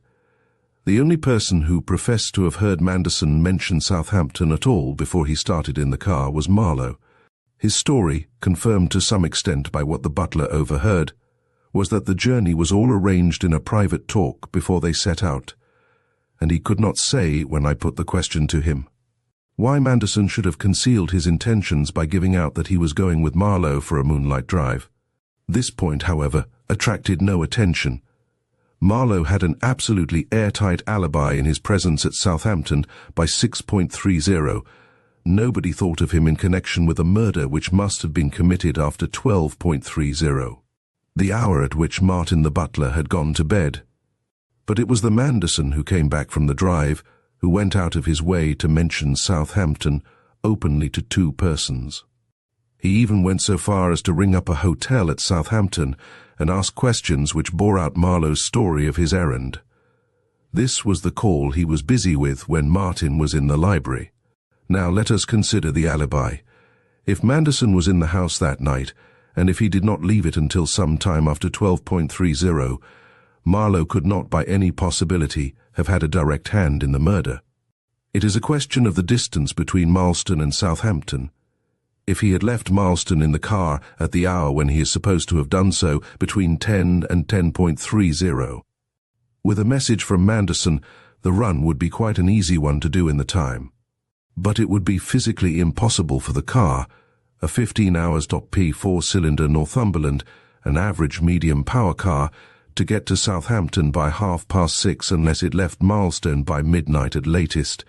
Motorists who will examine the road map and make the calculations required, as I did in Manderson's library that day, will agree that on the facts as they appeared, there was absolutely no case against Marlowe.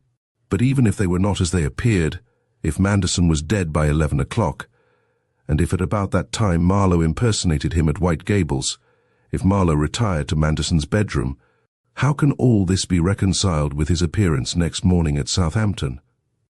He had to get out of the house unseen and unheard, and away in the car by midnight. And Martin, the sharp-eared Martin, was sitting up until 12:30 in his pantry, with the door open, listening for the telephone bell. Practically he was standing sentry over the foot of the staircase, the only staircase leading down from the bedroom floor, With this difficulty we arrive at the last and crucial phase of my investigation, having the foregoing points clearly in mind. I spent the rest of the day before the inquest in talking to various persons and in going over my story, testing it link by link. I could only find the one weakness which seemed to be involved in Martin's sitting up until 12.30, and since his having been instructed to do so was certainly a part of the plan, meant to clinch the alibi for Marlowe. I knew there must be an explanation somewhere. If I could not find that explanation, my theory was valueless. I must be able to show that at the time Martin went up to bed, the man who had shut himself in Manderson's bedroom might have been many miles away on the road to Southampton. I had, however, a pretty good idea already, as perhaps the reader of these lines has by this time, if I have made myself clear, of how the escape of the false Manderson before midnight had been contrived. But I did not want what I was now about to do to be known. If I had chanced to be discovered at work, there would have been no concealing the direction of my suspicions. I resolved not to test them on this point until the next day during the opening proceedings at the inquest. This was to be held, I knew, at the hotel, and I reckoned upon having White Gables to myself so far as the principal inmates were concerned. So in fact it happened. By the time the proceedings at the hotel had begun, I was hard at work at White Gables. I had a camera with me. I made search, on principles well known to and commonly practiced by the police, and often enough by myself, for certain indications. Without describing my search, I may say at once that I found and was able to photograph 2 fresh fingerprints, very large and distinct. On the polished front of the right-hand top drawer of the chest of drawers in Manderson's bedroom, 5 more, among a number of smaller and less recent impressions made by other hands on the glasses of the French window in Mrs. Manderson's room, a window which always stood open at night with a curtain before it, and 3 more upon the glass bowl in which Manderson's dental plate had been found lying. I took the bowl with me from White Gables. I took also a few articles which I selected from Marlowe's bedroom, as bearing the most distinct of the innumerable fingerprints which are always to be found upon toilet articles in daily use. I already had in my possession, made upon leaves cut from my pocket diary, some excellent fingerprints of Marlowe's which he had made in my presence without knowing it. I had shown him the leaves, asking if he recognized them, and the few seconds during which he had held them in his fingers had sufficed to leave impressions which I was afterwards able to bring out. By 6 o'clock in the evening, 2 hours after the jury had brought in their verdict against a person or persons unknown, I had completed my work, and was in a position to state that 2 of the 5 large prints made on the window glasses, and the 3 on the bowl, were made by the left hand of Marlowe, that the remaining 3 on the window and the 2 on the drawer were made by his right hand. By 8 o'clock I had made at the establishment of Mr. H.T. Copper, photographer, of Bishopsbridge, and with his assistance, a dozen enlarged prints of the finger marks of Marlowe, clearly showing the identity of those which he unknowingly made in my presence, and those left upon articles in his bedroom, with those found by me as I have described, and thus establishing the facts that Marlowe was recently in Manderson's bedroom, where he had in the ordinary way no business, and in Mrs. Manderson's room, where he had still less. I hope it may be possible to reproduce these prints for publication with this dispatch. At 9 o'clock I was back in my room at the hotel and sitting down to begin this manuscript. I had my story complete. I bring it to a close by advancing these further propositions, that on the night of the murder the impersonator of Manderson, being in Manderson's bedroom, told Mrs. Manderson, as he had already told Martin, that Marlowe was at that moment on his way to Southampton, that having made his dispositions in the room, he switched off the light, and lay in the bed in his clothes, that he waited until he was assured that Mrs. Manderson was asleep, that he then arose and stealthily crossed Mrs. Manderson's bedroom in his stocking feet, having under his arm the bundle of clothing and shoes for the body, that he stepped behind the curtain, pushing the doors of the window a little further open with his hands, strode over the iron railing of the balcony, and let himself down until only a drop of a few feet separated him from the soft turf of the lawn. All this might very well have been accomplished within half an hour of his entering Manderson's bedroom, which, according to Martin, he did at about 11:30. What followed your readers and the authorities may conjecture for themselves. The corpse was found next morning clothed, rather untidily. Marlowe in the car appeared at Southampton by 6:30. I bring this manuscript to an end in my sitting room, at the hotel at Marston. It is 4 o'clock in the morning. I leave for London by the noon train from Bishopsbridge, and immediately after arriving I shall place these pages in your hands. I ask you to communicate the substance of them to the Criminal Investigation Department. Philip Trent. Chapter 12. Evil Days.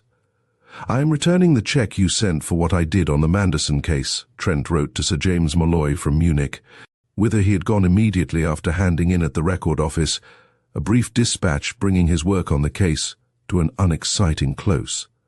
What I sent you wasn't worth 1/10 of the amount, but I should have no scruple about pocketing it if I hadn't taken a fancy, never mind why, not to touch any money at all for this business. I should like you, if there is no objection, to pay for the stuff at your ordinary space rate, and hand the money to some charity which does not devote itself to bullying people, if you know of any such. I have come to this place to see some old friends and arrange my ideas, and the idea that comes out uppermost is that for a little while I want some employment with activity in it. I find I can't paint at all. I couldn't paint a fence. Will you try me as your own correspondent somewhere? If you can find me a good adventure, I will send you good accounts. After that I could settle down and work. Sir James sent him instructions by telegram to proceed at once to Kurland and Livonia, where Citizen Browning was abroad again, and town and countryside blazed in revolt. It was a roving commission, and for 2 months Trent followed his luck. It served him not less well than usual. He was the only correspondent who saw General Dragaloo killed in the street at Volmar by a girl of 18. He saw burnings, lynchings, fusillades, hangings. Each day his soul sickened afresh at the imbecilities born of misrule. Many nights he lay down in danger, many days he went fasting, but there was never an evening or a morning when he did not see the face of the woman whom he hopelessly loved. He discovered in himself an unhappy pride at the lasting force of this infatuation. It interested him as a phenomenon. It amazed and enlightened him. Such a thing had not visited him before. It confirmed so much that he had found dubious in the recorded experience of men. It was not that, at 32, he could pretend to ignorance of this world of emotion. About his knowledge, let it be enough to say that what he had learned had come unpursued and unpurchased, and was without intolerable memories, broken to the realities of sex. He was still troubled by its inscrutable history. He went through life full of a strange respect for certain feminine weakness, and a very simple terror of certain feminine strength. He had held to a rather lukewarm faith that something remained in him to be called forth, and that the voice that should call would be heard in its own time, if ever, and not through any seeking. But he had not thought of the possibility that, if this proved true some day, the truth might come in a sinister shape.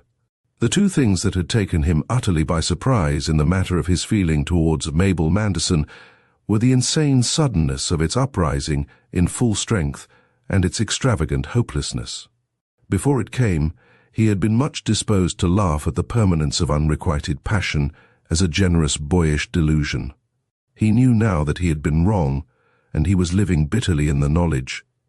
Before the eye of his fancy, the woman always came just as she was, when he had first had sight of her. With a gesture which he had surprised as he walked past unseen on the edge of the cliff, that great gesture of passionate joy in her new liberty, which had told him more plainly than speech that her widowhood was a release from torment, and had confirmed with terrible force the suspicion, active in his mind before, that it was her passport to happiness with a man whom she loved. He could not with certainty name to himself the moment when he had first suspected that it might be so. The seed of the thought must have been sown, he believed, at his first meeting with Marlowe. His mind would have noted automatically that such evident strength and grace. with the sort of looks and manners that the tall young man possessed, might go far with any woman of unfixed affections, and the connection of this with what Mr. Cupples had told him of the Mandersons' married life must have formed itself in the unconscious depths of his mind. Certainly it had presented itself as an already established thing when he began, after satisfying himself of the identity of the murderer, to cast about for the motive of the crime. Motive. How desperately he had sought for another, turning his back upon that grim thought, that Marlowe, obsessed by passion like himself, and privy perhaps to maddening truths about the wife's unhappiness, had taken a leaf, the guiltiest, from the Book of Bothwell. But in all his investigations at the time, in all his broodings on the matter afterwards, he had been able to discover nothing that could prompt Marlowe to such a deed. Nothing but that temptation, the whole strength of which he could not know, but which, if it had existed, must have pressed urgently upon a bold spirit in which scruple had been somehow paralyzed. If he could trust his senses at all, the young man was neither insane nor by nature evil. But that could not clear him. Murder for a woman's sake, he thought, was not a rare crime, heaven knew. If the modern feebleness of impulse in the comfortable classes and their respect for the modern apparatus of detection had made it rare among them, it was yet far from impossible. It only needed a man of equal daring and intelligence, his soul drugged with the vapors of an intoxicating intrigue, to plan and perform such a deed. 1,000 times, with a heart full of anguish, he had sought to reason away the dread that Mabel Manderson had known too much of what had been intended against her husband's life. That she knew all the truth after the thing was done he could not doubt.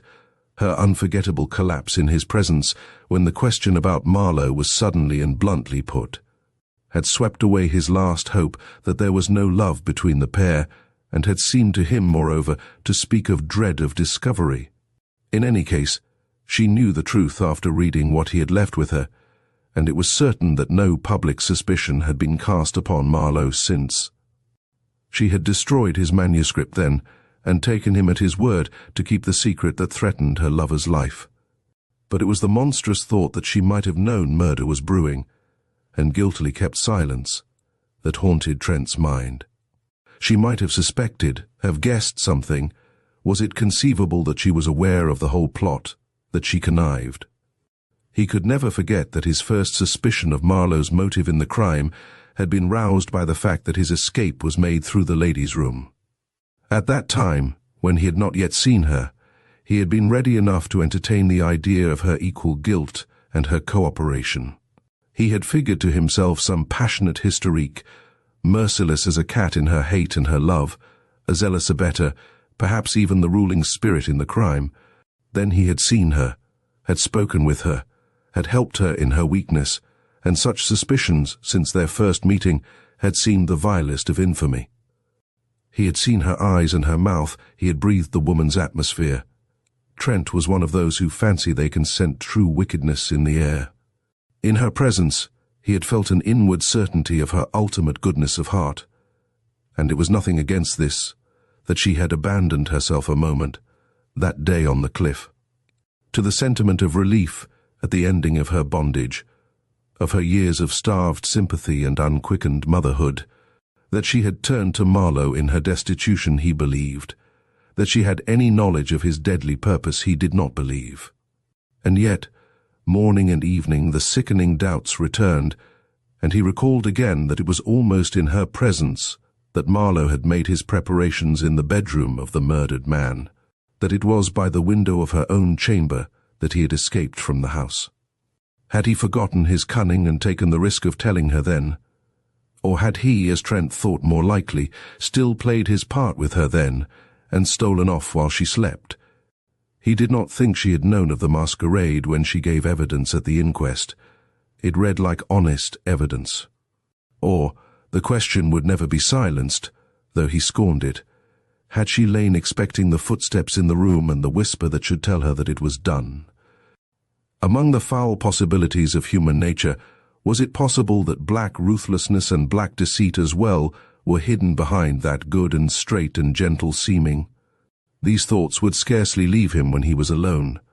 Trent served Sir James, well earning his pay for 6 months, and then returned to Paris, where he went to work again with a better heart. His powers had returned to him, and he began to live more happily than he had expected, among a tribe of strangely assorted friends, French, English, and American, artists, poets, journalists, policemen, hotel keepers, soldiers, lawyers, businessmen, and others.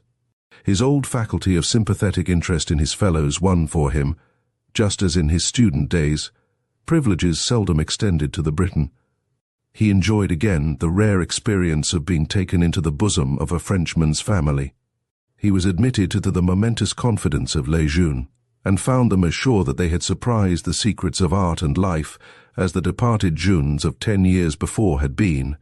The bosom of the Frenchman's family was the same as those he had known in the past, even to the patterns of the wallpaper and movables. But the jeunes, he perceived with regret, were totally different from their forerunners. They were much more shallow and puerile, much less really clever. The secrets they wrested from the universe were not such important and interesting secrets as had been wrested by the old jeunes. This he believed and deplored, until one day he found himself seated at a restaurant next to a too well-fed man, whom, in spite of the ravages of comfortable living, he recognized as one of the jeunes of his own period. This one had been wont to describe himself and 3 or 4 others as the hermits of the new Parnassus. He and his school had talked outside cafes and elsewhere more than solitaries do as a rule, but then rules were what they had vowed themselves to destroy. They proclaimed that verse, in particular, was free. The hermit of the new Parnassus was now in the Ministry of the Interior, and already decorated. He expressed to Trent the opinion that what France needed most was a hand of iron. He was able to quote the exact price paid for certain betrayals of the country, of which Trent had not previously heard. Thus he was brought to make the old discovery that it was he who had changed, like his friend of the administration, and that Lejeune was still the same. Yet he found it hard to say what precisely he had lost that so greatly mattered, unless indeed it were so simple a thing as his high spirits. One morning in June, as he descended the slope of the Rue des Martyrs, he saw approaching a figure that he remembered. He glanced quickly round, for the thought of meeting Mr. Bunner again was unacceptable. For some time he had recognized that his wound was healing under the spell of creative work.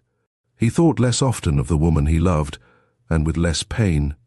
He would not have the memory of those 3 days reopened, but the straight and narrow thoroughfare offered no refuge, and the American saw him almost at once. His unforced geniality made Trent ashamed, for he had liked the man. They sat long over a meal, and Mr. Bunner talked. Trent listened to him, now that he was in for it, with genuine pleasure, now and then contributing a question or remark. Besides liking his companion, he enjoyed his conversation, with its unending verbal surprises, for its own sake. Bunner was, it appeared, resident in Paris, as the chief continental agent of the Manderson firm, and fully satisfied with his position and prospects. He discoursed on these for some 20 minutes. This subject at length exhausted, he went on to tell Trent, who confessed that he had been away from England for a year, that Marlowe had shortly after the death of Manderson entered his father's business, which was now again in a flourishing state, and had already come to be practically in control of it. They had kept up their intimacy and were even now planning a holiday for the summer. Mr. Bunner spoke with generous admiration of his friend's talent for affairs. "Jack Marlowe has a natural big head," he declared, "and if he had more experience, I wouldn't want to have him up against me. He would put a crimp in me every time." As the American's talk flowed on, Trent listened with a slowly growing perplexity. It became more and more plain that something was very wrong in his theory of the situation. There was no mention of its central figure. Presently Mr. Bunner mentioned that Marlowe was engaged to be married to an Irish girl, whose charms he celebrated with native enthusiasm. Trent clasped his hands savagely together beneath the table. What could have happened? His ideas were sliding and shifting. At last he forced himself to put a direct question. Mr. Bunner was not very fully informed. He knew that Mrs. Manderson had left England immediately after the settlement of her husband's affairs, and had lived for some time in Italy. She had returned not long ago to London, where she had decided not to live in the house in Mayfair, and had bought a smaller one in the Hampstead neighbourhood, also, he understood, one somewhere in the country. She was said to go but little into society. "And all the good hard dollars just waiting for someone to spraddle them around," said Mr. Bunner, with a note of pathos in his voice. "Why, she has money to burn, money to feed to the birds, and nothing doing. The old man left her more than half his wad. And think of the figure she might make in the world. She is beautiful, and she is the best woman I ever met, too. But she couldn't ever seem to get the habit of spending money the way it ought to be spent." His words now became a soliloquy. Trent's thoughts were occupying all his attention. He pleaded business soon, and the two men parted with cordiality. Half an hour later, Trent was in his studio, swiftly and mechanically cleaning up. He wanted to know what had happened. Somehow he must find out. He could never approach herself, he knew. He would never bring back to her the shame of that last encounter with him. It was scarcely likely that he would even set eyes on her. But he must get to know. Couples was in London, Marlowe was there. And anyhow, he was sick of Paris.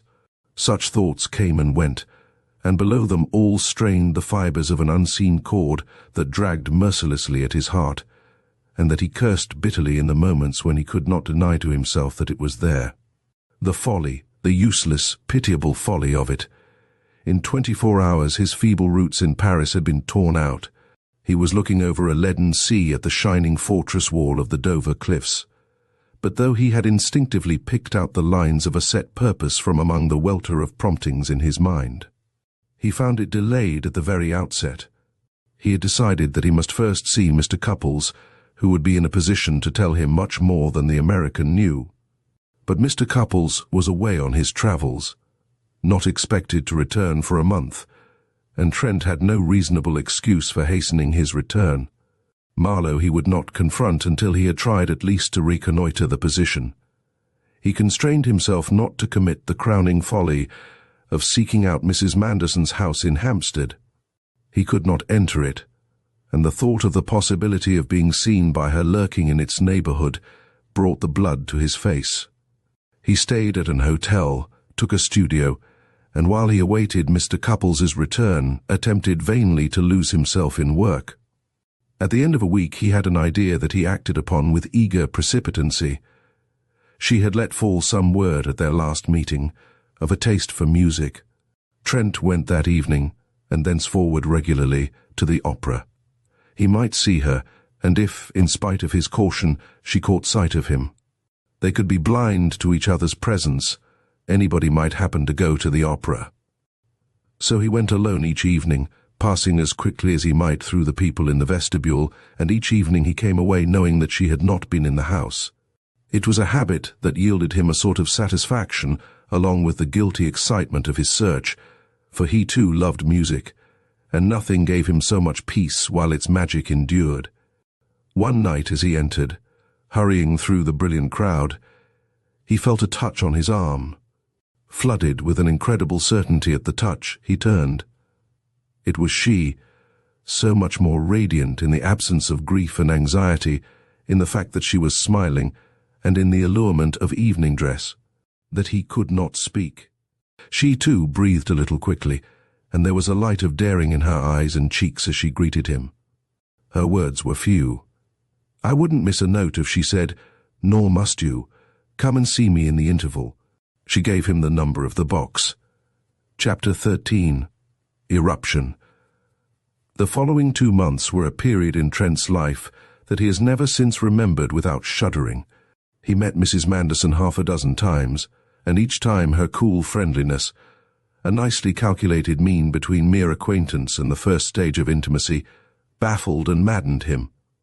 At the opera he had found her, to his further amazement, with a certain Mrs. Wallace, a frisky matron whom he had known from childhood. Mrs. Manderson, it appeared, on her return from Italy, had somehow wandered into circles to which he belonged by nurture and disposition. It came, she said, of her having pitched her tent in their hunting grounds, Several of his friends were near neighbors. He had a dim but horrid recollection of having been on that occasion unlike himself, ill at ease, burning in the face, talking with idiot loquacity of his adventures in the Baltic provinces, and finding from time to time that he was addressing himself exclusively to Mrs. Wallace. The other lady, when he joined them, had completely lost the slight appearance of agitation with which she had stopped him in the vestibule. She had spoken pleasantly to him of her travels, of her settlement in London, and of people whom they both knew. During the last half of the opera, which he had stayed in the box to hear, he had been conscious of nothing, as he sat behind them, but the angle of her cheek and the mass of her hair, the lines of her shoulder and arm, her hand upon the cushion. The black hair had seemed at last a forest, immeasurable, pathless and enchanted, luring him to a fatal adventure. At the end he had been pale and subdued, parting with them rather formally. The next time he saw her, it was at a country house where both were guests, and the subsequent times he had had himself in hand. He had matched her manner and had acquitted himself, he thought, decently, considering that he lived in an agony of bewilderment and remorse and longing.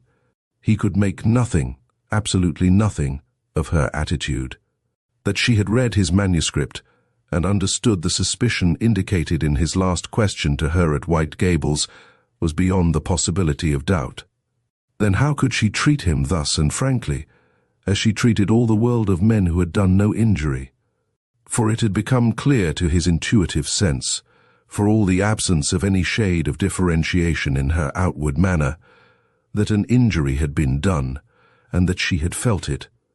Several times, on the rare and brief occasions when they had talked apart, he had warning from the same sense that she was approaching this subject, and each time he had turned the conversation with the ingenuity born of fear. 2 resolutions he made. The first was that when he had completed a commissioned work which tied him to London, he would go away and stay away. The strain was too great. He no longer burned to know the truth. He wanted nothing to confirm his fixed internal conviction by faith, that he had blundered, that he had misread the situation, misinterpreted her tears, written himself down a slanderous fool. He speculated no more on Marlowe's motive in the killing of Manderson. Mr. Cupples returned to London, and Trent asked him nothing. He knew now that he had been right in those words. Trent remembered them for the emphasis with which they were spoken. So long as she considered herself bound to him, no power on earth could have persuaded her. He met Mrs. Manderson at dinner at her uncle's large and tomb-like house in Bloomsbury, and there he conversed most of the evening with a professor of archaeology from Berlin. His other resolution was that he would not be with her alone. But when, a few days after, she wrote asking him to come and see her on the following afternoon, he made no attempt to excuse himself. This was a formal challenge, while she celebrated the rites of tea, and for some little time thereafter. She joined with such natural ease in his slightly fevered conversation on matters of the day that he began to hope she had changed what he could not doubt had been her resolve, to corner him and speak to him gravely. She was to all appearance careless now, smiling so that he recalled, not for the first time since that night at the opera, what was written long ago of a Princess of Brunswick. Her mouth has 10,000 charms that touch the soul. She made a tour of the beautiful room where she had received him, singling out this treasure or that from the spoils of 100 bric-a-brac shops, laughing over her quests, discoveries, and bargainings. And when he asked if she would delight him again with a favourite piece of his, which he had heard her play at another house, she consented at once. She played with a perfection of execution, and feeling that moved him now as it had moved him before. "You are a musician born," he said quietly when she had finished, and the last tremor of the music had passed away. "I knew that before I first heard you. I have played a great deal ever since I can remember. It has been a great comfort to me," she said simply, and half turned to him smiling. "When did you first detect music in me?" "Oh, of course I was at the opera, but that wouldn't prove much, would it?" "No," he said abstractedly, his sense still busy with the music that had just ended. "I think I knew it the first time I saw you." Then understanding of his own words came to him and turned him rigid. For the first time, the past had been invoked. There was a short silence. Mrs. Manderson looked at Trent, then hastily looked away. Colour began to rise in her cheeks, and she pursed her lips as if for whistling. Then, with a defiant gesture of the shoulders which he remembered, she rose suddenly from the piano and placed herself in a chair opposite to him. "That speech of yours will do as well as anything," she began slowly, looking at the point of her shoe, "to bring us to what I wanted to say. I asked you here today on purpose, Mr. Trent, because I couldn't bear it any longer. Ever since the day you left me at White Gables, I have been saying to myself that it didn't matter what you thought of me in that affair, that you were certainly not the kind of man to speak to others of what you believed about me, after what you had told me of your reasons for suppressing your manuscript. I asked myself how it could matter, but all the time, of course, I knew it did matter. It mattered horribly, because what you thought was not true." She raised her eyes and met his gaze calmly. Trent, with a completely expressionless face, returned her look. "Since I began to know you," he said, "I have ceased to think it." "Thank you," said Mrs. Manderson, and blushed suddenly and deeply. Then, playing with a glove, she added, "But I want you to know what was true. I did not know if I should ever see you again," she went on in a lower voice, "but I felt that if I did, I must speak to you about this. I thought it would not be hard to do so, because you seem to me an understanding person, and besides, a woman who has been married isn't expected to have the same sort of difficulty as a young girl in speaking about such things when it is necessary. And then we did meet again, and I discovered that it was very difficult indeed. You made it difficult." "How?" he asked quietly. "I don't know," said the lady. "But yes, I do know. It was just because you treated me exactly as if you had never thought or imagined anything of that sort about me. I had always supposed that if I saw you again you would turn on me that hard, horrible sort of look you had when you asked me that last question, do you remember? At White Gables. Instead of that, you were just like any other acquaintance. You were just—" She hesitated and spread out her hands. "Nice. You know, after that first time at the opera when I spoke to you, I went home positively wondering if you had really recognized me. I mean, I thought you might have recognized my face without remembering who it was." A short laugh broke from Trent in spite of himself, but he said nothing. She smiled deprecatingly. "Well, I couldn't remember if you had spoken my name, and I thought it might be so. But the next time, at the Uritans, you did speak it, so I knew. And a dozen times during those few days I almost brought myself to tell you, but never quite. I began to feel that you wouldn't let me, that you would slip away from the subject if I approached it. Wasn't I right? Tell me, please." He nodded. "But why?" He remained silent. "Well," she said, "I will finish what I had to say, and then you will tell me, I hope, why you had to make it so hard. When I began to understand that you wouldn't let me talk of the matter to you, it made me more determined than ever. I suppose you didn't realize that I would insist on speaking even if you were quite discouraging. I dare say I couldn't have done it if I had been guilty as you thought. You walked into my parlor today, never thinking I should dare. Well, now you see." Mrs. Manderson had lost all her air of hesitancy. She had, as she was wont to say, talked herself enthusiastic, and in the ardor of her purpose to annihilate the misunderstanding that had troubled her so long, she felt herself mistress of the situation. "I am going to tell you the story of the mistake you made," she continued, as Trent, his hands clasped between his knees, still looked at her enigmatically. "You will have to believe it, Mr. Trent. It is utterly true to life, with its confusions and hidden things and cross-purposes and perfectly natural mistakes that nobody thinks twice about taking for facts. Please understand that I don't blame you in the least, and never did, for jumping to the conclusion you did. You knew that I was estranged from my husband, and you knew what that so often means. You knew before I told you, I expect, that he had taken up an injured attitude towards me, and I was silly enough to try and explain it away. I gave you the explanation of it that I had given myself at first, before I realized the wretched truth. I told you he was disappointed in me because I couldn't take a brilliant lead in society. Well, that was true, he was so. But I could see you weren't convinced. You had guessed what it took me much longer to see because I knew how irrational it was. Yes, my husband was jealous of John Marlowe, you divined that. Then I behaved like a fool when you let me see you had divined it. It was such a blow, you understand, when I had supposed all the humiliation and strain was at an end, and that his delusion had died with him. You practically asked me if my husband's secretary was not my lover, Mr. Trent. I have to say it, because I want you to understand why I broke down and made a scene. You took that for a confession, you thought I was guilty of that, and I think you even thought I might be a party to the crime, that I had consented. That did hurt me, but perhaps you couldn't have thought anything else, I don't know. Trent, who had not hitherto taken his eyes from her face, hung his head at the words. He did not raise it again as she continued. But really it was simple shock and distress that made me give way, and the memory of all the misery that mad suspicion had meant to me, and when I pulled myself together again, you had gone. She rose and went to an escritoire beside the window, unlocked a drawer, and drew out a long, sealed envelope. "This is the manuscript you left with me," she said. "I have read it through again and again. I have always wondered, as everybody does, at your cleverness in things of this kind."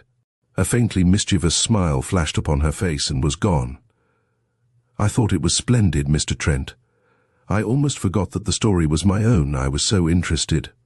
And I want to say now, while I have this in my hand, how much I thank you for your generous, chivalrous act in sacrificing this triumph of yours, rather than put a woman's reputation in peril.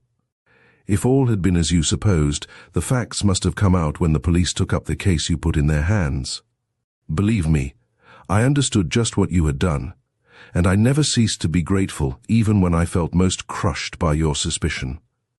As she spoke her thanks, her voice shook a little, and her eyes were bright. Trent perceived nothing of this. His head was still bent. He did not seem to hear. She put the envelope into his hand as it lay open, palm upwards on his knee. There was a touch of gentleness about the act which made him look up. "Can you?" he began slowly. She raised her hand as she stood before him. "No, Mr. Trent, let me finish before you say anything. It is such an unspeakable relief to me to have broken the ice at last, and I want to end the story while I'm still feeling the triumph of beginning it." She sank down into the sofa from which she had first risen. "I am telling you a thing that nobody else knows. Everybody knew, I suppose, that something had come between us, though I did everything in my power to hide it. But I don't think anyone in the world ever guessed what my husband's notion was. People who know me don't think that sort of thing about me, I believe. And his fancy was so ridiculously opposed to the facts. I will tell you what the situation was. Mr. Marlowe and I had been friendly enough since he came to us. For all his cleverness, my husband said he had a keener brain than any man he knew. I looked upon him as practically a boy. You know I am a little older than he is, and he had a sort of amiable lack of ambition that made me feel it the more. One day my husband asked me what I thought was the best thing about Marlowe, and not thinking much about it, I said, "His manners."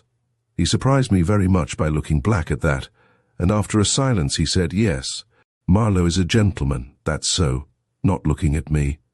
Nothing was ever said about that again until about a year ago, when I found that Mr. Marlowe had done what I always expected he would do, fallen desperately in love with an American girl. But to my disgust, he had picked out the most worthless girl, I do believe, of all those whom we used to meet.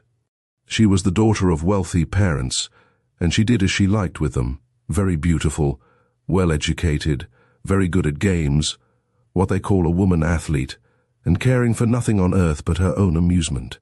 She was one of the most unprincipled flirts I ever knew, and quite the cleverest. Everyone knew it, and Mr. Marlowe must have heard it, but she made a complete fool of him, brain and all. I don't know how she managed it, but I can imagine. She liked him, of course, but it was quite plain to me that she was playing with him. The whole affair was so idiotic, I got perfectly furious. One day, I asked him to row me in a boat on the lake. All this happened at our house by Lake George. We had never been alone together for any length of time before. In the boat, I talked to him. I was very kind about it, I think, and he took it admirably, but he didn't believe me a bit. He had the impudence to tell me that I misunderstood Alice's nature.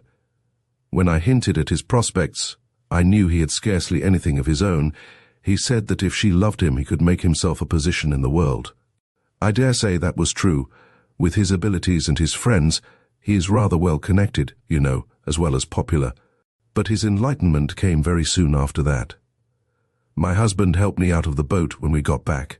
He joked with Mr. Marlowe about something, I remember, for through all that followed he never once changed in his manner to him, and that was one reason why I took so long to realize what he thought about him and myself. But to me he was reserved and silent that evening, not angry. He was always perfectly cold and expressionless to me after he took this idea into his head. After dinner, he only spoke to me once. Mr. Marlowe was telling him about some horse he had bought for the farm in Kentucky, and my husband looked at me and said, "Marlowe may be a gentleman, but he seldom quits loser in a horse trade." I was surprised at that, but at that time, and even on the next occasion when he found us together, I didn't understand what was in his mind. That next time was the morning when Mr. Marlowe received a sweet little note from the girl asking for his congratulations on her engagement. It was in our New York house. He looked so wretched at breakfast that I thought he was ill, and afterwards I went to the room where he worked and asked what was the matter. He didn't say anything but just handed me the note and turned away to the window. I was very glad that was all over, but terribly sorry for him too, of course. I don't remember what I said, but I remember putting my hand on his arm as he stood there staring out on the garden, and just then my husband appeared at the open door with some papers. He just glanced at us and then turned and walked quietly back to his study. I thought that he might have heard what I was saying to comfort Mr. Marlowe, and that it was rather nice of him to slip away. Mr. Marlowe neither saw nor heard him. My husband left the house that morning for the West while I was out. Even then I did not understand. He used often to go off suddenly like that, if some business project called him. It was not until he returned a week later that I grasped the situation. He was looking white and strange, and as soon as he saw me, he asked me where Mr. Marlowe was. Somehow the tone of his question told me everything in a flash. I almost gasped. I was wild with indignation. "You know, Mr. Trent, I don't think I should have minded at all if anyone had thought me capable of openly breaking with my husband and leaving him for somebody else. I dare say I might have done that. But that coarse suspicion, a man whom he trusted, and the notion of concealment, it made me see scarlet. Every shred of pride in me was strung up till I quivered, and I swore to myself on the spot that I would never show by any word or sign that I was conscious of his having such a thought about me. I would behave exactly as I always had behaved, I determined, and that I did, up to the very last, though I knew that a wall had been made between us now that could never be broken down. Even if he asked my pardon and obtained it, I never once showed that I noticed any change. And so it went on. I never could go through such a time again. My husband showed silent and cold politeness to me always when we were alone, and that was only when it was unavoidable. He never once alluded to what was in his mind, but I felt it, and he knew that I felt it. Both of us were stubborn in our different attitudes. To Mr. Marlowe he was more friendly, if anything, than before, heaven only knows why. I fancied he was planning some sort of revenge, but that was only a fancy. Certainly Mr. Marlowe never knew what was suspected of him. He and I remained good friends, though we never spoke of anything intimate after that disappointment of his. But I made a point of seeing no less of him than I had always done. Then we came to England and to White Gables, and after that followed my husband's dreadful end. She threw out her right hand in a gesture of finality. "You know about the rest. So much more than any other man," she added, and glanced up at him with a quaint expression. Trent wondered at that look, but the wonder was only a passing shadow on his thought. Inwardly his whole being was possessed by thankfulness. All the vivacity had returned to his face. Long before the lady had ended her story, he had recognized the certainty of its truth, as from the first days of their renewed acquaintance he had doubted the story that his imagination had built up at White Gables. upon foundations that seemed so good to him. He said, "I don't know how to begin the apologies I have to make. There are no words to tell you how ashamed and disgraced I feel when I realize what a crude, cocksure blundering at a conclusion my suspicion was. Yes, I suspected you. I had almost forgotten that I was ever such a fool. Almost, not quite. Sometimes when I have been alone I have remembered that folly and poured contempt on it. I have tried to imagine what the facts were. I have tried to excuse myself." She interrupted him quickly. "What nonsense! Do be sensible, Mr. Trent. You had only seen me on 2 occasions in your life before you came to me with your solution of the mystery." Again the quaint expression came and was gone. "If you talk of folly, it really is folly for a man like you to pretend to a woman like me that I had innocence written all over me in large letters. So large that you couldn't believe very strong evidence against me after seeing me twice. What do you mean by a man like me?" he demanded with a sort of fierceness. "Do you take me for a person without any normal instincts? I don't say you impress people as a simple, transparent sort of character, what Mr. Calvin Bunner calls a case of open work. I don't say a stranger might not think you capable of wickedness if there was good evidence for it, but I say that a man who, after seeing you and being in your atmosphere, could associate you with the particular kind of abomination I imagined, is a fool, the kind of fool who is afraid to trust his senses. As for my making it hard for you to approach the subject, as you say, it is true, it was simply moral cowardice.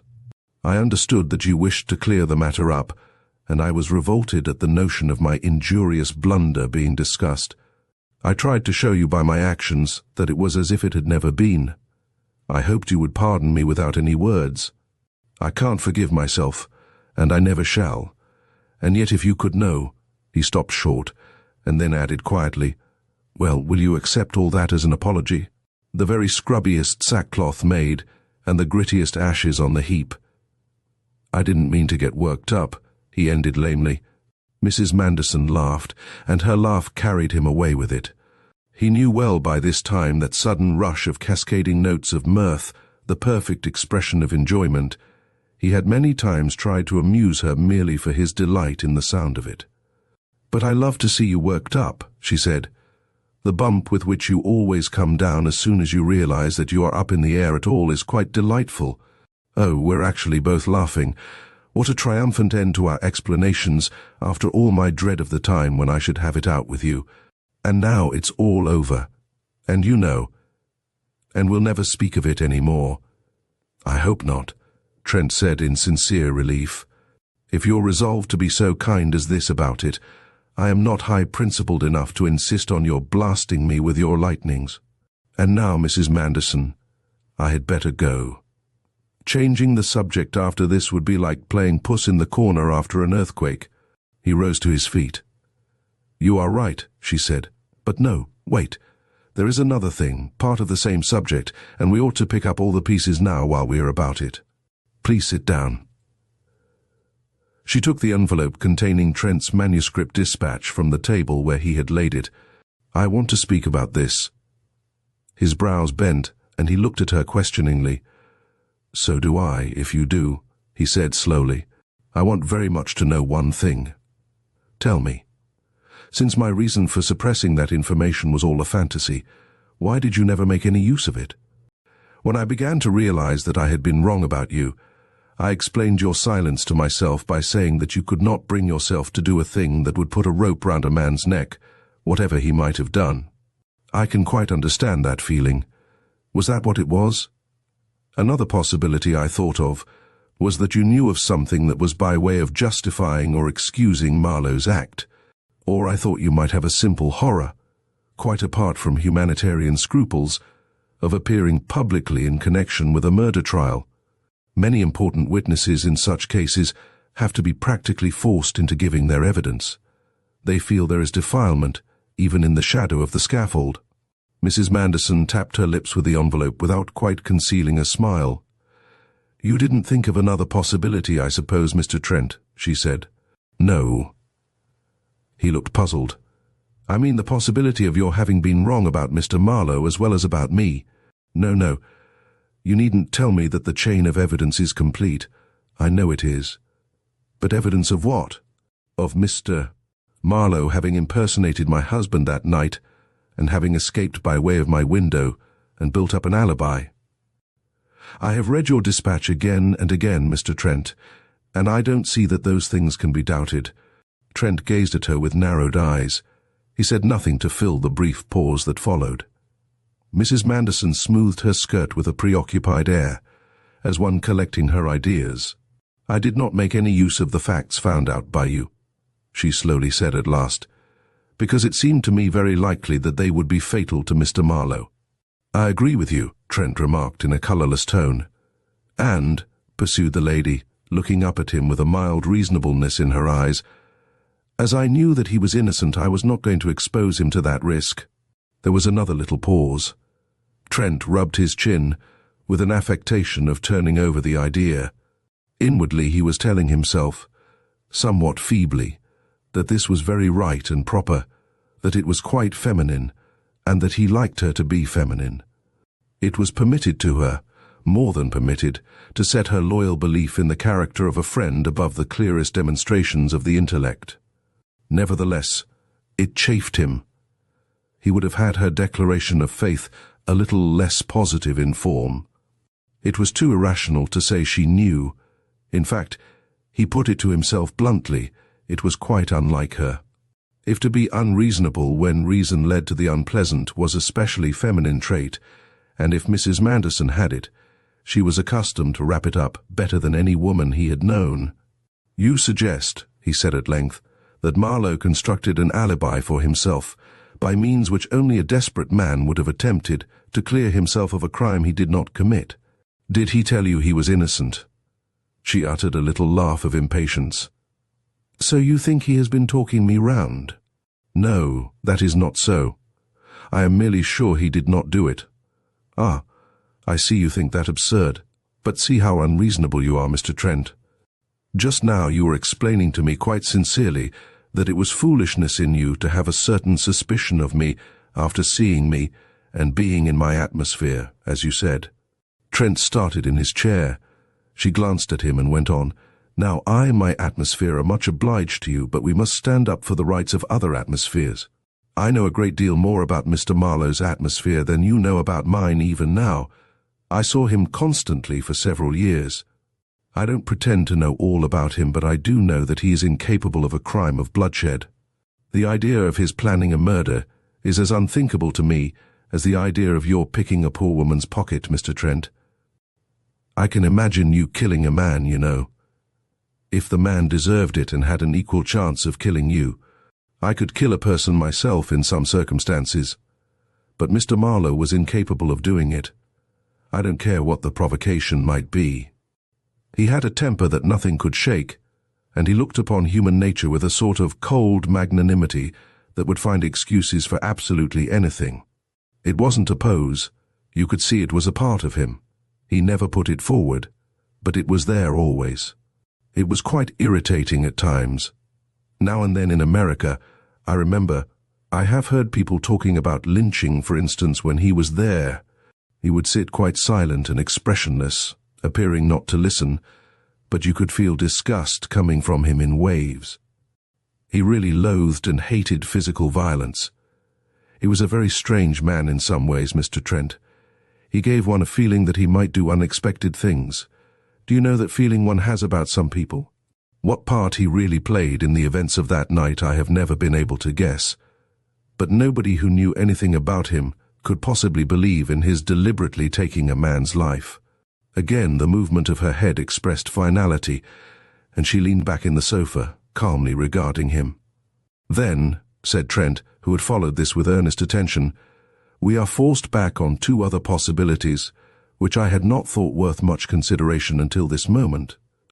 Accepting what you say, he might still conceivably have killed in self-defense, or he might have done so by accident. The lady nodded. Of course I thought of those two explanations when I read your manuscript, and I suppose you felt, as I did myself, that in either of those cases the natural thing, and obviously the safest thing, for him to do was to make a public statement of the truth, instead of setting up a series of deceptions which would certainly stamp him as guilty in the eyes of the law, if anything went wrong with them. "Yes," she said wearily. "I thought over all that until my head ached, and I thought somebody else might have done it, and that he was somehow screening the guilty person. But that seemed wild. I could see no light in the mystery, and after a while I simply let it alone. All I was clear about was that Mr. Marlowe was not a murderer, and that if I told what you had found out, the judge and jury would probably think he was. I promised myself that I would speak to you about it if we should meet again, and now I've kept my promise." Trent, his chin resting on his hand, was staring at the carpet. The excitement of the hunt for the truth was steadily rising in him. He had not in his own mind accepted Mrs. Manderson's account of Marlowe's character as unquestionable. But she had spoken forcibly, he could by no means set it aside, and his theory was much shaken. "There is only one thing for it," he said, looking up. "I must see Marlowe. It worries me too much to have the thing left like this. I will get at the truth. Can you tell me," he broke off, "how he behaved after the day I left White Gables?" "I never saw him after that," said Mrs. Manderson simply. "For some days after you went away I was ill, and didn't go out of my room. When I got down he had left and was in London, settling things with the lawyers. He did not come down to the funeral. Immediately after that I went abroad. After some weeks a letter from him reached me, saying he had concluded his business and given the solicitors all the assistance in his power. He thanked me very nicely for what he called all my kindness, and said goodbye. There was nothing in it about his plans for the future, and I thought it particularly strange that he said not a word about my husband's death. I didn't answer. Knowing what I knew, I couldn't. In those days I shuddered whenever I thought of that masquerade in the night. I never wanted to see or hear of him again." "Then you don't know what has become of him?" "No, but I dare say Uncle Burton, Mr. Cupples, you know, could tell you. Some time ago he told me that he had met Mr. Marlowe in London and had some talk with him. I changed the conversation." She paused and smiled with a trace of mischief. "I rather wonder what you supposed had happened to Mr. Marlowe after you withdrew from the scene of the drama that you had put together so much to your satisfaction." Trent flushed. "Do you really want to know?" he said. "I ask you," she retorted quietly. "You ask me to humiliate myself again, Mrs. Manderson. Very well. I will tell you what I thought I should most likely find when I returned to London after my travels, that you had married Marlowe to live abroad." She heard him with unmoved composure. "We certainly couldn't have lived very comfortably in England on his money and mine," she observed thoughtfully. "He had practically nothing then." He stared at her, gaped, she told him some time afterwards. At the moment she laughed with a little embarrassment. "Dear me, Mr. Trent, have I said anything dreadful? You surely must know. I thought everybody understood by now. I'm sure I've had to explain it often enough. If I marry again I lose everything that my husband left me." The effect of this speech upon Trent was curious. For an instant his face was flooded with the emotion of surprise. As this passed away he gradually drew himself together, as he sat, into a tense attitude. He looked, she thought, as she saw his knuckles grow white on the arms of the chair, like a man prepared for pain under the hand of the surgeon. But all he said, in a voice lower than his usual tone, was, "I had no idea of it." "It is so," she said calmly, trifling with a ring on her finger. "Really, Mr. Trent, it is not such a very unusual thing. I think I am glad of it. For one thing, it has secured me, at least since it became generally known, from a good many attentions of a kind that a woman in my position has to put up with as a rule." "No doubt," he said gravely. "And the other kind?" She looked at him questioningly. "Ah," she laughed, "the other kind trouble me even less. I have not yet met a man silly enough to want to marry a widow with a selfish disposition and luxurious habits and tastes, and nothing but the little my father left me." She shook her head, and something in the gesture shattered the last remnants of Trent's self-possession. "Haven't you, by heaven?" he exclaimed, rising with a violent movement and advancing a step towards her. "Then I am going to show you that human passion is not always stifled by the smell of money. I am going to end the business, my business.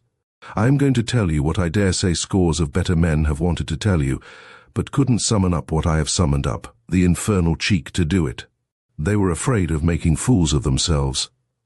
I am not. You have accustomed me to the feeling this afternoon. He laughed aloud in his rush of words and spread out his hands. Look at me. It is the sight of the century. It is one who says he loves you, and would ask you to give up very great wealth to stand at his side. She was hiding her face in her hands. He heard her say brokenly, "Please, don't speak in that way." He answered, "It will make a great difference to me if you will allow me to say all I have to say before I leave you. Perhaps it is in bad taste, but I will risk that. I want to relieve my soul. It needs open confession. This is the truth. You have troubled me ever since the first time I saw you, and you did not know it, as you sat under the edge of the cliff at Marlstone and held out your arms to the sea. It was only your beauty that filled my mind then. As I passed by you, it seemed as if all the life in the place were crying out a song about you in the wind and the sunshine, and the song stayed in my ears, but even your beauty would be no more than an empty memory to me by now if that had been all. It was when I led you from the hotel there to your house, with your hand on my arm, that what was it that happened? I only knew that your stronger magic had struck home, and that I never should forget that day, whatever the love of my life should be. Till that day, I had admired, as I should admire the loveliness of a still lake, but that day I felt the spell of the divinity of the lake. And next morning the waters were troubled, and she rose, the morning when I came to you with my questions, tired out with doubts that were as bitter as pain, and when I saw you without your pale, sweet mask of composure, when I saw you moved and glowing, with your eyes and your hands alive, and when you made me understand that for such a creature as you, there had been emptiness and the mere waste of yourself for so long. Madness rose in me then, and my spirit was clamoring to say what I say at last now, that life would never seem a full thing again because you could not love me, that I was taken forever in the nets of your black hair and by the incantation of your voice. "Oh, stop!" she cried, suddenly throwing back her head, her face flaming and her hands clutching the cushions beside her. She spoke fast and disjointedly, her breath coming quick. "You shall not talk me into forgetting common sense. What does all this mean? Oh, I do not recognize you at all. You seem another man. We are not children. Have you forgotten that? You speak like a boy in love for the first time. It is foolish, unreal. I know that if you do not. I will not hear it. What has happened to you?" She was half sobbing. "How can these sentimentalities come from a man like you? Where is your self-restraint?" "Gone," exclaimed Trent with an abrupt laugh. "It has got right away. I am going after it in a minute." He looked gravely down into her eyes. "I don't care so much now. I never could declare myself to you under the cloud of your great fortune. It was too heavy. There's nothing creditable in that feeling. As I look at it, as a matter of simple fact, it was a form of cowardice, fear of what you would think, and very likely say, fear of the world's comment too, I suppose. But the cloud being rolled away, I have spoken, and I don't care so much. I can face things with a quiet mind now that I have told you the truth in its own terms.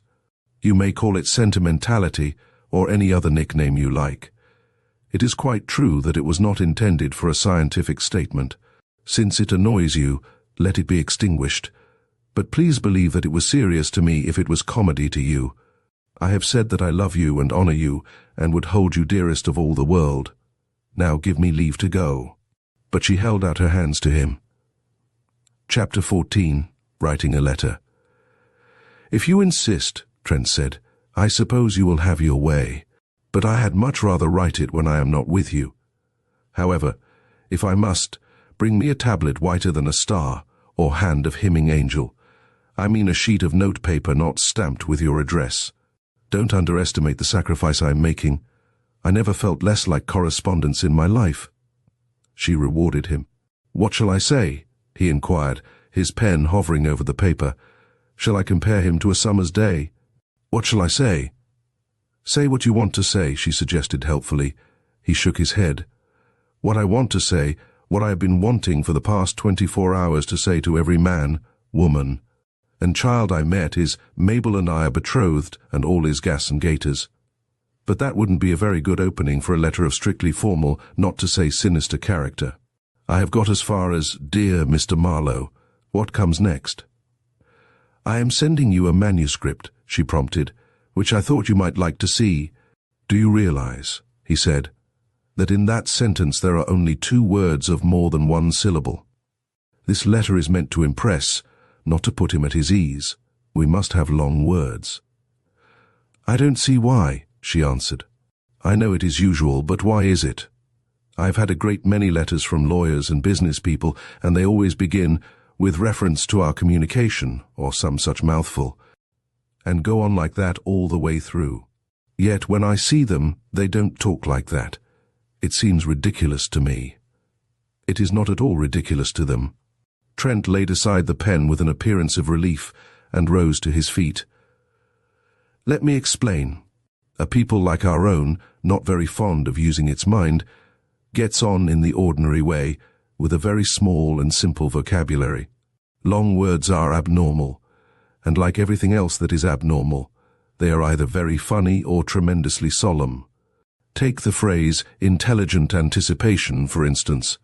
If such a phrase had been used in any other country in Europe, it would not have attracted the slightest attention. With us it has become a proverb. We all grin. When we hear it in a speech or read it in a leading article, it is considered to be one of the best things ever said. Why? Just because it consists of 2 long words. The idea expressed is as commonplace as cold mutton. Then there's terminological inexactitude.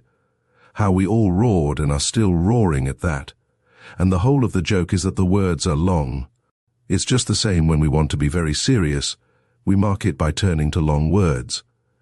When a solicitor can begin a sentence with, pursuant to the instructions communicated to our representative, or some such gibberish, he feels that he is earning his 6 and 8 pence. Don't laugh. It is perfectly true. Now Continentals haven't got that feeling. They are always bothering about ideas. And the result is that every shopkeeper or peasant has a vocabulary in daily use that is simply Greek to the vast majority of Britons. I remember some time ago I was dining with a friend of mine who is a Paris cabman. We had dinner at a dirty little restaurant opposite the Central Post Office, a place where all the clients were cabmen or porters. Conversation was general, and it struck me that a London cabman would have felt a little out of his depth. Words like functionary and unforgettable and exterminate and independence hurtled across the table every instant. And these were just ordinary, vulgar, jolly, red-faced cabmen.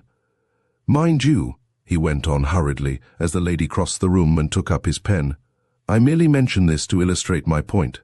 I'm not saying that cabmen ought to be intellectuals. I don't think so. I agree with Keats. Happy as England, sweeter artless cabmen, enough their simple loveliness for me. But when you come to the people who make up the collective industrial brain power of the country, why do you know? Oh, no, cried Mrs. Manderson. I don't know anything at the moment, except that your talking must be stopped somehow, if we are to get any further with that letter to Mr. Marlowe. You shall not get out of it. Come. She put the pen into his hand. Trent looked at it with distaste. I warn you not to discourage my talking, he said dejectedly. Believe me, men who don't talk are even worse to live with than men who do. Oh, have a care of natures that are mute. I confess I'm shirking writing this thing. It is almost an indecency. It's mixing 2 moods to write the sort of letter I mean to write, and at the same time to be sitting in the same room with you. She led him to his abandoned chair before the escritoire and pushed him gently into it. Well, but please try.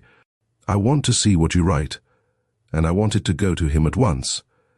You see, I would be contented enough to leave things as they are, but you say you must get at the truth, and if you must, I want it to be as soon as possible. Do it now. You know you can if you will, and I'll send it off the moment it's ready. Don't you ever feel that? the longing to get the worrying letter into the post and off your hands so that you can't recall it if you would, and it's no use fussing any more about it. "I will do as you wish," he said, and turned to the paper, which he dated as from his hotel. Mrs. Manderson looked down at his bent head with a gentle light in her eyes, and made as if to place a smoothing hand upon his rather untidy crop of hair. But she did not touch it. Going in silence to the piano, she began to play very softly. It was 10 minutes before Trent spoke. "If he chooses to reply that he will say nothing," Mrs. Manderson looked over her shoulder. "Of course he dare not take that line. He will speak to prevent you from denouncing him. But I'm not going to do that anyhow. You wouldn't allow it, you said so. Besides, I won't if you would. The thing's too doubtful now." "But," she laughed, "poor Mr. Marlowe doesn't know you won't, does he?" Trent sighed. "What extraordinary things codes of honor are," he remarked abstractedly. "I know that there are things I should do and never think twice about, which would make you feel disgraced if you did them, such as giving anyone who grossly insulted me a black eye, or swearing violently when I barked my shin in a dark room. And now you are calmly recommending me to bluff Marlowe by means of a tacit threat which I don't mean, a thing which hell's most abandoned fiend did never, in the drunkenness of guilt. Well, anyhow, I won't do it." He resumed his writing, and the lady, with an indulgent smile, returned to playing very softly. In a few minutes more, Trent said, "At last I am his faithfully. Do you want to see it?" She ran across the twilight room and turned on a reading lamp beside the escritoire. Then, leaning on his shoulder, she read what follows. "Dear Mr. Marlowe, you will perhaps remember that we met, under unhappy circumstances, in June of last year at Marlstone. On that occasion it was my duty, as representing a newspaper, to make an independent investigation of the circumstances of the death of the late Sigsbee Manderson. I did so, and I arrived at certain conclusions. You may learn from the enclosed manuscript, which was originally written as a dispatch for my newspaper, what those conclusions were. For reasons which it is not necessary to state, I decided at the last moment not to make them public or to communicate them to you, and they are known to only 2 persons beside myself." At this point, Mrs. Manderson raised her eyes quickly from the letter. Her dark brows were drawn together. "2 persons?" she said with a note of inquiry. "Your uncle is the other. I sought him out last night and told him the whole story. Have you anything against it?" I always felt uneasy at keeping it from him as I did, because I had led him to expect I should tell him all I discovered, and my silence looked like mystery-making. Now it is to be cleared up finally, and there is no question of shielding you. I wanted him to know everything. He's a very shrewd adviser, too, in a way of his own, and I should like to have him with me when I see Marlowe. I have a feeling that 2 heads will be better than 1 on my side of the interview." She sighed. "Yes, of course, Uncle ought to know the truth. I hope there is nobody else at all." She pressed his hand. "I so much want all that horror buried deep. I am very happy now, dear, but I shall be happier still when you have satisfied that curious mind of yours and found out everything, and stamped down the earth upon it all." She continued her reading. "Quite recently, however," the letter went on, "facts have come to my knowledge, which have led me to change my decision. I do not mean that I shall publish what I discovered, but that I have determined to approach you and ask you for a private statement. If you have anything to say which would place the matter in another light, I can imagine no reason why you should withhold it. I expect, then, to hear from you when and where I may call upon you, unless you prefer the interview to take place at my hotel. In either case, I desire that Mr. Cupples, whom you will remember, and who has read the enclosed document, should be present also. Faithfully yours, Philip Trent." "What a very stiff letter," she said. "Now I am sure you couldn't have made it any stiffer in your own rooms." Trent slipped the letter and enclosure into a long envelope. "Yes," he said. "I think it will make him sit up suddenly. Now this thing mustn't run any risk of going wrong. It would be best to send a special messenger with orders to deliver it into his own hands. If he's away, it oughtn't to be left. She nodded. "I can arrange that. Wait here for a little." When Mrs. Manderson returned, he was hunting through the music cabinet. She sank on the carpet beside him in a wave of dark brown skirts. "Tell me something, Philip," she said, "if it is among the few things that I know. When you saw Uncle last night, did you tell him about us?" "I did not," he answered. "I remembered you had said nothing about telling anyone. It is for you, isn't it, to decide whether we take the world into our confidence at once or later on. Then will you tell him?" She looked down at her clasped hands. "I wish you to tell him, perhaps if you think you will guess why. There, that is settled." She lifted her eyes again to his, and for a time there was silence between them. He leaned back at length in the deep chair. "What a world," he said. "Mabel, will you play something on the piano that expresses mere joy, the genuine article, nothing feverish or like thorns under a pot, but joy that has decided in favor of the universe? It's a mood that can't last altogether, so we had better get all we can out of it." She went to the instrument and struck a few chords while she thought. Then she began to work with all her soul at the theme in the last movement of the Ninth Symphony, which is like the sound of the opening of the gates of paradise. Chapter 15. Double Cunning. An old oaken desk with a deep body stood by the window in a room that overlooked St. James's Park from a height. The room was large, furnished and decorated by someone who had brought taste to the work, but the hand of the bachelor lay heavy upon it. John Marlowe unlocked the desk and drew a long, stout envelope from the back of the well. "I understand," he said to Mr. Cupples, "that you have read this." "I read it for the first time 2 days ago," replied Mr. Cupples, who, seated on a sofa, was peering about the room with a benignant face. "We have discussed it fully." Marlowe turned to Trent. "There is your manuscript," he said, laying the envelope on the table. "I've gone over it 3 times. I do not believe there is another man who could have got at as much of the truth as you have set down there." Trent ignored the compliment. He sat by the table gazing stonily at the fire, his long legs twisted beneath his chair. "You mean, of course," he said, drawing the envelope towards him, "that there is more of the truth to be disclosed now. We are ready to hear you as soon as you like. I expect it will be a long story, and the longer the better, so far as I am concerned. I want to understand thoroughly. What we should both like, I think, is some preliminary account of Manderson and your relations with him. It seemed to me from the first that the character of the dead man must be somehow an element in the business." "You were right," Marlowe answered grimly. He crossed the room and seated himself on a corner of the tall cushion-topped fender. "I will begin as you suggest." "I ought to tell you beforehand," said Trent, looking him in the eyes, "that although I am here to listen to you, I have not as yet any reason to doubt the conclusions I have stated here." He tapped the envelope. "It is a defense that you will be putting forward, you understand that?" "Perfectly." Marlowe was cool and in complete possession of himself, a man different indeed from the worn-out, nervous being Trent remembered at Milestone a year and a half ago. His tall, lithe figure was held with the perfection of muscular tone. His brow was candid, his blue eyes were clear, though they still had, as he paused collecting his ideas. The look that had troubled Trent at their first meeting. Only the lines of his mouth showed that he knew himself in a position of difficulty and meant to face it. Sigsbee Manderson was not a man of normal mind, Marlowe began in his quiet voice. Most of the very rich men I met with in America had become so by virtue of abnormal greed or abnormal industry or abnormal personal force, or abnormal luck. None of them had remarkable intellects. Manderson delighted too in heaping up wealth. He worked incessantly at it. He was a man of dominant will. He had quite his share of luck. But what made him singular was his brain power.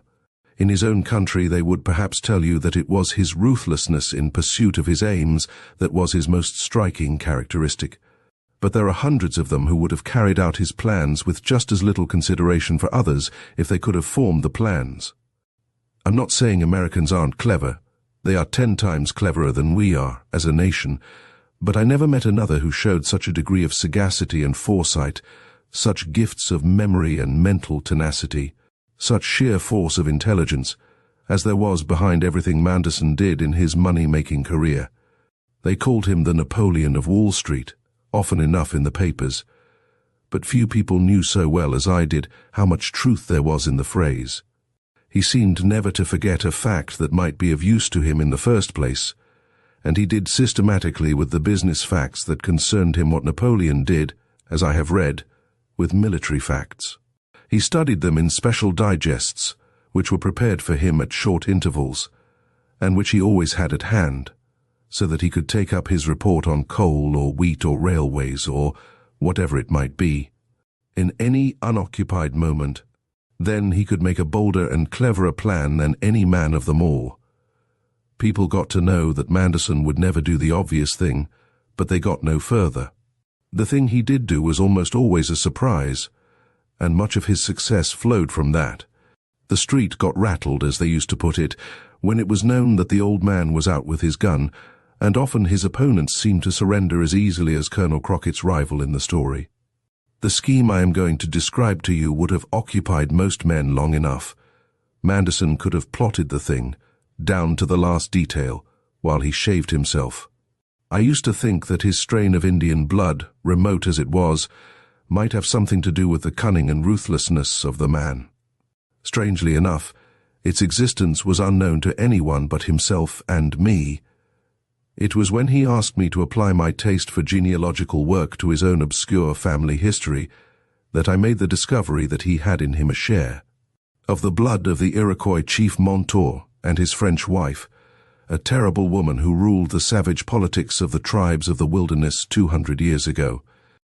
The Mandersons were active in the fur trade on the Pennsylvanian border in those days, and more than one of them married Indian women. Other Indian blood than Montour's may have descended to Manderson, for all I can say, through previous and subsequent unions. Some of the wives' antecedents were quite untraceable, and there were so many generations of pioneering before the whole country was brought under civilization. My researches left me with the idea that there is a very great deal of the aboriginal blood present in the genealogical makeup of the people of America, and that it is very widely spread. The newer families have constantly intermarried with the older, and so many of them had a strain of the native in them, and were often rather proud of it too in those days. But Manderson had the idea about the disgracefulness of mixed blood, which grew much stronger, I fancy, with the rise of the Negro question after the war. He was thunderstruck at what I told him, and was anxious to conceal it from every soul. Of course I never gave it away while he lived, and I don't think he supposed I would.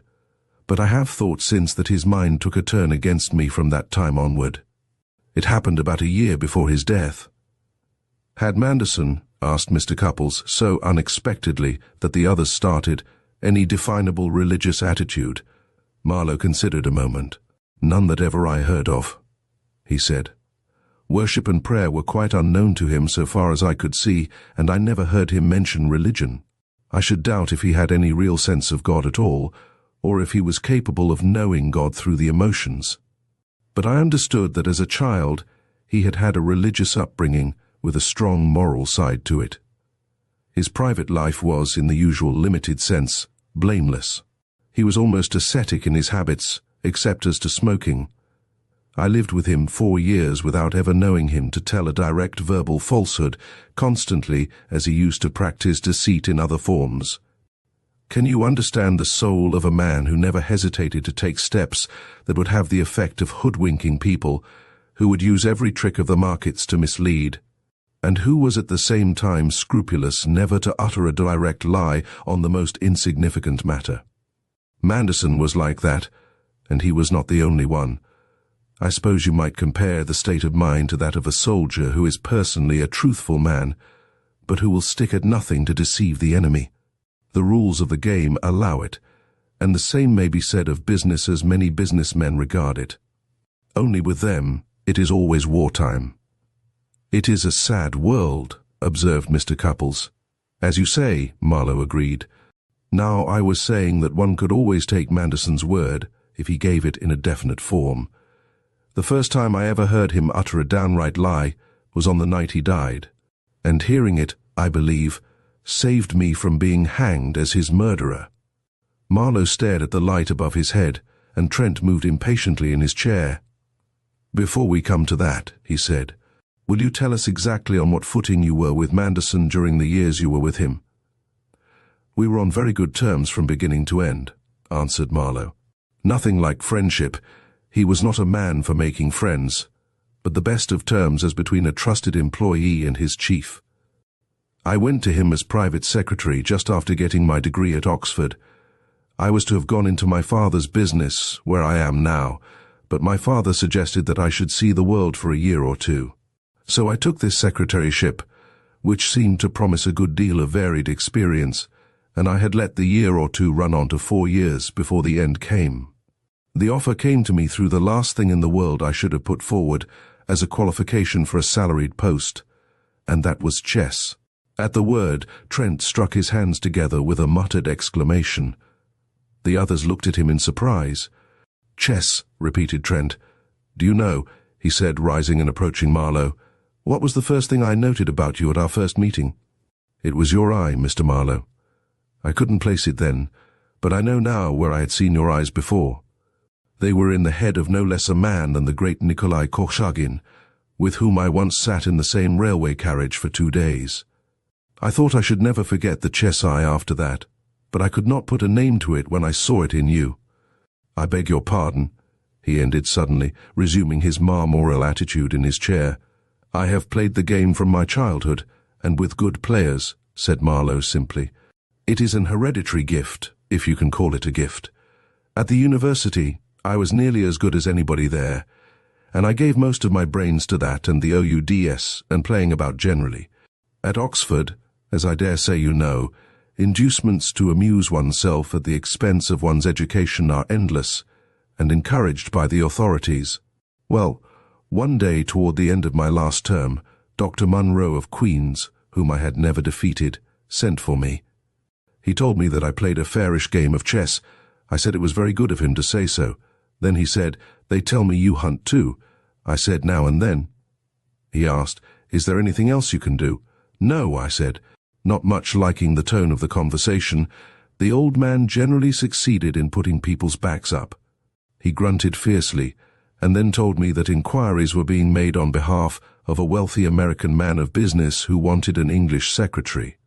Manderson was the name, he said. He seemed never to have heard it before, which was quite possible, as he never opened a newspaper and had not slept a night outside the college for 30 years. If I could rub up my spelling, as the old gentleman put it, I might have a good chance for the post, as chess and riding and an Oxford education were the only indispensable points. Well, I became Manderson's secretary. For a long time, I liked the position greatly. When one is attached to an active American plutocrat in the prime of life, one need not have many dull moments. Besides, it made me independent. My father had some serious business reverses about that time, and I was glad to be able to do without an allowance from him. At the end of the first year, Manderson doubled my salary. "It's big money," he said, "but I guess I don't lose." You see, by that time, I was doing a great deal more than accompany him on horseback in the morning and play chess in the evening, which was mainly what he had required. I was attending to his houses, his farm in Ohio, his shooting in Maine, his horses, his cars, and his yacht. I had become a walking railway guide and an expert cigar buyer. I was always learning something. Well, now you understand what my position was in regard to Manderson during the last 2 or 3 years of my connection with him. It was a happy life for me on the whole. I was busy. My work was varied and interesting. I had time to amuse myself too, and money to spend. At one time I made a fool of myself about a girl, and that was not a happy time, but it taught me to understand the great goodness of Mrs. Manderson. Marlowe inclined his head to Mr. Cupples as he said this. She may choose to tell you about it. As for her husband, he had never varied in his attitude towards me. In spite of the change that came over him in the last months of his life, as you know, he treated me well and generously in his unsympathetic way, and I never had a feeling that he was less than satisfied with his bargain. That was the sort of footing we lived upon. And it was that continuance of his attitude right up to the end that made the revelation so shocking when I was suddenly shown, on the night on which he met his end. The depth of crazy hatred of myself that was in Manderson's soul. The eyes of Trent and Mr. Cupples met for an instant. "You never suspected that he hated you before that time?" asked Trent, and Mr. Cupples asked at the same moment, "To what did you attribute it?" "I never guessed until that night," answered Marlowe, "that he had the smallest ill feeling toward me.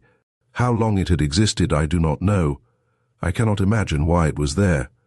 I was forced to think when I considered the thing in those awful days after his death that it was a case of a madman's delusion, that he believed me to be plotting against him, as they so often do. Some such insane conviction must have been at the root of it. But who can sound the abysses of a lunatic's fancy? Can you imagine the state of mind in which a man dooms himself to death with the object of delivering someone he hates to the hangman?" Mr. Cupples moved sharply in his chair.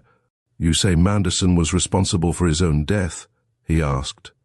Trent glanced at him with an eye of impatience and resumed his intent watch upon the face of Marlowe. In the relief of speech, it was now less pale and drawn. "I do say so," Marlowe answered concisely and looked his questioner in the face. Mr. Cupples nodded. "Before we proceed to the elucidation of your statement," observed the old gentleman, in a tone of one discussing a point of abstract science, "it may be remarked that the state of mind which you attribute to Manderson—" "Suppose we have the story first," Trent interrupted, gently laying a hand on Mr. Cupples' arm. "You were telling us," he went on, turning to Marlowe, "how things stood between you and Manderson. Now will you tell us the facts of what happened that night?" Marlowe flushed at the barely perceptible emphasis which Trent laid upon the word facts. He drew himself up. "Bunner and myself dined with Mr. and Mrs. Manderson that Sunday evening," he began, speaking carefully. "It was just like other dinners at which the four of us had been together. Manderson was taciturn and gloomy, as we had latterly been accustomed to see him. We others kept a conversation going. We rose from the table, I suppose, about 9. Mrs. Manderson went to the drawing-room, and Bunner went up to the hotel to see an acquaintance. Manderson asked me to come into the orchard behind the house, saying he wished to have a talk. We paced up and down the pathway there, out of earshot from the house, and Manderson, as he smoked his cigar, spoke to me in his cool, deliberate way. He had never seemed more sane, or more well-disposed to me. He said he wanted me to do him an important service. There was a big thing on. It was a secret affair. Bunner knew nothing of it, and the less I knew, the better. He wanted me to do exactly as he directed, and not bother my head about reasons. This, I may say, was quite characteristic of Manderson's method of going to work. If at times he required a man to be a mere tool in his hand, he would tell him so. He had used me in the same kind of way a dozen times. I assured him he could rely on me, and said I was ready. "Right now?" he asked. I said of course I was. He nodded and said, "I tell you his words as well as I can recollect them. Attend to this. There is a man in England now who is in this thing with me. He was to have left tomorrow for Paris by the noon boat from Southampton to Havre. His name is George Harris. At least that's the name he is going by. Do you remember that name?" "Yes," I said. "When I went up to London a week ago, you asked me to book a cabin in that name on the boat that goes tomorrow. I gave you the ticket."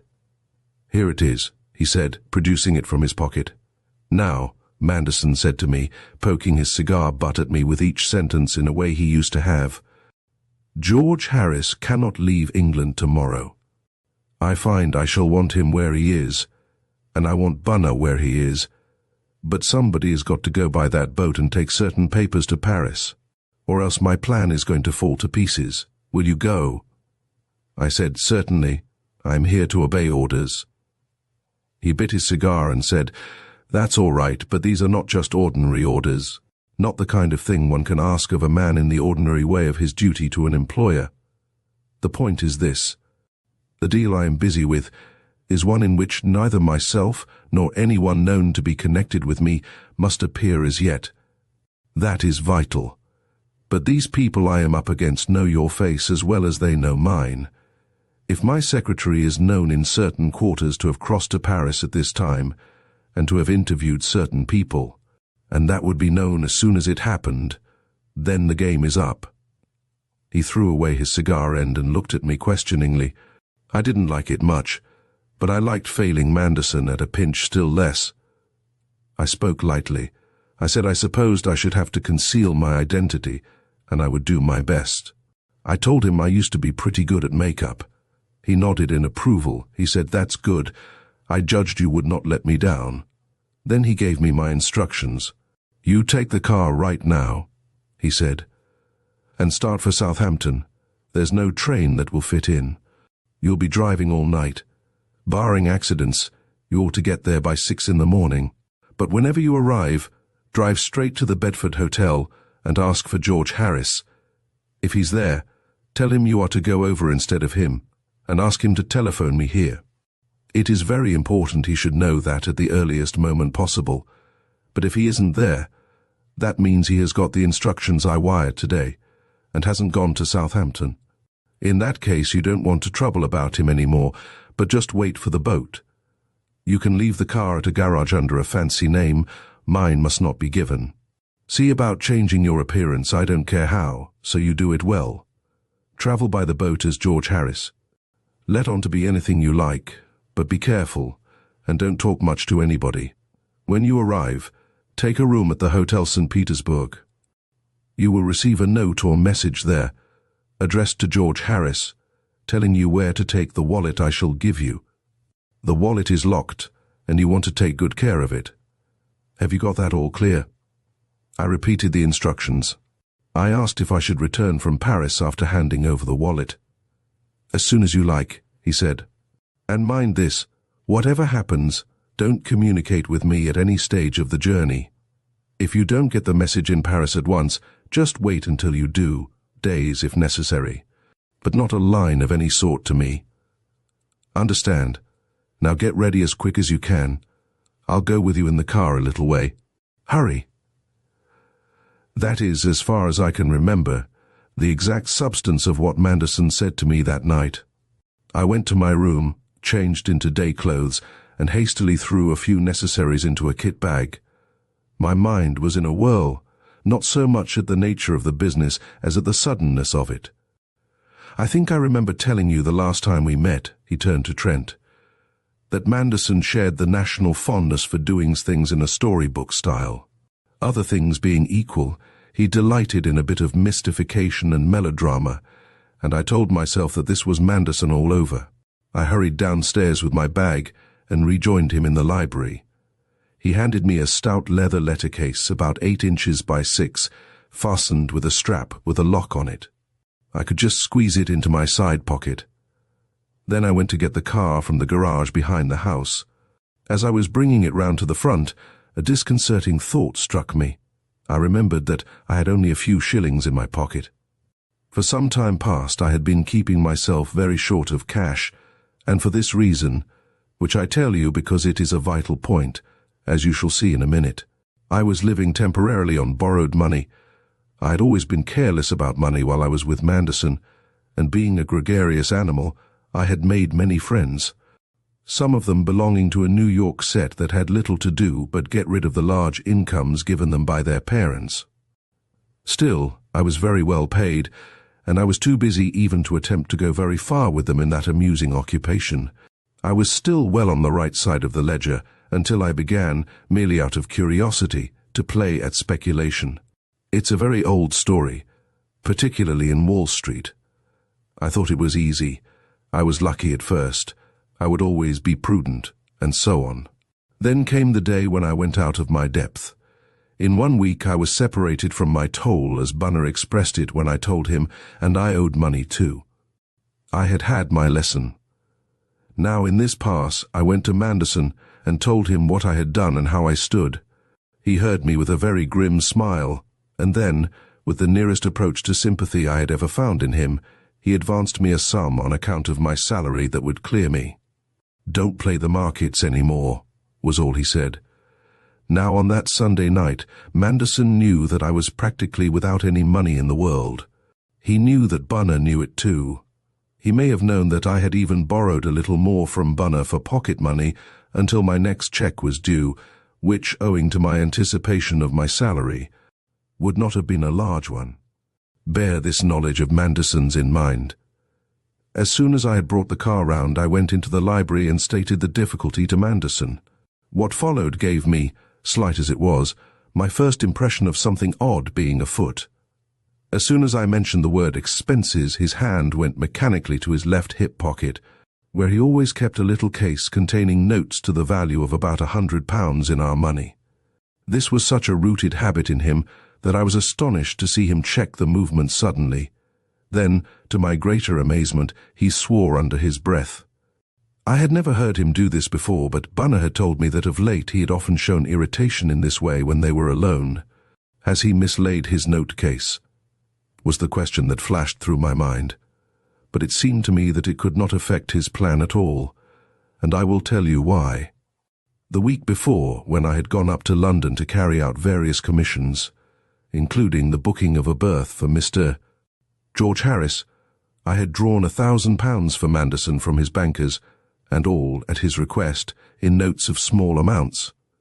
I did not know what this unusually large sum in cash was for, but I did know that the packets of notes were in his locked desk in the library, or had been earlier in the day, when I had seen him fingering them as he sat at the desk. But instead of turning to the desk, Manderson stood looking at me. There was fury in his face, and it was a strange sight to see him gradually master it until his eyes grew cold again. "Wait in the car," he said slowly. "I will get some money." We both went out, and as I was getting into my overcoat in the hall, I saw him enter the drawing room, which, you remember, was on the other side of the entrance hall. I stepped out onto the lawn before the house and smoked a cigarette, pacing up and down. I was asking myself again and again where that £1,000 was, whether it was in the drawing room, and if so, why. Presently, as I passed one of the drawing-room windows, I noticed Mrs. Manderson's shadow on the thin silk curtain. She was standing at her escritoire. The window was open, and as I passed I heard her say, "I have not quite £30 here. Will that be enough?" I did not hear the answer, but next moment Manderson's shadow was mingled with hers, and I heard the clink of money. Then, as he stood by the window, and as I was moving away, these words of his came to my ears, and these at least I can repeat exactly, for astonishment stamped them on my memory. "I'm going out now. Marlowe has persuaded me to go for a moonlight run in the car. He is very urgent about it. He says it will help me to sleep. And I guess he is right. I have told you that in the course of 4 years I had never once heard Manderson utter a direct lie about anything, great or small.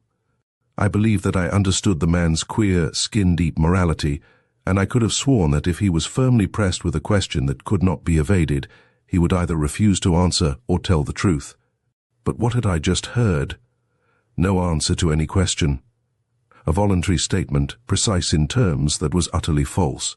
The unimaginable had happened. It was almost as if someone I knew well, in a moment of closest sympathy, had suddenly struck me in the face. The blood rushed to my head, and I stood still on the grass. I stood there until I heard his step at the front door, and then I pulled myself together and stepped quickly to the car. He handed me a banker's paper bag with gold and notes in it. "There's more than you'll want there," he said, and I pocketed it mechanically. For a minute or so I stood discussing with Manderson. It was by one of those tours de force, of which one's mind is capable under great excitement, points about the route of the long drive before me. I had made the run several times by day, and I believe I spoke quite calmly and naturally about it, but while I spoke my mind was seething in a flood of suddenly born suspicion and fear. I did not know what I feared. I simply felt fear, somehow, I did not know how, connected with Manderson. My soul once open to it, fear rushed in like an assaulting army. I felt, I knew, that something was altogether wrong and sinister, and I felt myself to be the object of it. Yet Manderson was surely no enemy of mine. Then my thoughts reached out wildly for an answer to the question why he had told that lie. And all the time the blood hammered in my ears. Where is that money? Reason struggled hard to set up the suggestion that the two things were not necessarily connected. The instinct of a man in danger would not listen to it. As we started, and the car took the curve into the road, it was merely the unconscious part of me that steered and controlled it, and that made occasional empty remarks as we slid along in the moonlight. Within me was a confusion and vague alarm that was far worse than any definite terror I ever felt. About a mile from the house, you remember, one passed on one's left a gate, on the other side of which was the golf course. There, Manderson said he would get down, and I stopped the car. "You've got it all clear?" he asked. With a sort of wrench, I forced myself to remember and repeat the directions given me. "That's okay," he said. "Goodbye, then. Stay with that wallet." Those were the last words I heard him speak, as the car moved gently away from him. Marlowe rose from his chair and pressed his hands to his eyes. He was flushed with the excitement of his own narrative, and there was in his look a horror of recollection that held both the listeners silent. He shook himself with a movement like a dog's, and then, his hands behind him, stood erect before the fire as he continued his tale. "I expect you both know what the back reflector of a motor car is." Trent nodded quickly, his face alive with anticipation. But Mr. Cupples, who cherished a mild but obstinate prejudice against motor cars, readily confessed to ignorance. "It is a small round or more often rectangular mirror," Marlowe explained, "rigged out from the right side of the screen in front of the driver and adjusted in such a way that he can see without turning round, if anything is coming up behind to pass him. It is quite an ordinary appliance, and there was one on this car." As the car moved on, and Manderson ceased speaking behind me, I saw in that mirror a thing that I wish I could forget. Marlowe was silent for a moment, staring at the wall before him. "Manderson's face," he said in a low tone. He was standing in the road, looking after me, only a few yards behind, and the moonlight was full on his face. The mirror happened to catch it for an instant. Physical habit is a wonderful thing. I did not shift hand or foot on the controlling mechanism of the car. Indeed, I dare say it steadied me against the shock to have myself braced to the business of driving. You have read in books, no doubt, of hell looking out of a man's eyes, but perhaps you don't know what a good metaphor that is. If I had not known Manderson was there, I should not have recognized the face. It was that of a madman, distorted, hideous in the imbecility of hate, the teeth bared in a simian grin of ferocity and triumph, the eyes. In the little mirror, I had this glimpse of the face alone. I saw nothing of whatever gesture there may have been as that writhing white mask glared after me, and I saw it only for a flash. The car went on, gathering speed, and as it went, my brain, suddenly purged of the vapors of doubt and perplexity, was as busy as the throbbing engine before my feet. I knew. "You say something in that manuscript of yours, Mr. Trent, about the swift automatic way in which one's ideas arrange themselves about some new illuminating thought. It is quite true. The awful intensity of ill will that had flamed after me from those straining eyeballs poured over my mind like a searchlight. I was thinking quite clearly now, and almost coldly, for I knew what, at least I knew whom, I had to fear. An instinct warned me that it was not a time to give room to the emotions that were fighting to possess me. The man hated me insanely. That incredible fact I suddenly knew. But the face had told me, it would have told anybody, more than that. It was a face of hatred gratified. It proclaimed some damnable triumph. It had gloated over me, driving away to my fate. This too was plain to me. And to what fate? I stopped the car. It had gone about 250 yards, and a sharp bend of the road hid the spot where I had set Manderson down. I lay back in the seat and thought it out. Something was to happen to me. In Paris, probably. Why else should I be sent there with money and a ticket? But why Paris? That puzzled me, for I had no melodramatic ideas about Paris. I put the point aside for a moment. I turned to the other things that had roused my attention that evening. The lie about my persuading him to go for a moonlight run. What was the intention of that? Manderson, I said to myself, will be returning without me while I am on my way to Southampton. What will he tell them about me? How account for his returning alone and without the car? As I asked myself that sinister question, there rushed into my mind the last of my difficulties. Where are the £1,000? And in the same instant came the answer, the £1,000 are in my pocket. I got up and stepped from the car. My knees trembled and I felt very sick. I saw the plot now, as I thought. The whole of the story about the papers and the necessity of their being taken to Paris was a blind. With Manderson's money about me, of which he would declare I had robbed him, I was, to all appearance, attempting to escape from England, with every precaution that guilt could suggest.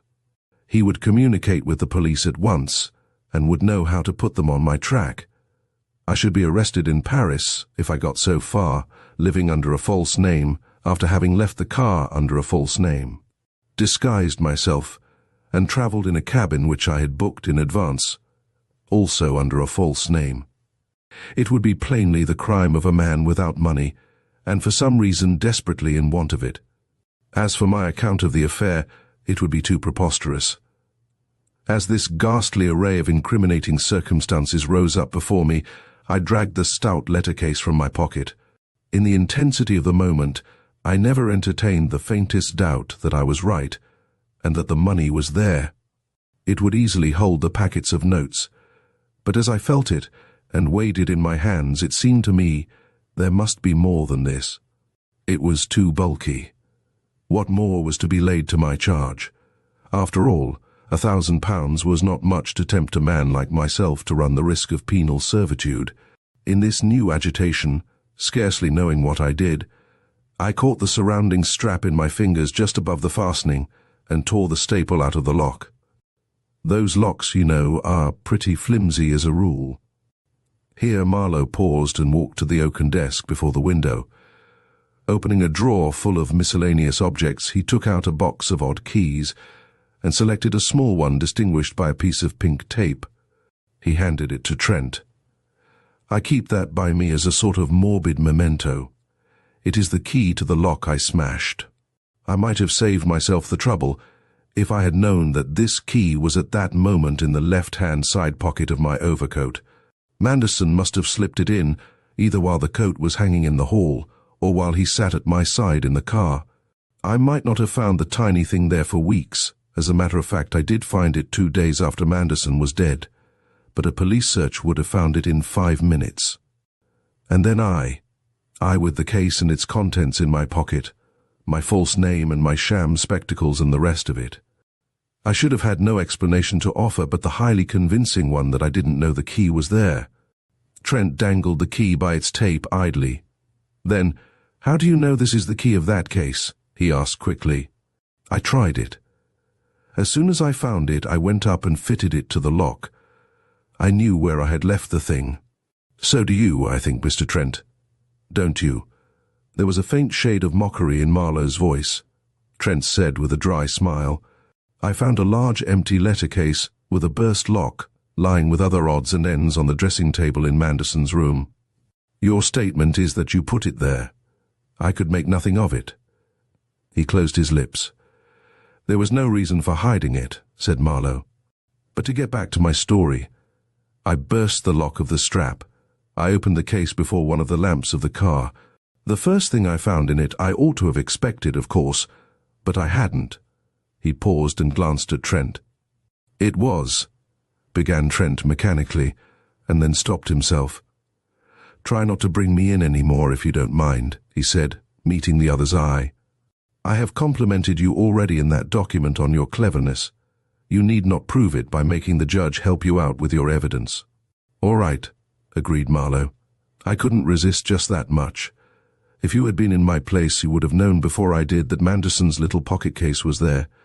As soon as I saw it, of course, I remembered his not having had it about him when I asked for money, and his surprising anger. He had made a false step. He had already fastened his note case up with the rest of what was to figure as my plunder and placed it in my hands. I opened it. It contained a few notes as usual. I didn't count them. Tucked into the flaps of the big case in packets were the other notes, just as I had brought them from London, and with them were 2 small wash-leather bags, the look of which I knew well. My heart jumped sickeningly again, for this too was utterly unexpected. In those bags, Manderson kept the diamonds in which he had been investing for some time past. I didn't open them. I could feel the tiny stones shifting under the pressure of my fingers. How many thousands of pounds worth there were there, I have no idea. We had regarded Manderson's diamond buying as merely a speculative fad. I believe now that it was the earliest movement in the scheme for my ruin. For anyone like myself to be represented as having robbed him, there ought to be a strong inducement shown. That had been provided with a vengeance. Now, I thought, I have the whole thing plain, and I must act. I saw instantly what I must do. I had left Manderson about a mile from the house. It would take him 20 minutes, 15 if he walked fast, to get back to the house, where he would, of course, immediately tell his story of robbery, and probably telephone at once to the police in Bishopsbridge. I had left him only 5 or 6 minutes ago, for all that I have just told you was as quick thinking as I ever did. It would be easy to overtake him in the car before he neared the house. There would be an awkward interview. I set my teeth as I thought of it, and all my fears vanished as I began to savor the gratification of telling him my opinion of him. There are probably few people who ever positively looked forward to an awkward interview with Manderson, but I was mad with rage. My honor and my liberty had been plotted against with detestable treachery. I did not consider what would follow the interview. That would arrange itself. I had started and turned the car. I was already going fast toward White Gables when I heard the sound of a shot in front of me to the right. Instantly I stopped the car. My first wild thought was that Manderson was shooting at me. Then I realized that the noise had not been close at hand. I could see nobody on the road, though the moonlight flooded it. I had left Manderson at a spot just round the corner that was now about 100 yards ahead of me. After half a minute or so, I started again and turned the corner at a slow pace. Then I stopped again with a jar, and for a moment I sat perfectly still. Manderson lay dead a few steps from me on the turf within the gate, clearly visible to me in the moonlight. Marlowe made another pause, and Trent, with a puckered brow, inquired, "On the golf course?" "Obviously," remarked Mr. Cupples. "The 8th green is just there." He had grown more and more interested as Marlowe went on, and was now playing feverishly with his thin beard. "On the green, quite close to the flag," said Marlowe. He lay on his back. His arms were stretched abroad. His jacket and heavy overcoat were open. The light shone hideously on his white face and his shirt front. It glistened on his bared teeth and one of the eyes. The other. You saw it. The man was certainly dead. As I sat there stunned, unable for the moment to think at all, I could even see a thin dark line of blood running down from the shattered socket to the ear. Close by lay his soft black hat, and at his feet a pistol. I suppose it was only a few seconds that I sat helplessly staring at the body. Then I rose and moved to it with dragging feet, for now the truth had come to me at last, and I realized the fullness of my appalling danger. It was not only my liberty or my honor that the maniac had undermined. It was death that he had planned for me, death with the degradation of the scaffold. To strike me down with certainty, he had not hesitated to end his life, a life which was, no doubt, already threatened by a melancholic impulse to self-destruction. And the last agony of the suicide had been turned, perhaps, to a devilish joy by the thought that he dragged down my life with his. For as far as I could see at the moment, my situation was utterly hopeless.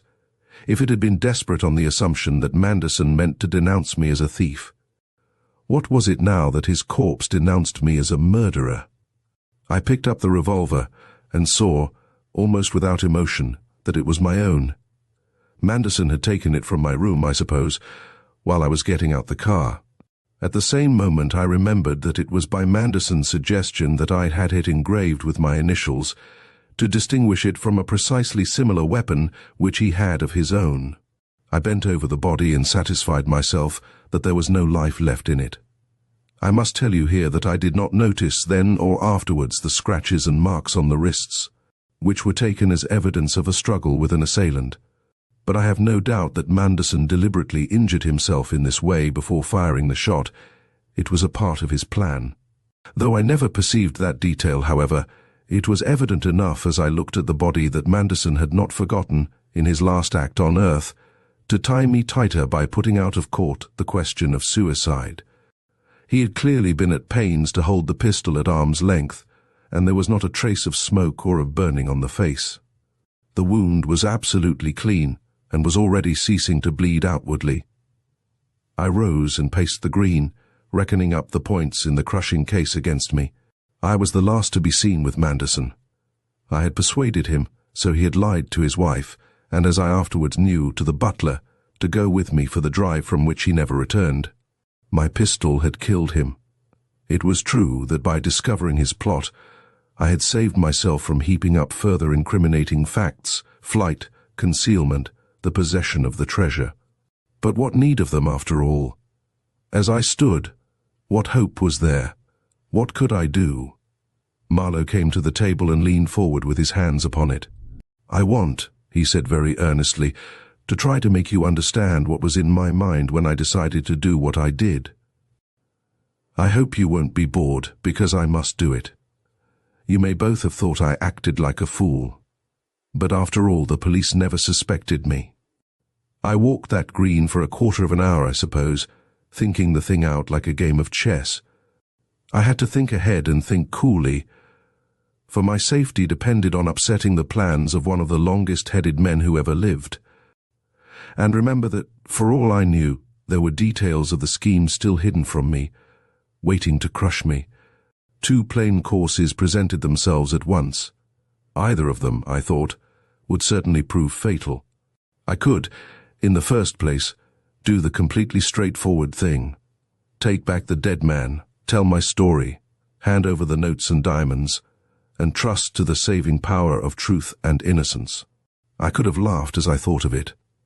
I saw myself bringing home the corpse and giving an account of myself, boggling with sheer shame over the absurdity of my wholly unsupported tale, as I brought a charge of mad hatred and fiendish treachery against a man who had never, as far as I knew, had a word to say against me. At every turn the cunning of Manderson had forestalled me. His careful concealment of such a hatred was a characteristic feature of the stratagem. Only a man of his iron self-restraint could have done it. You can see for yourselves how every fact in my statement would appear, in the shadow of Manderson's death, a clumsy lie. I tried to imagine myself telling such a story to the counsel for my defense. I could see the face with which he would listen to it.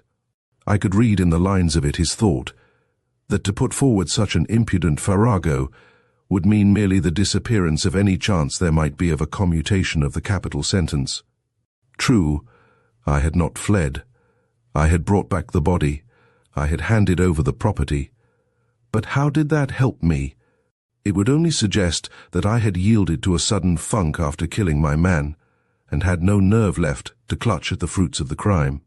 It would suggest, perhaps, that I had not set out to kill but only to threaten, and that when I found that I had done murder, the heart went out of me. Turn it which way I would, I could see no hope of escape by this plan of action. The second of the obvious things that I might do was to take the hint offered by the situation and to fly at once. That too must prove fatal. There was the body. I had no time to hide it in such a way that it would not be found at the first systematic search.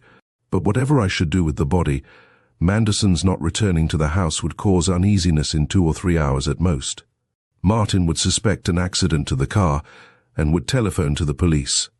At daybreak, the roads would be scoured and inquiries telegraphed in every direction.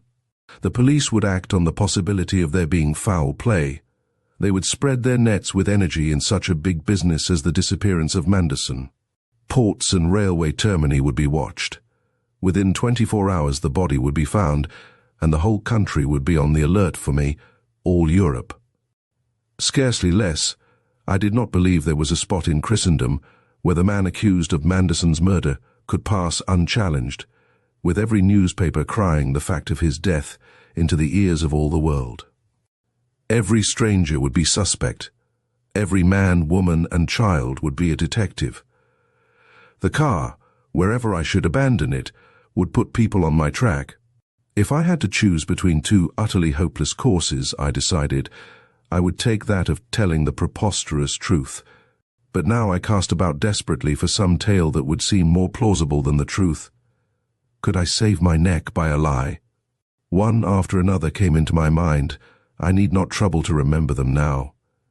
Each had its own futilities and perils, but every one split upon the fact, or what would be taken for fact, that I had induced Manderson to go out with me, and the fact that he had never returned alive. Notion after notion I swiftly rejected as I paced there by the dead man, and doom seemed to settle down upon me more heavily as the moments passed. Then a strange thought came to me. Several times I had repeated to myself half-consciously, as a sort of refrain, the words in which I had heard Manderson tell his wife that I had induced him to go out. Marlowe has persuaded me to go for a moonlight run in the car. He is very urgent about it. All at once it struck me that, without meaning to do so, I was saying this in Manderson's voice. As you found out for yourself, Mr. Trent, I have a natural gift of mimicry.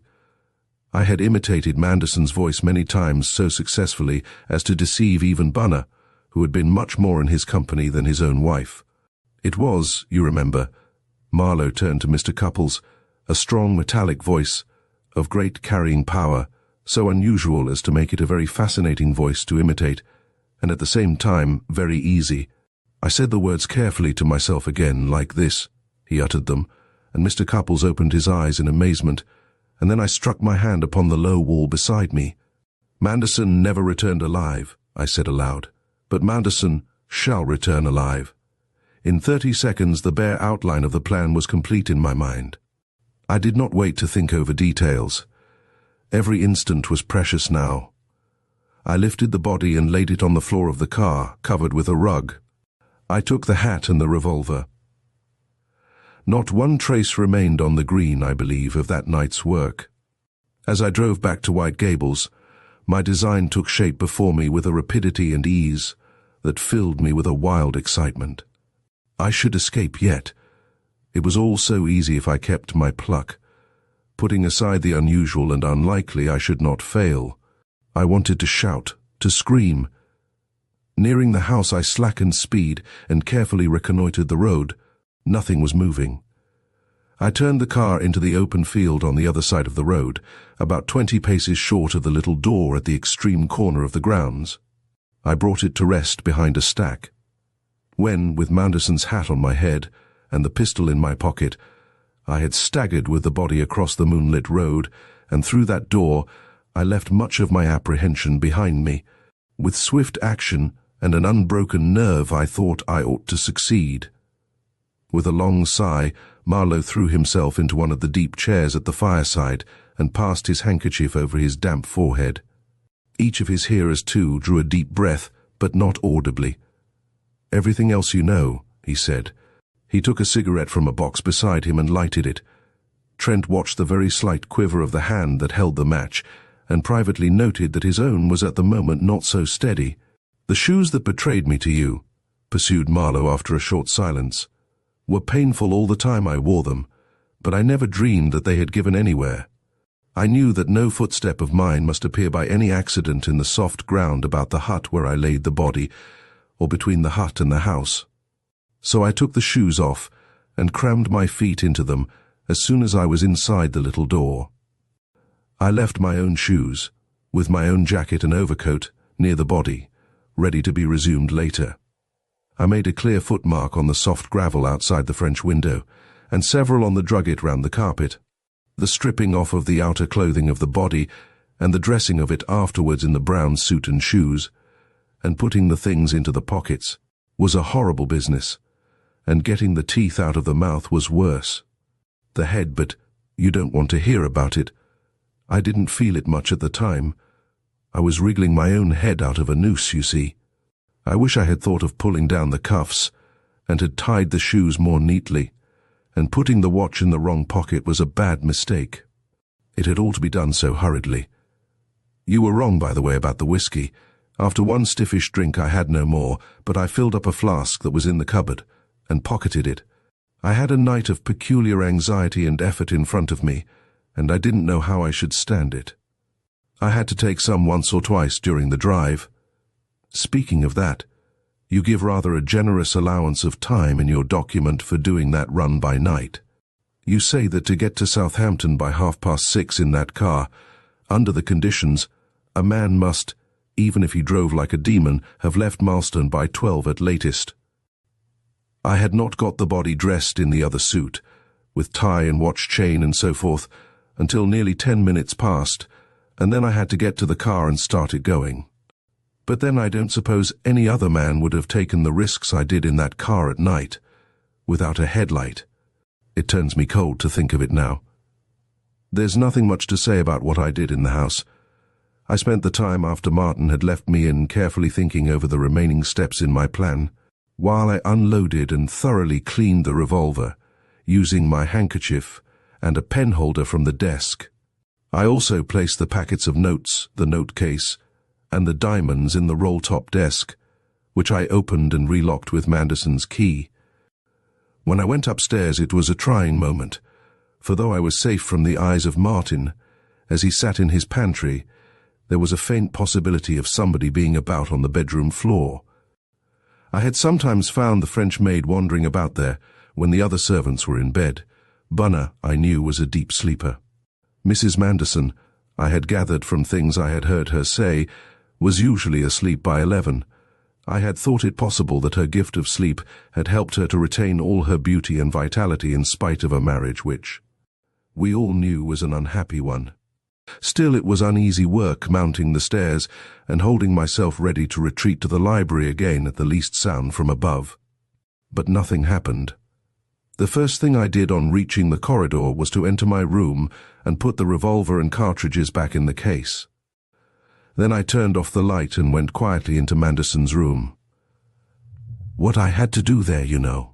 I had to take off the shoes and put them outside the door, leave Manderson's jacket, waistcoat, trousers, and black tie, after taking everything out of the pockets, select a suit and tie and shoes for the body, and place the dental plate in the bowl, which I moved from the washing stand to the bedside, leaving those ruinous finger marks as I did so. The marks on the drawer must have been made when I shut it after taking out the tie. Then I had to lie down in the bed and tumble it. You know all about it, all except my state of mind, which you couldn't imagine and I couldn't describe. The worst came when I had hardly begun my operations, the moment when Mrs. Manderson spoke from the room where I supposed her asleep. I was prepared for it happening. It was a possibility, but I nearly lost my nerve all the same. However, by the way, I may tell you this, in the extremely unlikely contingency of Mrs. Manderson remaining awake, and so putting out of the question my escape by way of her window, I had planned simply to remain where I was a few hours, and then, not speaking to her, to leave the house quickly and quietly by the ordinary way. Martin would have been in bed by that time. I might have been heard to leave but not seen. I should have done just as I had planned with the body, and then made the best time I could in the car to Southampton. The difference would have been that I couldn't have furnished an unquestionable alibi by turning up at the hotel at 6:30. I should have made the best of it by driving straight to the docks and making my ostentatious inquiries there. I could in any case have got there long before the boat left at noon. I couldn't see that anybody could suspect me of the supposed murder in any case. But if anyone had, and if I hadn't arrived until 10 o'clock, say, I shouldn't have been able to answer. It is impossible for me to have got to Southampton so soon after shooting him. I should simply have had to say I was delayed by a breakdown after leaving Manderson at 10:30, and challenged anyone to produce any fact connecting me with the crime. They couldn't have done it. The pistol, left openly in my room, might have been used by anybody, even if it could be proved that that particular pistol was used. Nobody could reasonably connect me with the shooting, so long as it was believed that it was Manderson who had returned to the house. The suspicion could not, I was confident, enter anyone's mind. All the same, I wanted to introduce the element of absolute physical impossibility. I knew I should feel 10 times as safe with that. So when I knew from the sound of her breathing that Mrs. Manderson was asleep again, I walked quickly across her room in my stocking feet, and was on the grass with my bundle in 10 seconds. I don't think I made the least noise. The curtain before the window was of soft, thick stuff and didn't rustle, and when I pushed the glass doors further open, there was not a sound. "Tell me," said Trent, as the other stopped to light a new cigarette, "why you took the risk of going through Mrs. Manderson's room to escape from the house." I could see when I looked into the thing on the spot why it had to be on that side of the house. There was a danger of being seen by Martin, or by some servant at a bedroom window. If you got out by a window on one of the other sides.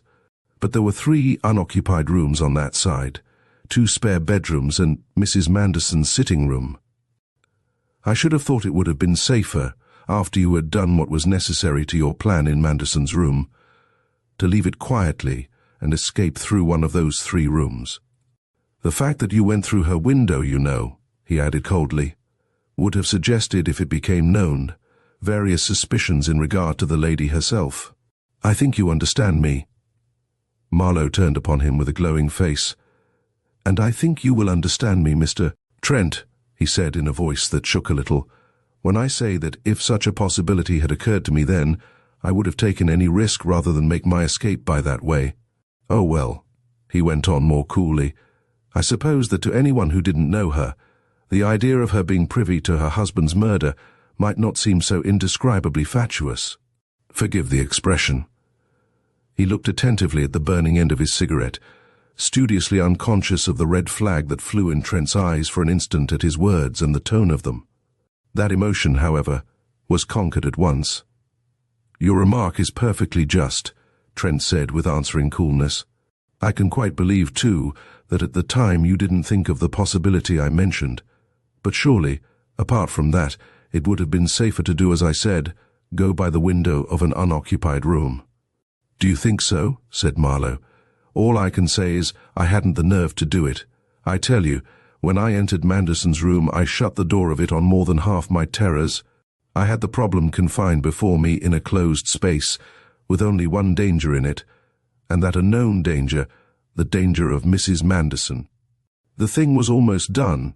I had only to wait until she was certainly asleep after her few moments of waking up, for which, as I told you, I was prepared as a possibility. Barring accidents, the way was clear. But now suppose that I, carrying Manderson's clothes and shoes, had opened that door again and gone in my shirt sleeves and socks to enter one of the empty rooms. The moonlight was flooding the corridor through the end window. Even if my face was concealed, nobody could mistake my standing figure for Manderson's. Martin might be going about the house in his silent way. Bunner might come out of his bedroom. One of the servants who was supposed to be in bed might come round the corner from the other passage. I had found Celestine prowling about quite as late as it was then. None of these things was very likely, but they were all too likely for me. They were uncertainties. Shut off from the household in Manderson's room, I knew exactly what I had to face. As I lay in my clothes in Manderson's bed and listened for the almost inaudible breathing through the open door, I felt far more ease of mind. Terrible as my anxiety was, than I had felt since I saw the dead body on the turf. I even congratulated myself that I had had the chance, through Mrs. Manderson's speaking to me, of tightening one of the screws in my scheme by repeating the statement about my having been sent to Southampton. Marlowe looked at Trent, who nodded as who should say that his point was met. "As for Southampton," pursued Marlowe, "you know what I did when I got there, I have no doubt. I had decided to take Manderson's story about the mysterious Harris and act it out on my own lines. It was a carefully prepared lie, better than anything I could improvise.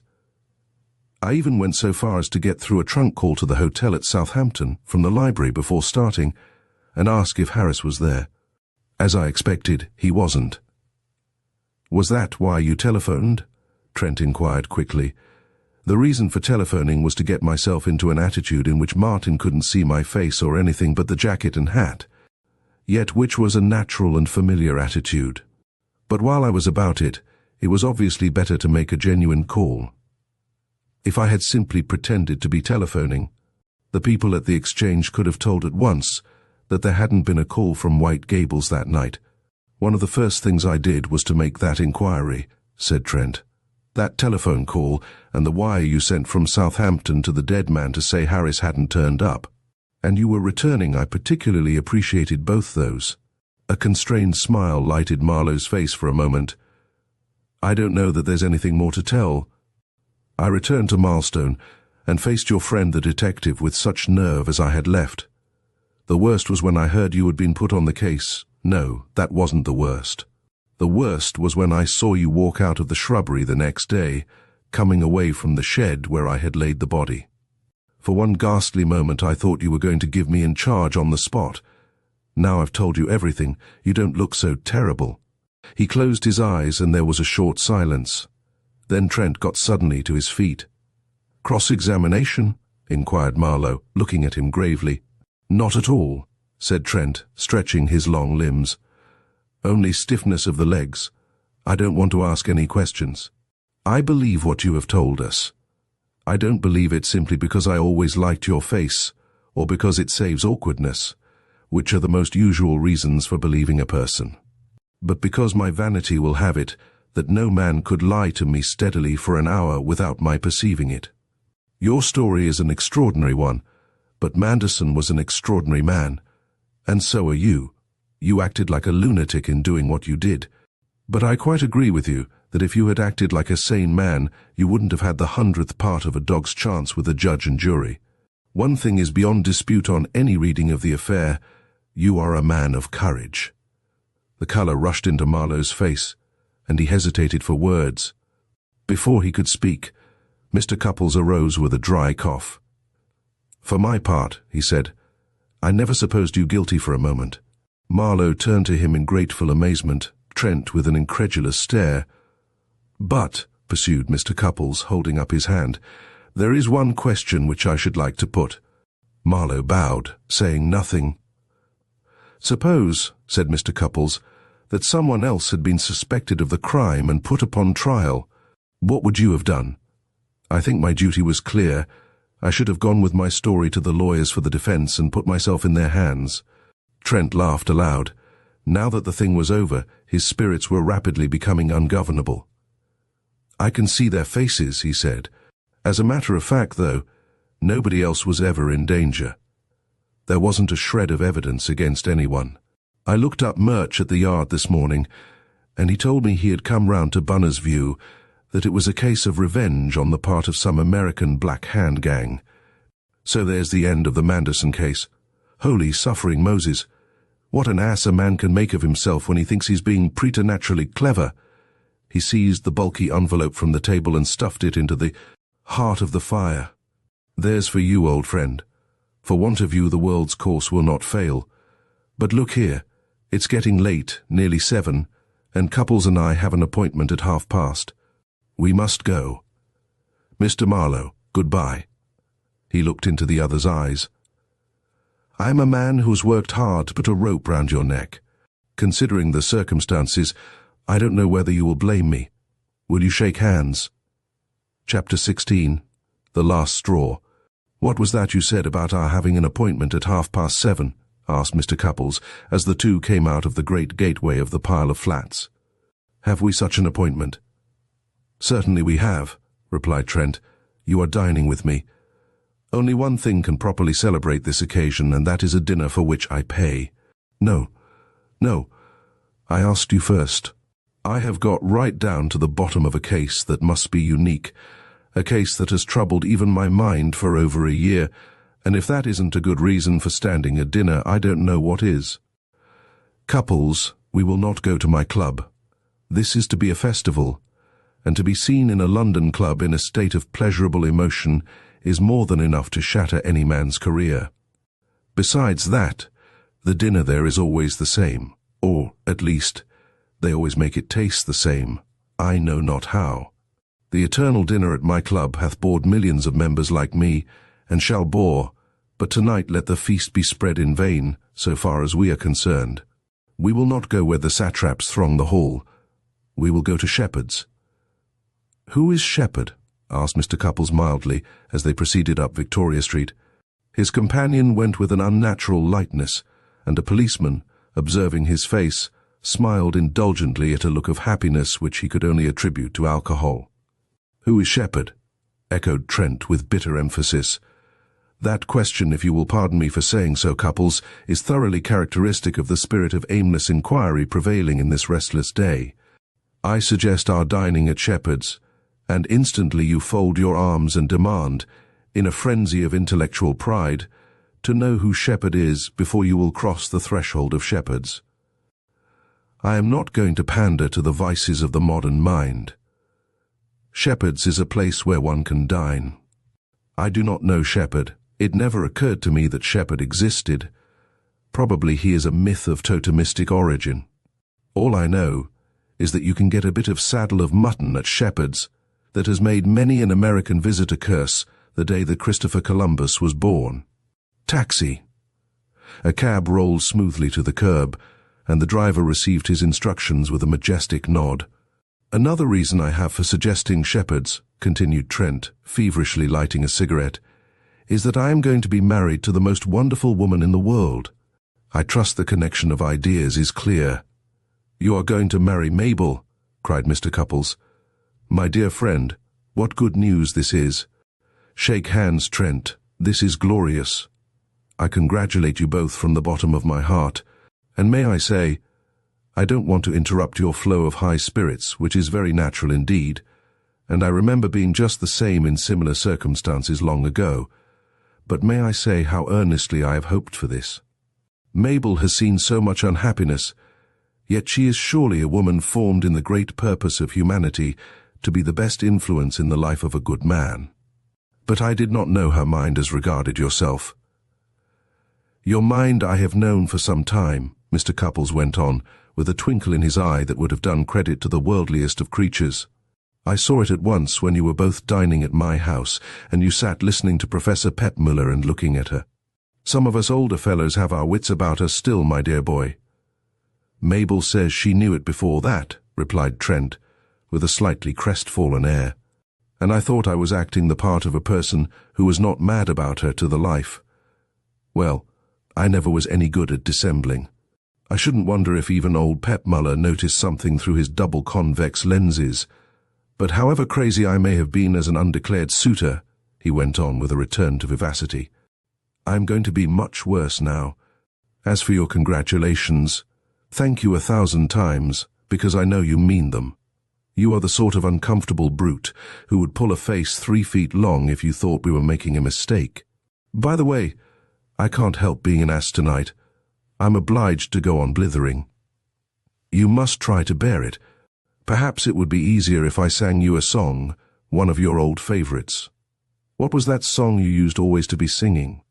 Like this, wasn't it? He accompanied the following stave with a dexterous clog step on the floor of the cab. There was an old man, and he had a wooden leg. He had no tobacco could he beg.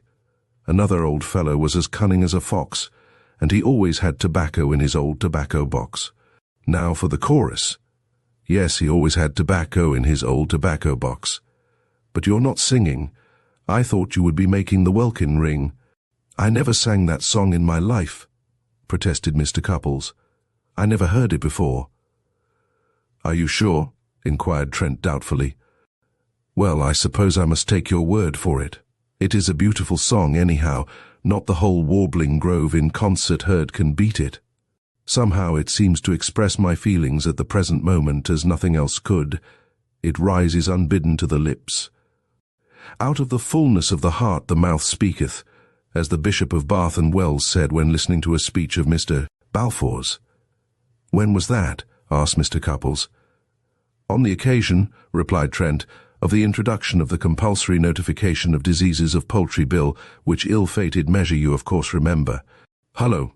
He broke off, as the cab rushed down a side street and swung round a corner into a broad and populous thoroughfare. We're there already. The cab drew up. Here we are, said Trent as he paid the man, and led Mr. Cupples into a long panelled room set with many tables and filled with a hum of talk. This is the house of fulfilment of craving. This is the bower with the roses around it. I see there are 3 bookmakers eating pork at my favourite table. We will have that one in the opposite corner. He conferred earnestly with a waiter, while Mr. Cupples, in a pleasant meditation, warmed himself before the great fire. The wine here, Trent resumed as they seated themselves, is almost certainly made out of grapes. What shall we drink? Mr. Cupples came out of his reverie. I think, he said, I will have milk and soda water. Speak lower, urged Trent. The head waiter has a weak heart and might hear you. Milk and soda water. Cupples, you may think you have a strong constitution, and I don't say you have not, but I warn you that this habit of mixing drinks has been the death of many a robuster man than you. Be wise in time. Fill high the bowl with Samian wine. Leave soda to the Turkish hordes. Here comes our food. He gave another order to the waiter, who ranged the dishes before them and darted away. Trent was, it seemed, a respected customer. I have sent, he said, for wine that I know, and I hope you will try it. If you have taken a vow, then in the name of all the teetotal saints drink water, which stands at your elbow. But don't seek a cheap notoriety by demanding milk and soda. I have never taken any pledge, said Mr. Cupples, examining his mutton with a favorable eye. I simply don't care about wine. I bought a bottle once and drank it to see what it was like, and it made me ill. But very likely it was bad wine. I will taste some of yours, as it is your dinner, and I do assure you, my dear Trent, I should like to do something unusual to show how strongly I feel on the present occasion. I have not been so delighted for many years. To think, he reflected aloud as the waiter filled his glass, of the Manderson mystery disposed of, the innocent exculpated, and your own and Mabel's happiness crowned, all coming upon me together. I drink to you, my dear friend. And Mr. Cupples took a very small sip of the wine. You have a great nature, said Trent, much moved. Your outward semblance doth belie your soul's immensity. I should have expected as soon to see an elephant conducting at the opera as you drinking my health. Dear Cupples, may his beak retain ever that delicate rose stain. No, curse it all, he broke out, surprising a shade of discomfort that flitted over his companion's face as he tasted the wine again. I have no business to meddle with your tastes. I apologize. You shall have what you want, even if it causes the head waiter to perish in his pride. When Mr. Cupples had been supplied with his monastic drink and the waiter had retired, Trent looked across the table with significance. In this babble of many conversations, he said, we can speak as freely as if we were on a bare hillside. The waiter is whispering soft nothings into the ear of the young woman at the pay desk. We are alone. What do you think of that interview of this afternoon? He began to dine with an appetite. Without pausing in the task of cutting his mutton into very small pieces, Mr. Cupples replied, the most curious feature of it, in my judgment, was the irony of the situation. We both held the clue to that mad hatred of Manderson's, which Marlowe found so mysterious. We knew of his jealous obsession, which knowledge we withheld, as was very proper, if only in consideration of Mabel's feelings. Marlowe will never know of what he was suspected by that person. Strange. Nearly all of us, I venture to think, move unconsciously among a network of opinions, often quite erroneous, which other people entertain about us. I remember, for instance, discovering quite by accident some years ago that a number of people of my acquaintance believed me to have been secretly received into the Church of Rome. This absurd fiction was based upon the fact, which in the eyes of many appeared conclusive, that I had expressed myself in talk as favoring the plan of a weekly abstinence from meat. Manderson's belief in regard to his secretary probably rested upon a much slighter ground. It was Mr. Bunner, I think you said, who told you of his rooted and apparently hereditary temper of suspicious jealousy. With regard to Marlowe's story, it appeared to me entirely straightforward, and not in its essential features, especially remarkable, once we have admitted, as we surely must, that in the case of Manderson, we have to deal with a more or less disordered mind. Trent laughed loudly. I confess, he said, that the affair struck me as a little unusual. Only in the development of the details, argued Mr. Cupples. What is there abnormal in the essential facts? A madman conceives a crazy suspicion. He hatches a cunning plot against his fancied injurer. It involves his own destruction. Put thus, What is there that any man with the least knowledge of the ways of lunatics would call remarkable? Turn now to Marlowe's proceedings. He finds himself in a perilous position from which, though he is innocent, telling the truth will not save him. Is that an unheard-of situation? He escapes by means of a bold and ingenious piece of deception. That seems to me a thing that might happen every day, and probably does so. He attacked his now unrecognizable mutton. "I should like to know," said Trent, after an elementary pause in the conversation, "whether there is anything that ever happened on the face of the earth that you could not represent as quite ordinary and commonplace by such a line of argument as that." A gentle smile illuminated Mr. Cupples' face. "You must not suspect me of empty paradox," he said. "My meaning will become clearer, perhaps, if I mention some things which do appear to me essentially remarkable. Let me see. Well, I would call the life history of the liver fluke, which we owe to the researches of Poulton, an essentially remarkable thing." "I am unable to argue the point," replied Trent.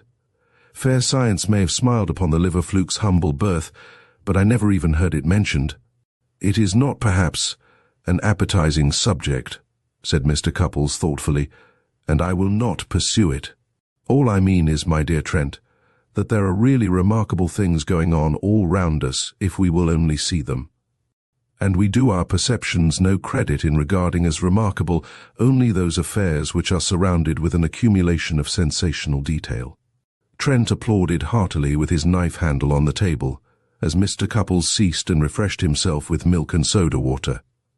"I have not heard you go on like this for years," he said. "I believe you must be almost as much above yourself as I am. It is a bad case of the unrest which men miscall delight, but much as I enjoy it, I am not going to sit still and hear the Manderson affair dismissed as commonplace. You may say what you like, but the idea of impersonating Manderson in those circumstances was an extraordinarily ingenious idea." "Ingenious, certainly," replied Mr. Cupples. "Extraordinarily so, no. In those circumstances, your own words, it was really not strange that it should occur to a clever man. It lay almost on the surface of the situation. Marlowe was famous for his imitation of Manderson's voice. He had a talent for acting. He had a chess player's mind. He knew the ways of the establishment intimately. I grant you that the idea was brilliantly carried out, but everything favored it. As for the essential idea, I do not place it, as regards ingenuity, in the same class with, for example, the idea of utilizing the force of recoil in a discharged firearm to actuate the mechanism of ejecting and reloading. I do, however, admit, as I did at the outset, that in respect of details the case had unusual features. It developed a high degree of complexity." "Did it really strike you in that way?" inquired Trent with desperate sarcasm. "The affair became complicated," went on Mr. Cupples unmoved, "because after Marlowe's suspicions were awakened, a second subtle mind came in to interfere with the plans of the first. That sort of duel often happens in business and politics, but less frequently, I imagine, in the world of crime." "I should say never," Trent replied, "and the reason is that even the cleverest criminals seldom run to strategic subtlety. When they do, they don't get caught, since clever policemen have, if possible, less strategic subtlety than the ordinary clever criminal. But that rather deep quality seems very rarely to go with the criminal makeup. Look at Crippen. He was a very clever criminal as they go. He solved the central problem of every clandestine murder, the disposal of the body, with extreme neatness. But how far did he see through the game? The criminal and the policeman are often swift and bold tacticians, but neither of them is good for more than a quite simple plan. After all, it's a rare faculty in any walk of life." "One disturbing reflection was left on my mind," said Mr. Cupples, who seemed to have had enough of abstractions for the moment, "by what we learned today. If Marlowe had suspected nothing and walked into the trap, he would almost certainly have been hanged. Now, how often may not a plan to throw the guilt of murder on an innocent person have been practiced successfully? There are, I imagine, numbers of cases in which the accused, being found guilty on circumstantial evidence, have died protesting their innocence. I shall never approve again of a death sentence imposed in a case decided upon such evidence. I never have done so for my part, said Trent. To hang in such cases seems to me flying in the face of the perfectly obvious and sound principle expressed in the saying that you never can tell. I agree with the American jurist who lays it down that we should not hang a yellow dog for stealing jam on circumstantial evidence, not even if he has jam all over his nose. As for attempts being made by malevolent persons to fix crimes upon innocent men, of course it is constantly happening. It's a marked feature, for instance, of all systems of rule by coercion, whether in Ireland or Russia or India or Korea. If the police cannot get hold of a man they think dangerous by fair means, they do it by foul. But there's one case in the state trials that is peculiarly to the point, because not only was it a case of fastening a murder on innocent people, but the plotter did in effect what Manderson did. He gave up his own life in order to secure the death of his victims. Probably you have heard of the Campden case. Mr. Cupples confessed his ignorance and took another potato. John Masefield has written a very remarkable play about it, said Trent, and if it ever comes on again in London, you should go and see it, if you like having the fan tods. I have often seen women weeping in an undemonstrative manner at some slab of oleomargarine sentiment in the theatre. By George, what everlasting smelling bottle hysterics they ought to have if they saw that play decently acted. Well, the facts were that John Perry accused his mother and brother of murdering a man and swore he had helped them to do it. He told a story full of elaborate detail and had an answer to everything, except the curious fact that the body couldn't be found. But the judge, who was probably drunk at the time, this was in Restoration days, made nothing of that. The mother and brother denied the accusation. All 3 prisoners were found guilty and hanged, purely on John's evidence. 2 years after, the man whom they were hanged for murdering came back to Campden. He had been kidnapped by pirates and taken to sea. His disappearance had given John his idea. The point about John is that his including himself in the accusation, which amounted to suicide, was the thing in his evidence which convinced everybody of its truth. It was so obvious that no man would do himself to death to get somebody else hanged. Now that is exactly the answer which the prosecution would have made if Marlowe had told the truth. Not one juryman in a million would have believed in the Manderson plot. Mr. Cupples mused upon this a few moments. I have not your acquaintance with that branch of history, he said at length. In fact, I have none at all. But certain recollections of my own childhood return to me in connection with this affair. We know from the things Mabel told you what may be termed the spiritual truth underlying this matter, the insane depth of jealous hatred which Manderson concealed. We can understand that he was capable of such a scheme, but as a rule it is in the task of penetrating to the spiritual truth that the administration of justice breaks down. Sometimes that truth is deliberately concealed, as in Manderson's case. Sometimes, I think, it is concealed because simple people are actually unable to express it, and nobody else divines it. When I was a lad in Edinburgh, the whole country went mad about the Sandyford Place murder. Trent nodded. Mrs. M'Loughlin's case. She was innocent right enough. My parents thought so, said Mr. Cupples. I thought so myself when I became old enough to read and understand that excessively sordid story. But the mystery of the affair was so dark, and the task of getting at the truth behind the lies told by everybody concerned proved so hopeless, that others were just as fully convinced of the innocence of old James Fleming. All Scotland took sides on the question. It was the subject of debates in Parliament. The press divided into 2 camps and raged with a fury I have never seen equalled. Yet it is obvious, is it not? For I see you have read of the case, that if the spiritual truth about that old man could have been known, there would have been very little room for doubt in the matter. If what some surmised about his disposition was true, he was quite capable of murdering Jessie Macpherson and then casting the blame on the poor feeble-minded creature who came so near to suffering the last penalty of the law. Even a commonplace old dotard like Fleming can be an unfathomable mystery to all the rest of the human race, said Trent, and most of all in a court of justice. The law certainly does not shine when it comes to a case requiring much delicacy of perception. It goes wrong easily enough over the Flemings of this world. As for the people with temperaments who get mixed up in legal proceedings, they must feel as if they were in a forest of apes, whether they win or lose.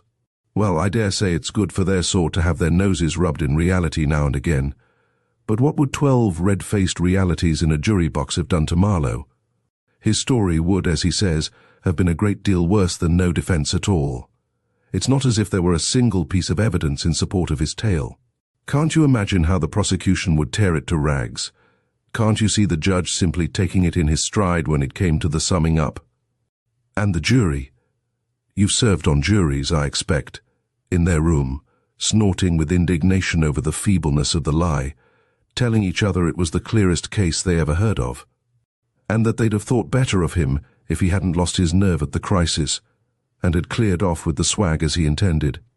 Imagine yourself on that jury, not knowing Marlowe, and trembling with indignation at the record unrolled before you. Cupidity, murder, robbery, sudden cowardice, shameless, impenitent, desperate lying. Why, you and I believed him to be guilty until— I beg your pardon, interjected Mr. Cupples, laying down his knife and fork. I was most careful when we talked it all over the other night to say nothing indicating such a belief. I was always certain that he was innocent. You said something of the sort at Marlowe's just now. I wondered what on earth you could mean. Certain that he was innocent. How can you be certain? You are generally more careful about terms than that, Cupples. I said certain, Mr. Cupples repeated firmly. Trent shrugged his shoulders. If you really were, after reading my manuscript and discussing the whole thing as we did, he rejoined, then I can only say that you must have totally renounced all trust in the operations of the human reason. An attitude which, while it is bad Christianity and also infernal nonsense, is oddly enough bad positivism too, unless I misunderstand that system. Why, man. Let me say a word, Mr. Cupples interposed again, folding his hands above his plate. I assure you I am far from abandoning reason. I am certain he is innocent, and I always was certain of it, because of something that I know and knew from the very beginning. You asked me just now to imagine myself on the jury at Marlowe's trial. That would be an unprofitable exercise of the mental powers, because I know that I should be present in another capacity. I should be in the witness box giving evidence for the defense. You said just now, if there were a single piece of evidence in support of his tale. There is, and it is my evidence. And, he added quietly, it is conclusive. He took up his knife and fork and went contentedly on with his dinner. The pallor of sudden excitement had turned Trent to marble, while Mr. Cupples led laboriously up to this statement. At the last word, the blood rushed to his face again, and he struck the table with an unnatural laugh. It can't be, he exploded. It's something you fancied, something you dreamed after one of those debauches of soda and milk. You can't really mean that all the time I was working on the case down there you knew Marlowe was innocent. Mr. Cupples, busy with his last mouthful, nodded brightly. He made an end of eating, wiped his sparse moustache, and then leaned forward over the table. It's very simple, he said. I shot Manderson myself. I am afraid I startled you, Trent heard the voice of Mr. Cupples say.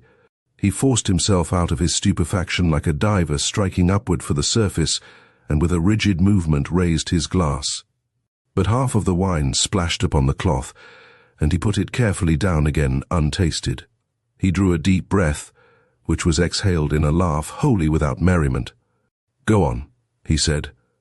It was not murder, began Mr. Cupples, slowly measuring off inches with a fork on the edge of the table. I will tell you the whole story.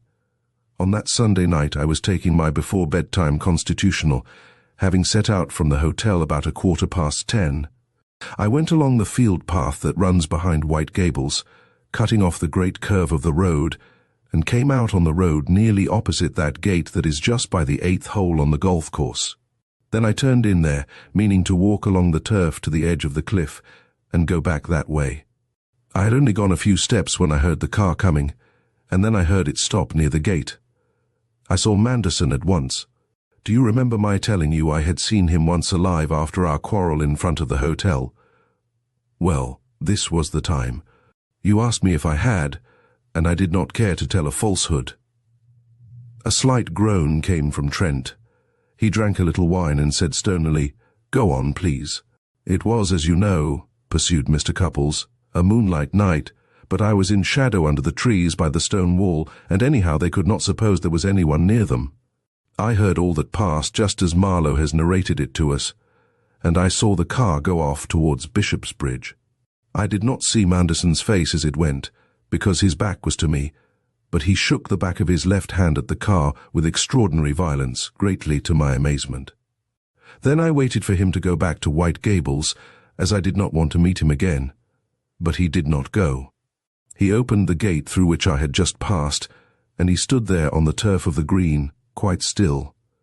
His head was bent, his arms hung at his sides, and he looked somehow rigid.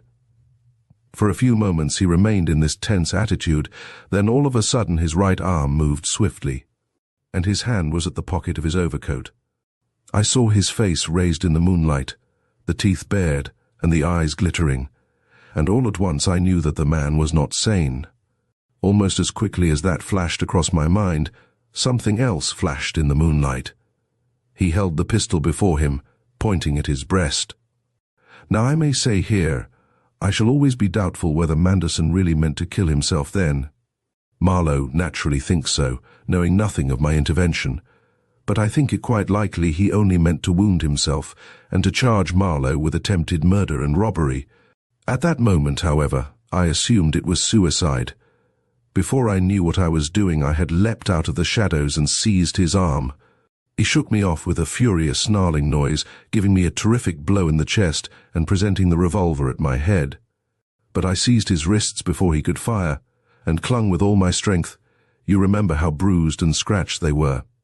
I knew I was fighting for my own life now, for murder was in his eyes. We struggled like two beasts, without an articulate word, I holding his pistol hand down and keeping a grip on the other. I never dreamed that I had the strength for such an encounter. Then, with a perfectly instinctive movement, I never knew I meant to do it. I flung away his free hand and clutched like lightning at the weapon, tearing it from his fingers. By a miracle, it did not go off. I darted back a few steps. He sprang at my throat like a wild cat, and I fired blindly in his face. He would have been about a yard away, I suppose. His knees gave way instantly, and he fell in a heap on the turf. I flung the pistol down and bent over him. The heart's action ceased under my hand.